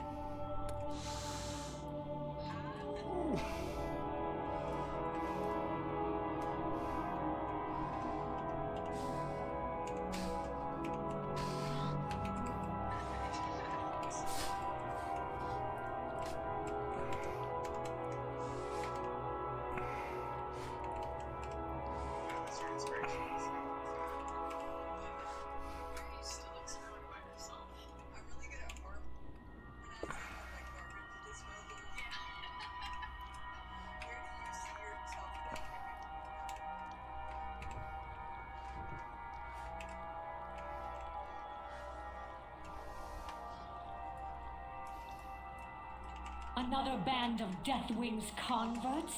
I'll be sure your death is especially painful.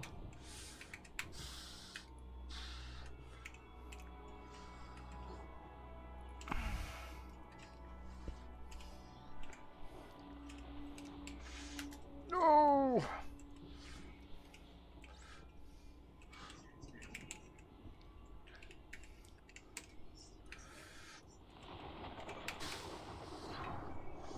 Watch, heathens, as death surrounds you.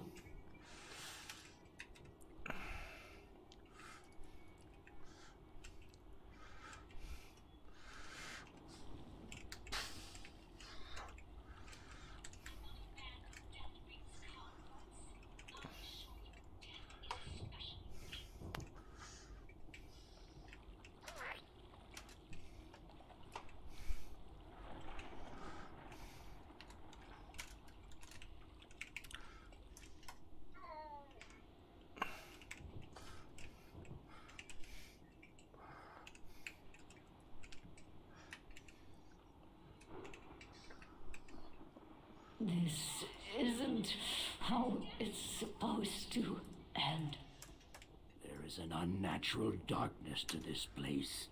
A perpetual midnight. Take caution, heroes. I actually and really do like not stray from the light. Moon. Hi. Hi, Moon. Hold on a second. I just seen on my shit you were talking. Give me a second. Oh yeah, this is a pain in the ass. Fuck life. There is nothing left for you here. Nothing but death and sorrow.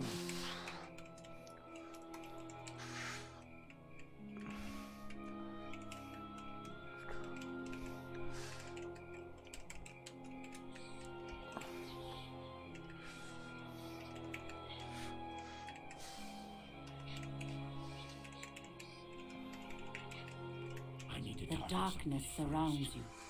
The light of Elune is your only salvation. I need to get closer.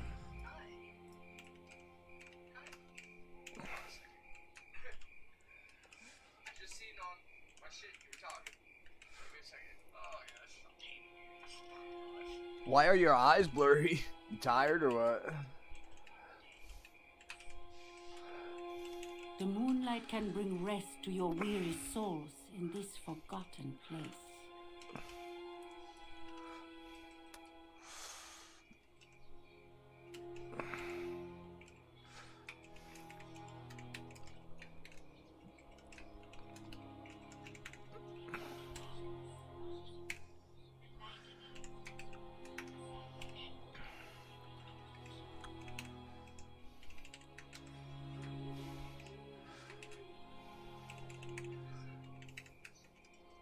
Give yourselves to the night.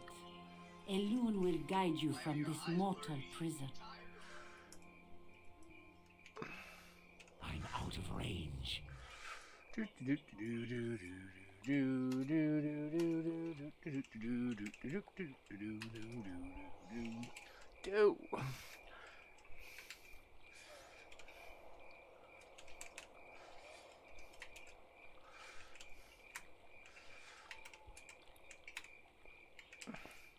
You have chosen a path of darkness. Mother Moon, guide my hand. Allow me to bring rest to these misbegotten souls.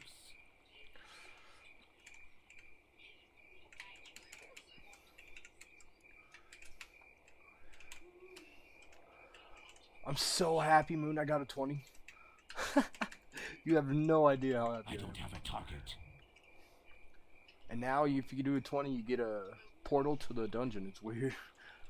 Let the peaceful light of Elune soothe your souls in this dark time. Moon Goddess, your light dims. I am lost without your guidance. Spear of Elune, drive back. The darkness closes in. My vision is clouded.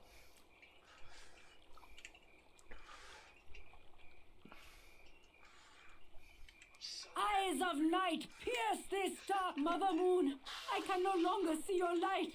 Your daughter is alone in the darkness.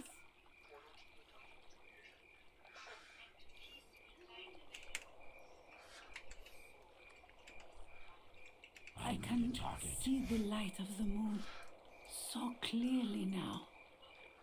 It is beautiful.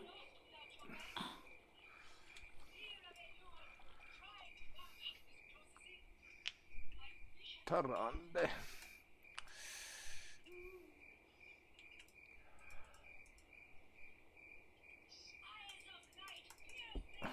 Every time on the last one, god damn it.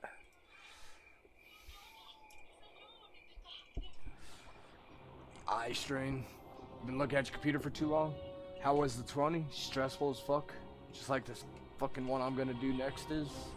I gotta change my spec so I can do it.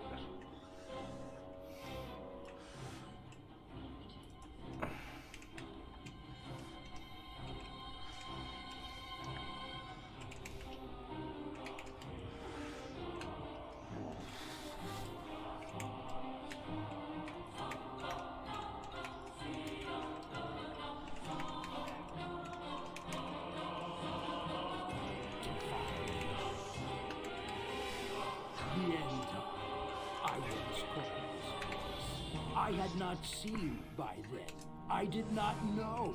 You hope to what? Stop me here? Change the fate I worked so tirelessly to weave?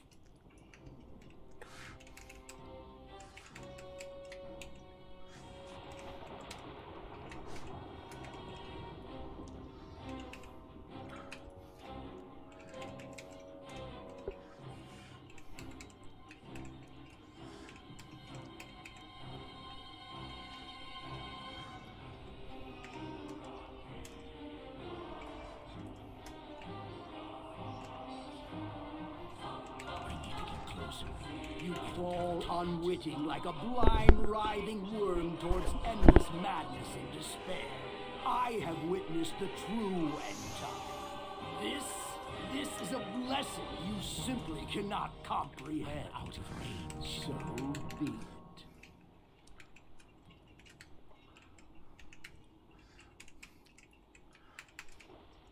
Mortals, I cannot follow you any further.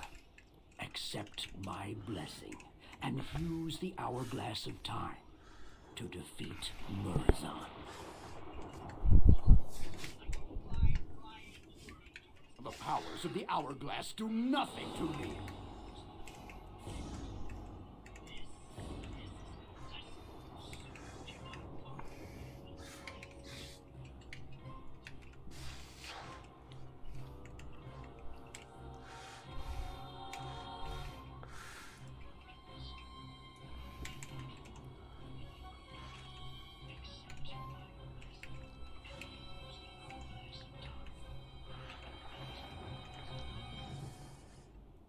Your time has come.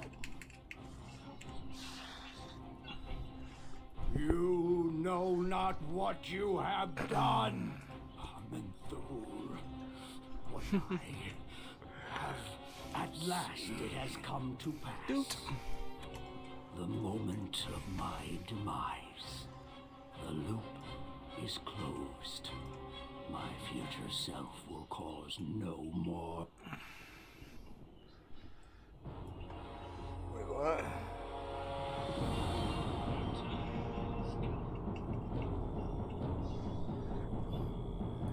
Oh.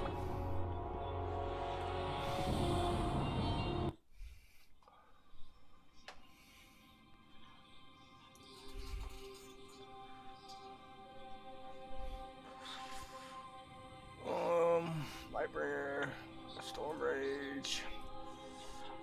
I don't know why you're playing this game. It's going away, Hunt.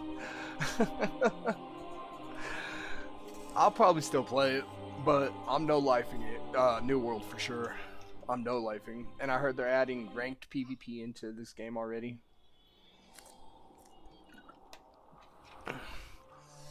All kinds of good shit.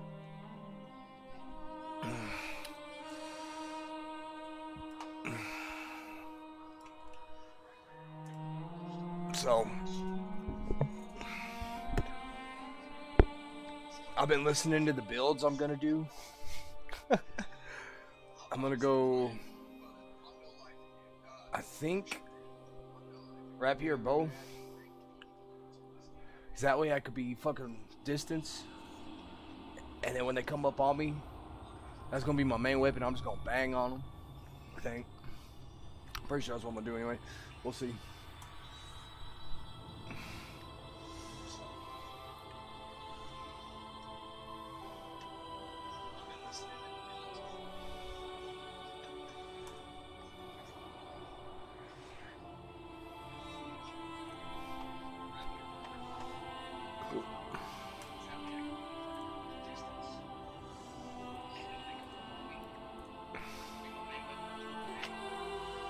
What is it?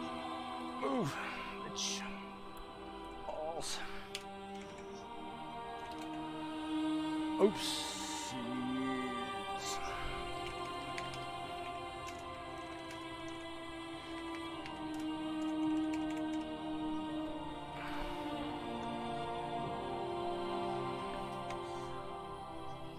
If I could get another 20 in time, that'd be cool. I was kind of hoping to get 21 in time, but oops.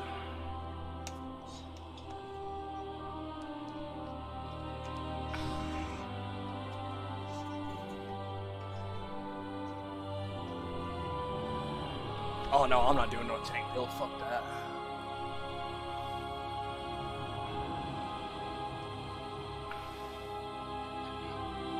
Let's see what comes up.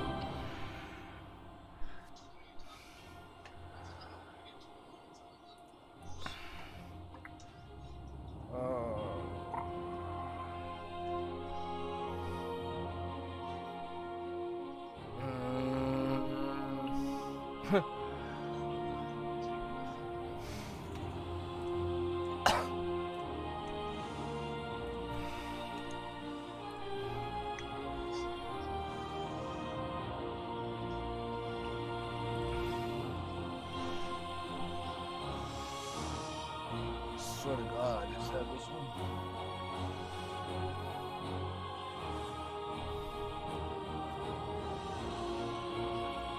Fuck it.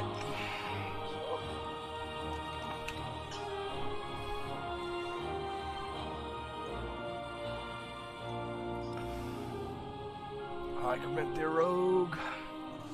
Ooh, are you even there too? No? I actually want double in there, I think.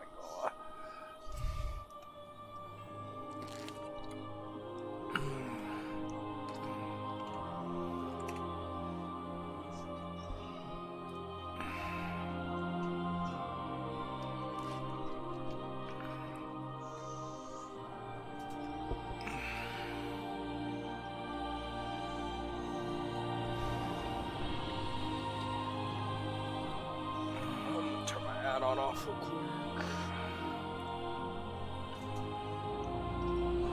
But nah, I ain't gonna do a tank build. No, I'm gonna do builds you can style on people. I clown on them, but at range too. Be honest.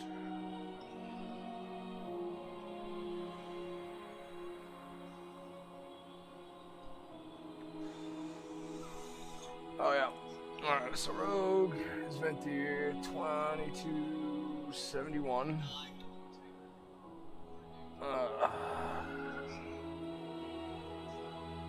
Geared though as fuck. Got lust.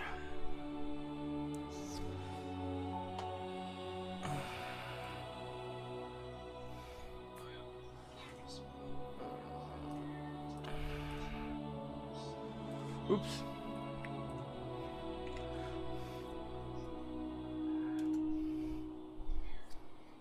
I don't got V-Res anymore, do I? V-Res.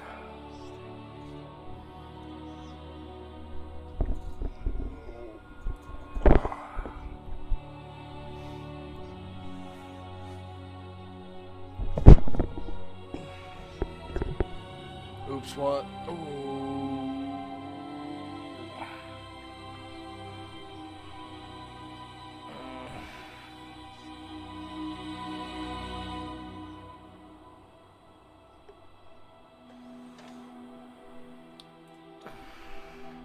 Alright, Rogue.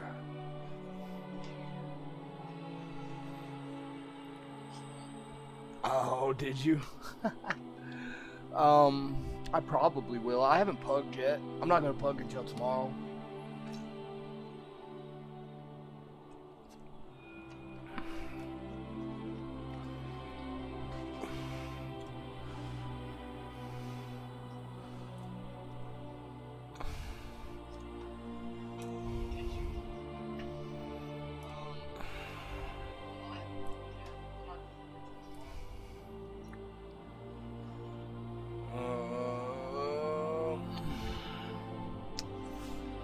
Can I get a boomkin?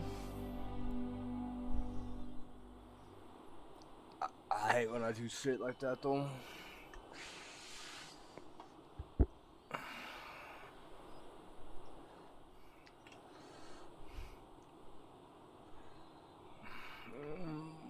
What is it? You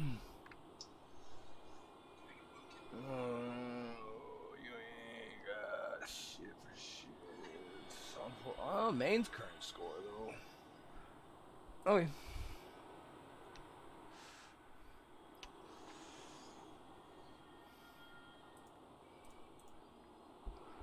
I'm almost 2,300. So happy.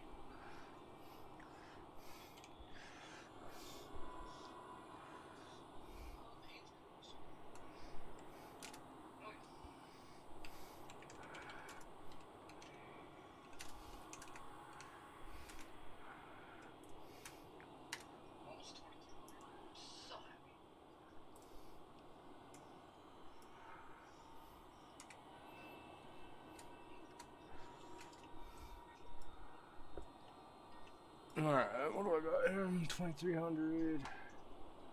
Tank. 2300. Hunter. 2200.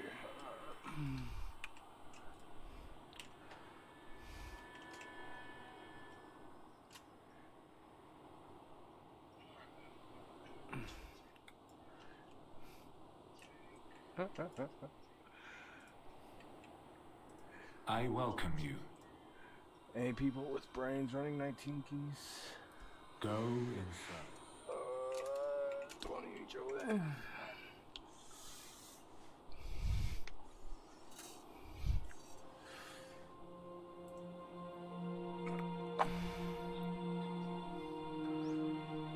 So how was your, what you call it? What the fuck? Did you see that? Look at that. It's weird. Why is it doing that?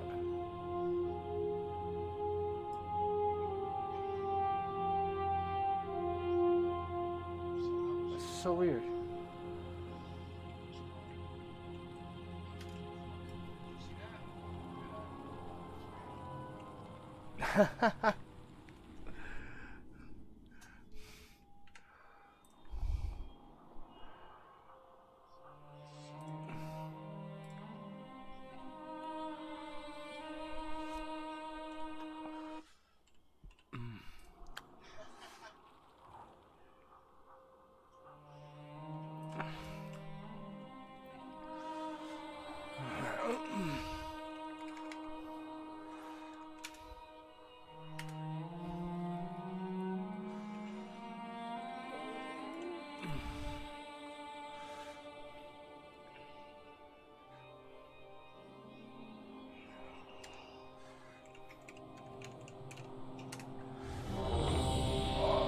It's 2 and 4. Oh, don't you do it, piece of shit.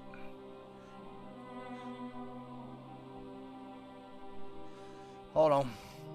Moon, whatever you said, my phone just exited fucking Twitch, what'd you say?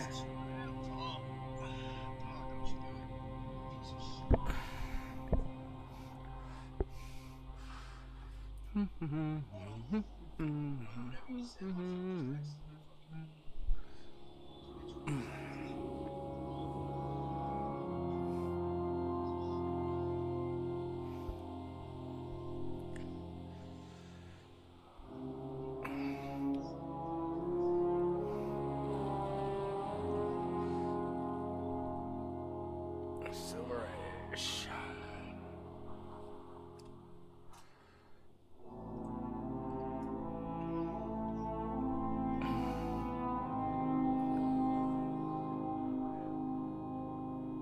The lady said,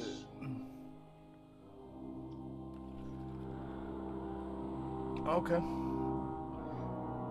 Hey, it happens. It happens. You know what I mean?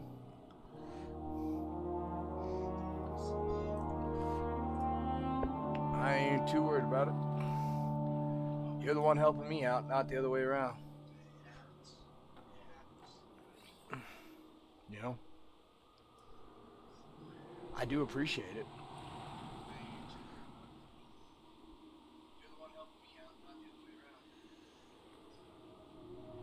Oh, Lord. Really?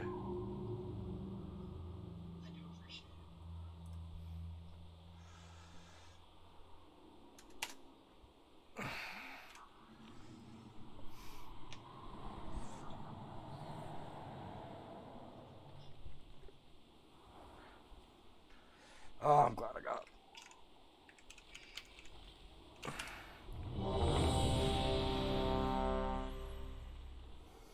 Jesus.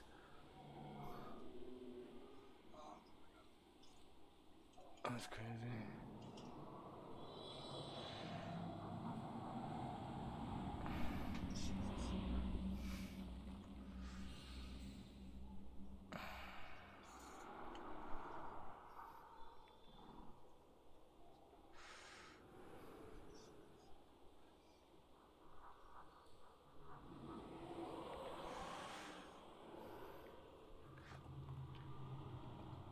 Oh my God.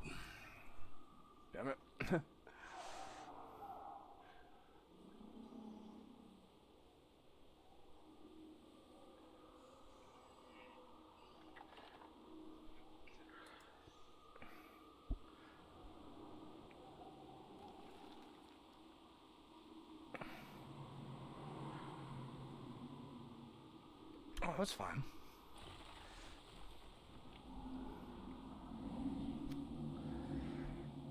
It's all Gucci. I appreciate you fucking doing it, you know what I mean? Straight up. Alright, I should probably repair.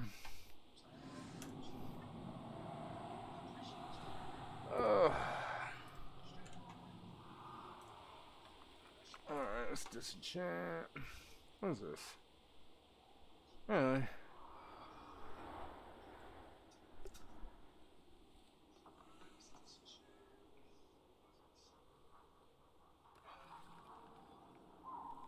Interesting. Huh.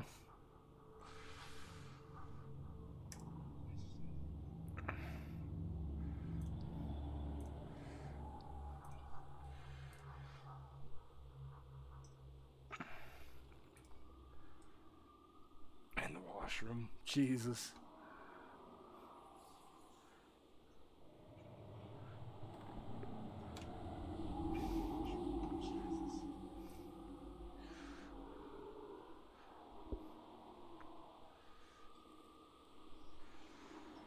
Yeah, kicks are a must.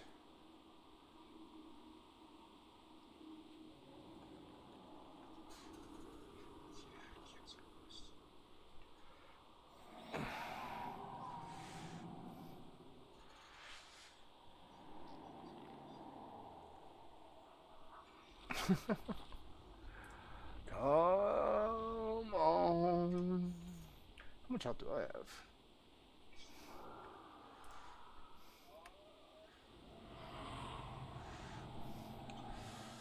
I wonder. Let's go over here. Put on the Mad Paragon.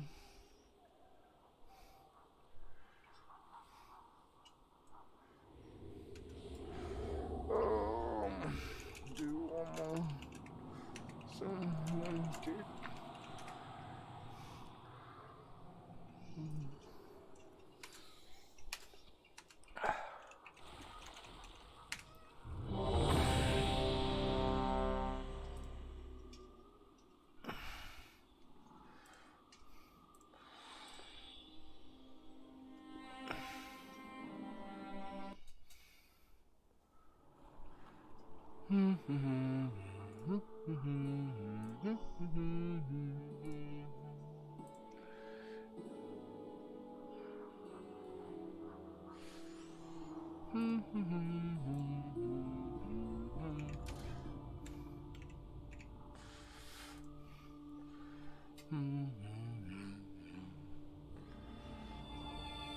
Oh.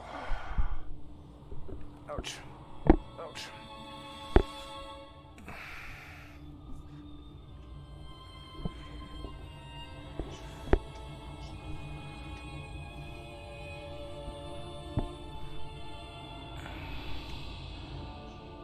What'd you do today, Moon?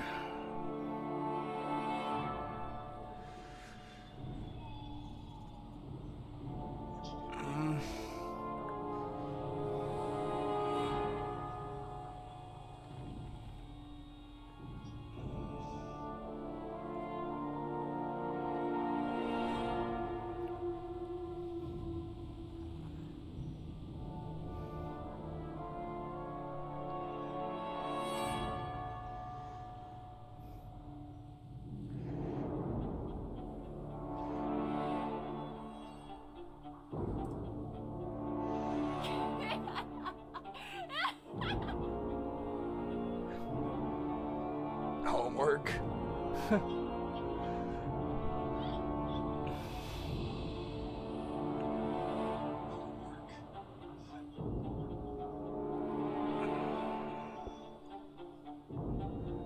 Damn.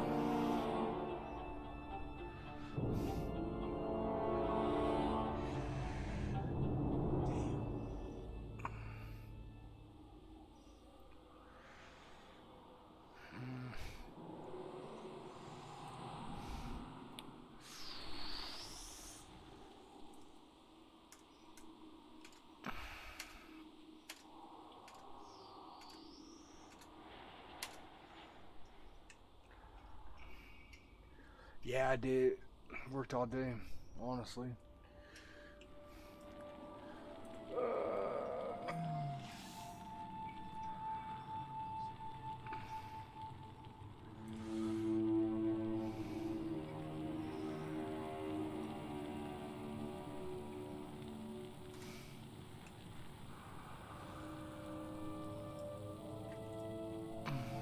True.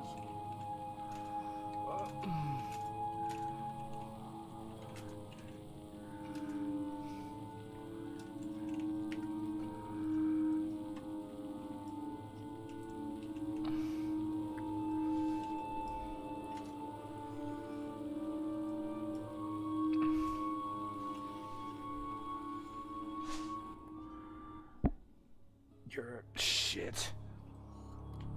Shit.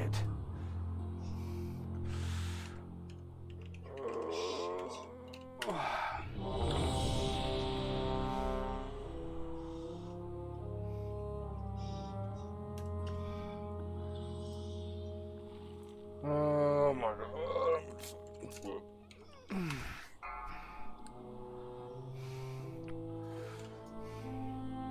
5, 4, 3, 2, 1.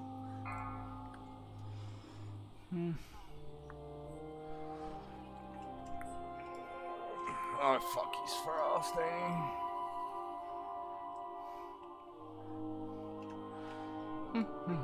Oh shit.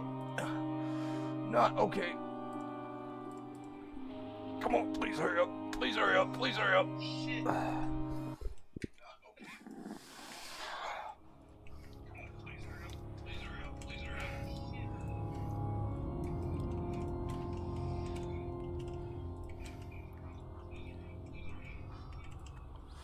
It's too far away.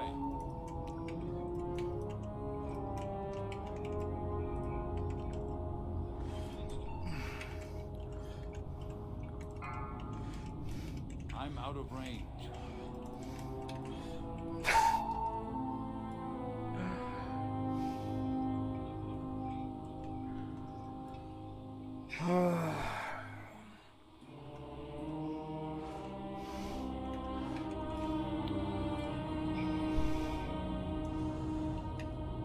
Jesus.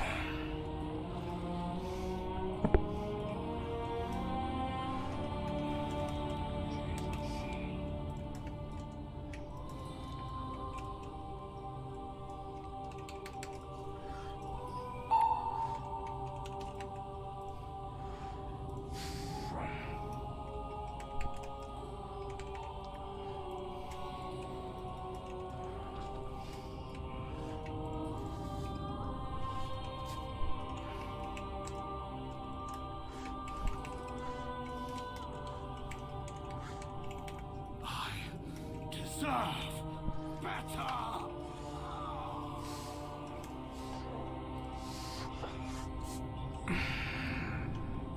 Come on, dude. Jesus Christ. It's alright. Fuck it. Fuck it, fuck it, fuck it, fuck it.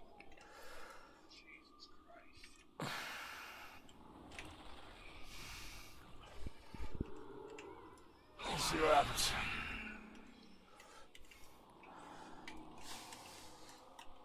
I love when people have bad experiences and they can't give anybody a chance because they had a bad experience. You know what I mean?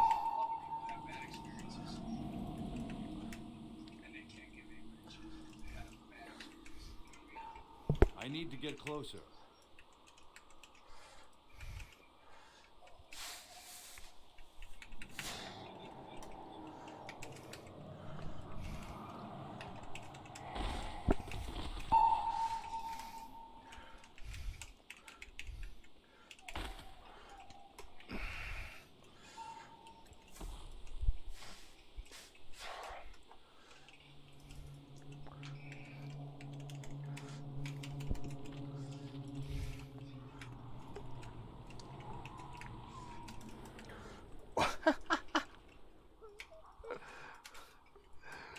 Oh my lord.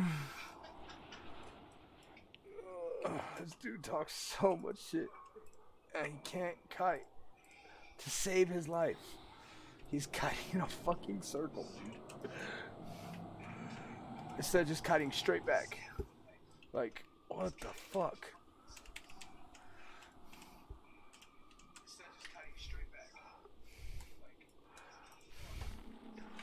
I don't think we could do this. We'll see.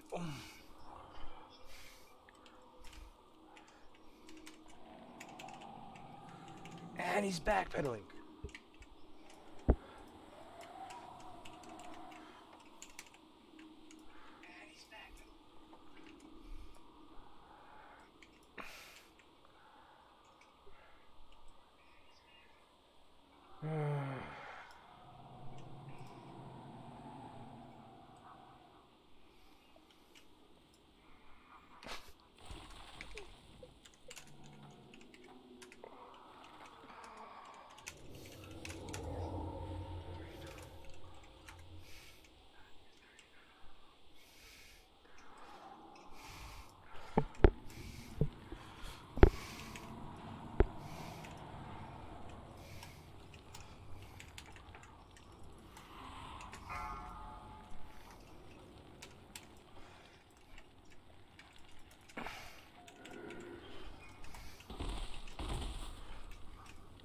Beware.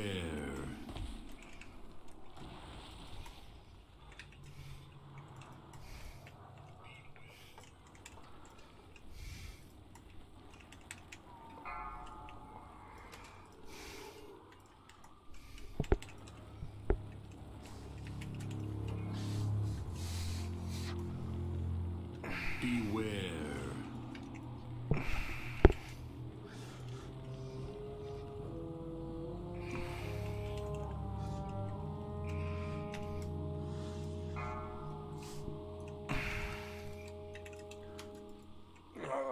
I give up. I give up. I give up. I give up. Alright, man.